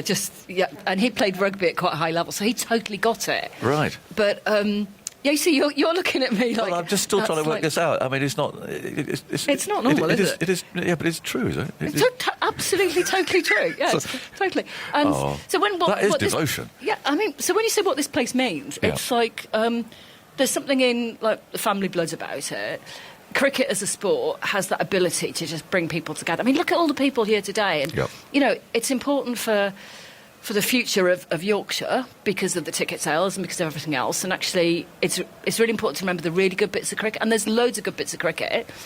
But what we're seeing in lots of sport at the moment is we kind of need to refocus and we need to look at some internal things. There's lots we need to look at to make it the best it can possibly be. And that's why I wanted to join the board, because the amazing bits of cricket just pull people together in a lovely way. And you see, so, OK, I'm going to name drop here. So I've been sitting next to Dickie Bird, and I was trying not to be a total fangirl. I sort of just about managed it. How is he? I haven't seen Dickie since, I suppose, COVID times, I guess. He's great. He's really good, and having a lovely chat. And a mate of mine who's sitting sort of round the east stand, I sent him a message, said, I'm sitting next to Dickie Bird. And he's like, yeah, so what? I'm sitting next to 4 of them. So he's sitting next to 4 young men dressed as Dickie Bird. Yeah. And that's what I love about it as well. I've seen some Flintstones. Oh, yes. I don't know. Bishops, nuns a pig, with beards. I mean, you name it, there's all sorts out there. Yeah, and that's what... You don't get that in athletics. No. You don't get the... Wonder why not? Wonder it's about cricket, then, that brings these nutters out. I think because in athletics everything's like bang, bang, bang. You've got a race you get a bit of a gap, you get another race. You don't get the moments sort of in between, and then you look down, you see all these little ones down, they're doing some stretching and they're things. warming up. You don't get that in athletics either. So it's such a different type of crowd, and probably people I think are much more chatty in terms of just on the way in and the way out. Okay. So yeah, it's the atmosphere is amazing, and the noise is incredible. You can get goosebumps when you listen to those moments. So what did Dickie tell you? Did he enlighten you in any way at all? I think he'd be quite confused about the way the game's being played. We were talking about defensive sort of defensive play. Yes. We talked about the quality of the grass. Oh, okay. And whether it was too bouncy or not.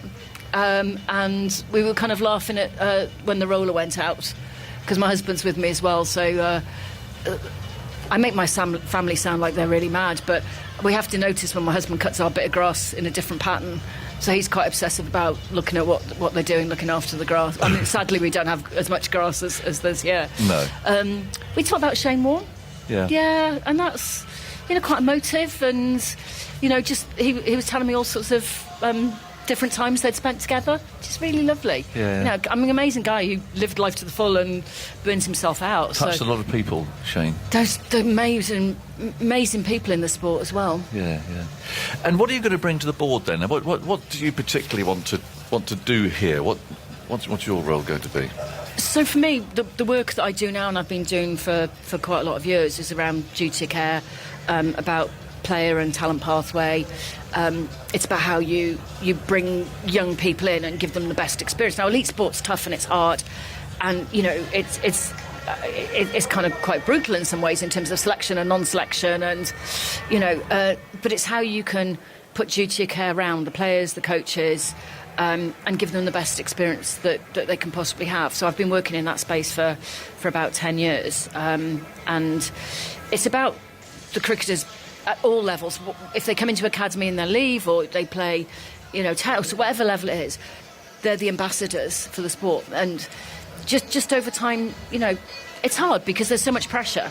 Whether it's Olympic, Paralympic sports, cricket, football, there's pressure on winning, and that brings with it a culture which is not always positive. And we've seen it in Olympic, Paralympic sport. We saw the White Review in gymnastics that came out last week. I mean, some really brutal reading. Yes. And it's how we turn that round to make the best experience for as most people as possible. Yeah. Were you surprised when you read that stuff? No, not at all. I think it's hard when you read it in black and white, and it was 350 pages, and you're talking about children not being allowed to eat. It's nothing I haven't heard before or been told before, or because of the work I do. But when you see it in that kind of block, it's really hard. And it's okay. It's a really painful experience for a lot of people. A lot of people who didn't necessarily mean to do the wrong thing. But actually, it's okay. What do we learn from that to be better? Because gymnastics sport is brilliant for young people. I mean, Nelson Mandela back in 2000 said sport has the power to change the world, and it brings people together. You can use it as a tool of change, of crossing religious divide, and you name it. It can be that amazing thing, but it's got to be done in the right way. And I've had some amazing experiences through my career, and I've seen other people have amazing experiences of it being done in the right way, and that's what we've got to kind of embed in the system, because we want children to be fit and healthy and active. And the reality is we've got a nation of young people who are inactive, who are more likely to die before their parents because of inactivity. In the 6-week summer holiday, children lose about 75% of their fitness. The idea that we all used to go out running and doing stuff all day long for the whole 6 weeks is sort of slightly nonsense. But in 20... We were outside, though, weren't we? Yeah. Most of us tried to be outside. Well, my mum chucked me outside, probably because I was too annoying. But in 2020, children were out of school for 29 weeks. So... there's stuff we can do, and then, the work of the foundation's doing in terms of summer activities, getting kids playing, all sports, thinking about how you educate children through the medium of sport. There's so many opportunities to do things which are really, really positive. And I say, so the little ones down there now, oh, look, I mean, it's great, isn't actually, it? a couple of them are hitting the ball really well, aren't they? Oh, yeah, they are. And right in front of the West Stand as well. They're playing quick cricket. Yeah, like that. I mean, it's really nice. Oh, you see, it's really nice. They're cheering down there for them as well. Oh, they'll be loving it. And they're that's catching the balls. And that's just lovely, isn't it? One day, one of those young people might be playing here for real. Yeah. Because they've had that moment to be here. And, can you imagine what it's like to be down there playing on this at that age? It's... The day you'll never forget. Yeah, and their families won't forget. Their parents will be taking loads of pictures. It'll be a huge moment for them. Yeah. Did you feel when you applied that given what you said about a duty of care and so on, did you feel that the people here needed some TLC and a duty of care after what's happened here? Yeah, I think everyone in the sport does, actually, because what's happening and what's happened at Yorkshire is not the only place. This is it, and that doesn't make any of it okay. But it's actually the reason I applied was because of the opportunity to do things differently. And not the only sport, by the way. No, not the only sport. If you look at Olympic, Paralympic sports, there's been reviews. We've had gymnastics, we've had cycling, we've had canoeing, we've had rowing. It's across everything. So this is the moment. So, okay, what are we going to do differently? And, I did a big piece of work for the government back in 2017 where I made a load of recommendations. Some were listened to, some weren't. And it's now another moment to say, okay, what can we do in a different way? And you need, however painful those moments are, and they are deeply painful to a lot of people, you almost need that moment to kind of press the reset button. And so actually there's a lot of people who need duty of care because the best bits of sport are worth it. There's a price to pay for being involved in elite sport, but the prices we've seen being paid are not the right ones. So I am optimistic about, but also realistic about, the challenges. And culture change doesn't come quickly or easily, and people need to believe in it.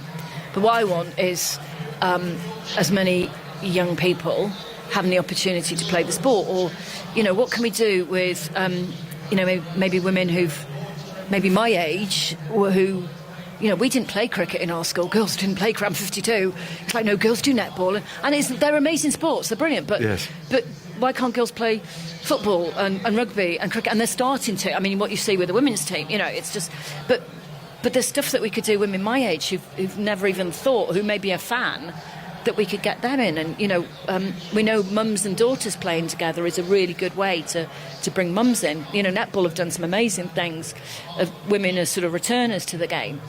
And I guess what I see is just loads and loads of opportunities. Yes. And not just an elite sport. When you talk about the elite sport and what you bring here, but looking beyond the trees, into the communities, that's where the engagement has to happen. Absolutely. And, I've just started playing wheelchair basketball again. Have you? So the last time I played was when I was 13. Okay. I've watched that cricket. You must have some massive biceps under there. So I wasn't very good when I'm 13. I am not very good now. Skill in that and the strength. And I play on a team with a bunch of 14-year-olds. And I was playing... Mixed, yeah. Oh. I was playing the other day, and this little kid on the team said to me, "Have you ever played any sport?" Yeah, not really. No. And his mum was there going, "Shh." And but then I'd been back training for a couple of months, and I scored. And honestly, I was doing the full, arms in the air. Yeah. I high-fived everyone. I mean, the little kids on the team were like, "Oh, well done!" And it's because the first basket I scored.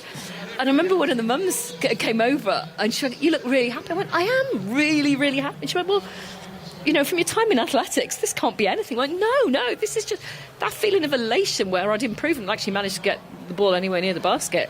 But it didn't matter whether, biggest crowd I competed in front of was in Sydney in front of 110,000 people. And, I mean, it wasn't quite the same, but it was, pretty good. Yeah. That you're thinking, I've done something, and you kind of want that to be... So the elite stuff is great, but you can have that at community. The thing about sport, you can have that feeling, whether it's community, grassroots, mid-tier or elite level. You have those amazing moments where you've done something really good. I guess you're also very competitive, Tanny, to have achieved what you've achieved. Yeah. And to celebrate scoring a goal at 52 or no basket at 52 against 14-year-old kids and going around high-fiving everybody. There's a very competitive streak in there. Yeah, I should also probably say it as part of that. The referee of the game I played also took my team to one side and said they actually had to give me the ball at some point. And at half-time he tried to coach me. So when the referee... I mean, it's a very low-tier game we were playing. When the referee coaches you at half-time, you kind of realise that's a bit of a sad place to be. Yeah. But, there's room for improvement, isn't there? There's places to go. But I bet they were thrilled when they found out who you were, though, weren't they? When they found it was revealed who you were, or perhaps it was never revealed who you were. You just... Yeah, I think some of their mums told them. But to be honest, I retired probably before some of them were born, so I also had one of them come up to me and say, I think you're the same age as my grandmother. Right, get your grandmother on court as well, come on then, let's go. So, I mean, but do you know what, that's so sweet, and I don't care whether they know what I did or not. It's like when you're in that team and you're playing together and whether you're playing well or you're kind of having to pick everyone up to kind of pull that, coming from athletics, which is you train in a team and you have a team around you, but when you're competing you're on your own, to actually be playing as a team is a really amazing feeling. Do you prefer that to actually being by yourself? Do you prefer that team spirit feeling, all in it together, and the pressure of not letting your teammates down and celebrating someone else's success rather than yours, perhaps, in a team situation? Yeah, it's in the team when someone's playing really well, it's great to be part of that, and you kind of hope you're playing well as well. And I mean, in athletics, you're part of a team because your medals sort of go towards the medal tally, and for us women in athletics, we're always competitive because we're the bigger sports, and we wanted to win more medals than the other sport. And you kind of recognise in athletics women you can you've got a big team. Basketball can only win 2 medals, so you are part of it. Athletics, you're part of a team, then you're part of the GB team. So, but it's different from when you're actually playing together and you pass someone, basketball, great shot, and you kind of do a layup for someone to score. I sound like I know what I'm doing. I really don't. No, you're doing a good job. But it's fab to be part of a team sport. Yes, definitely, and everyone should be able to experience that. Everyone should have. We talked about engagement and encouraging people and breaking down barriers, perhaps.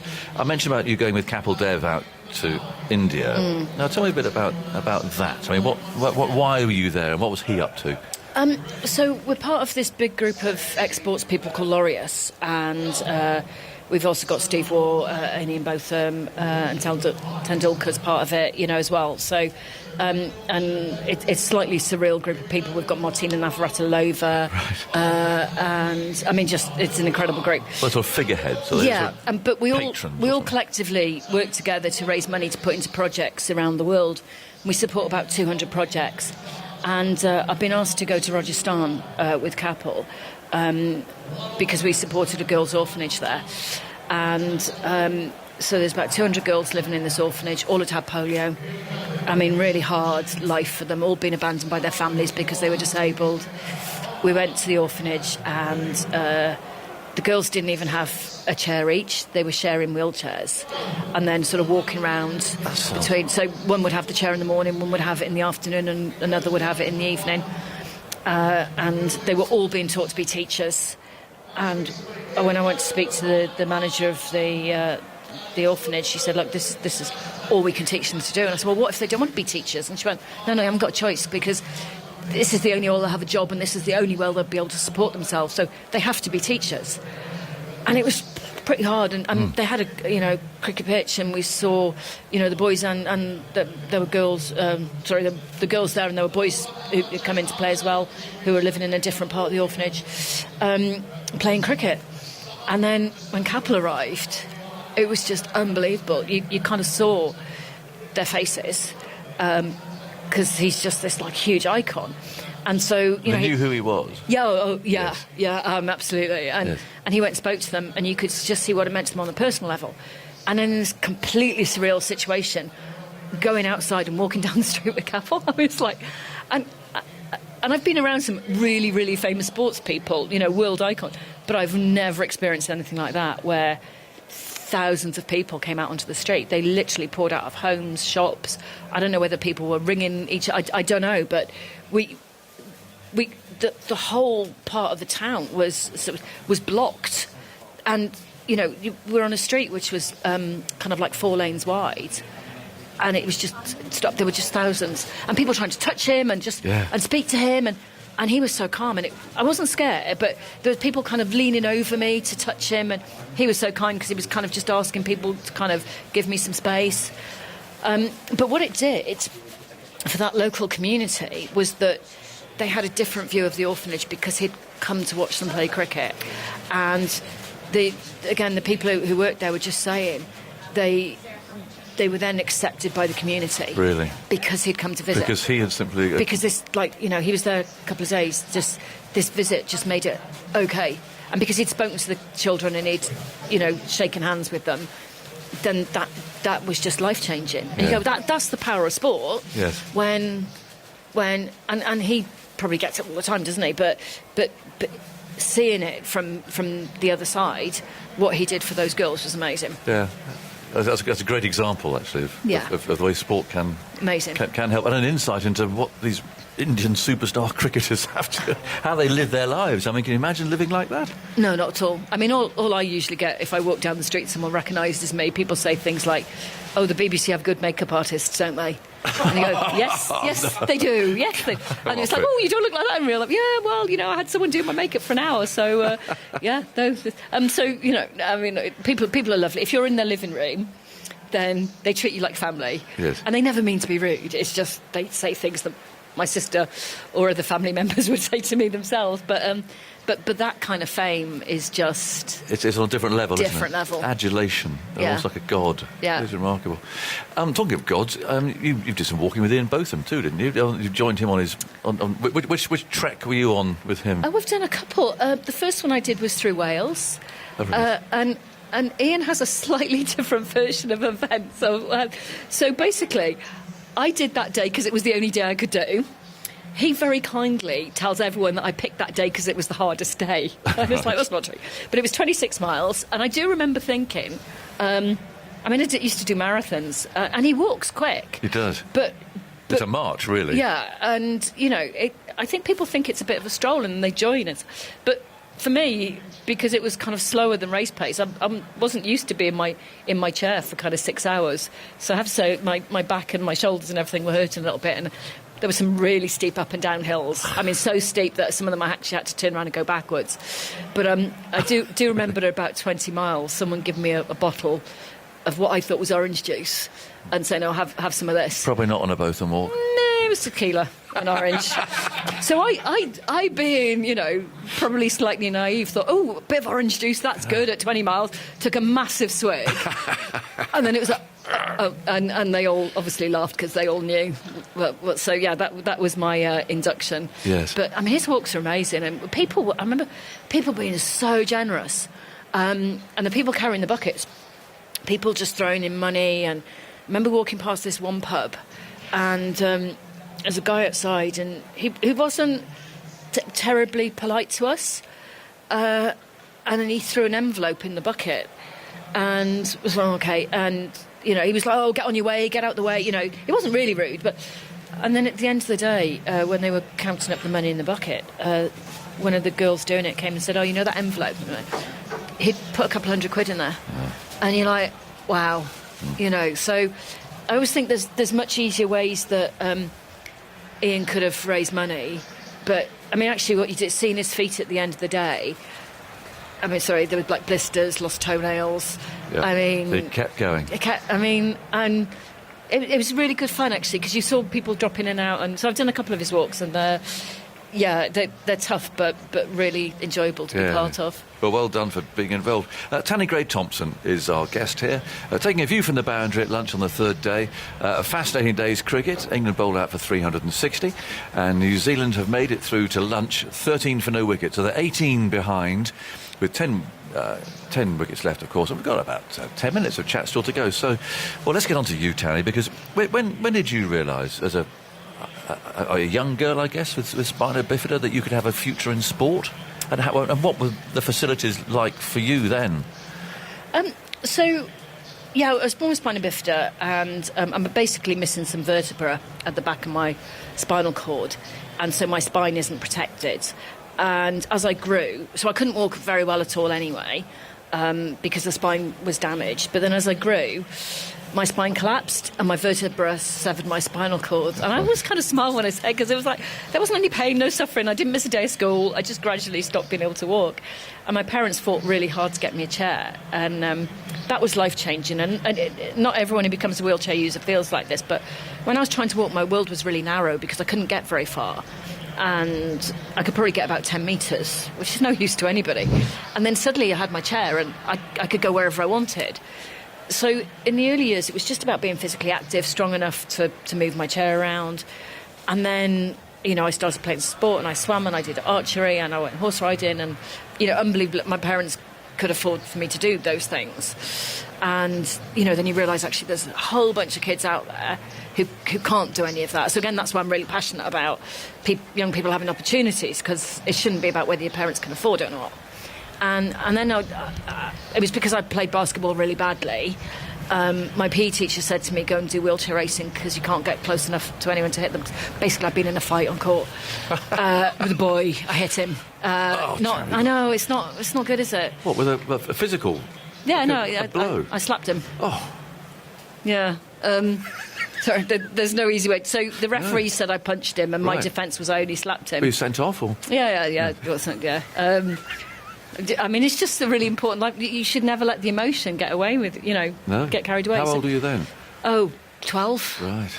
Yeah, but you see, this boy on the other team had been really annoying. He'd been sort of pushing me and getting in my way and like elbowing me. Isn't that part of the wheelchair basketball I've seen? It's crazy. It's fairly full on. But my PE teacher said, look, go and do wheelchair racing. And I'll be really honest, I kind of looked at it and was like, it's really boring, you just go around in circles. Yes. And then I tried it and it was like, this is amazing, I love it.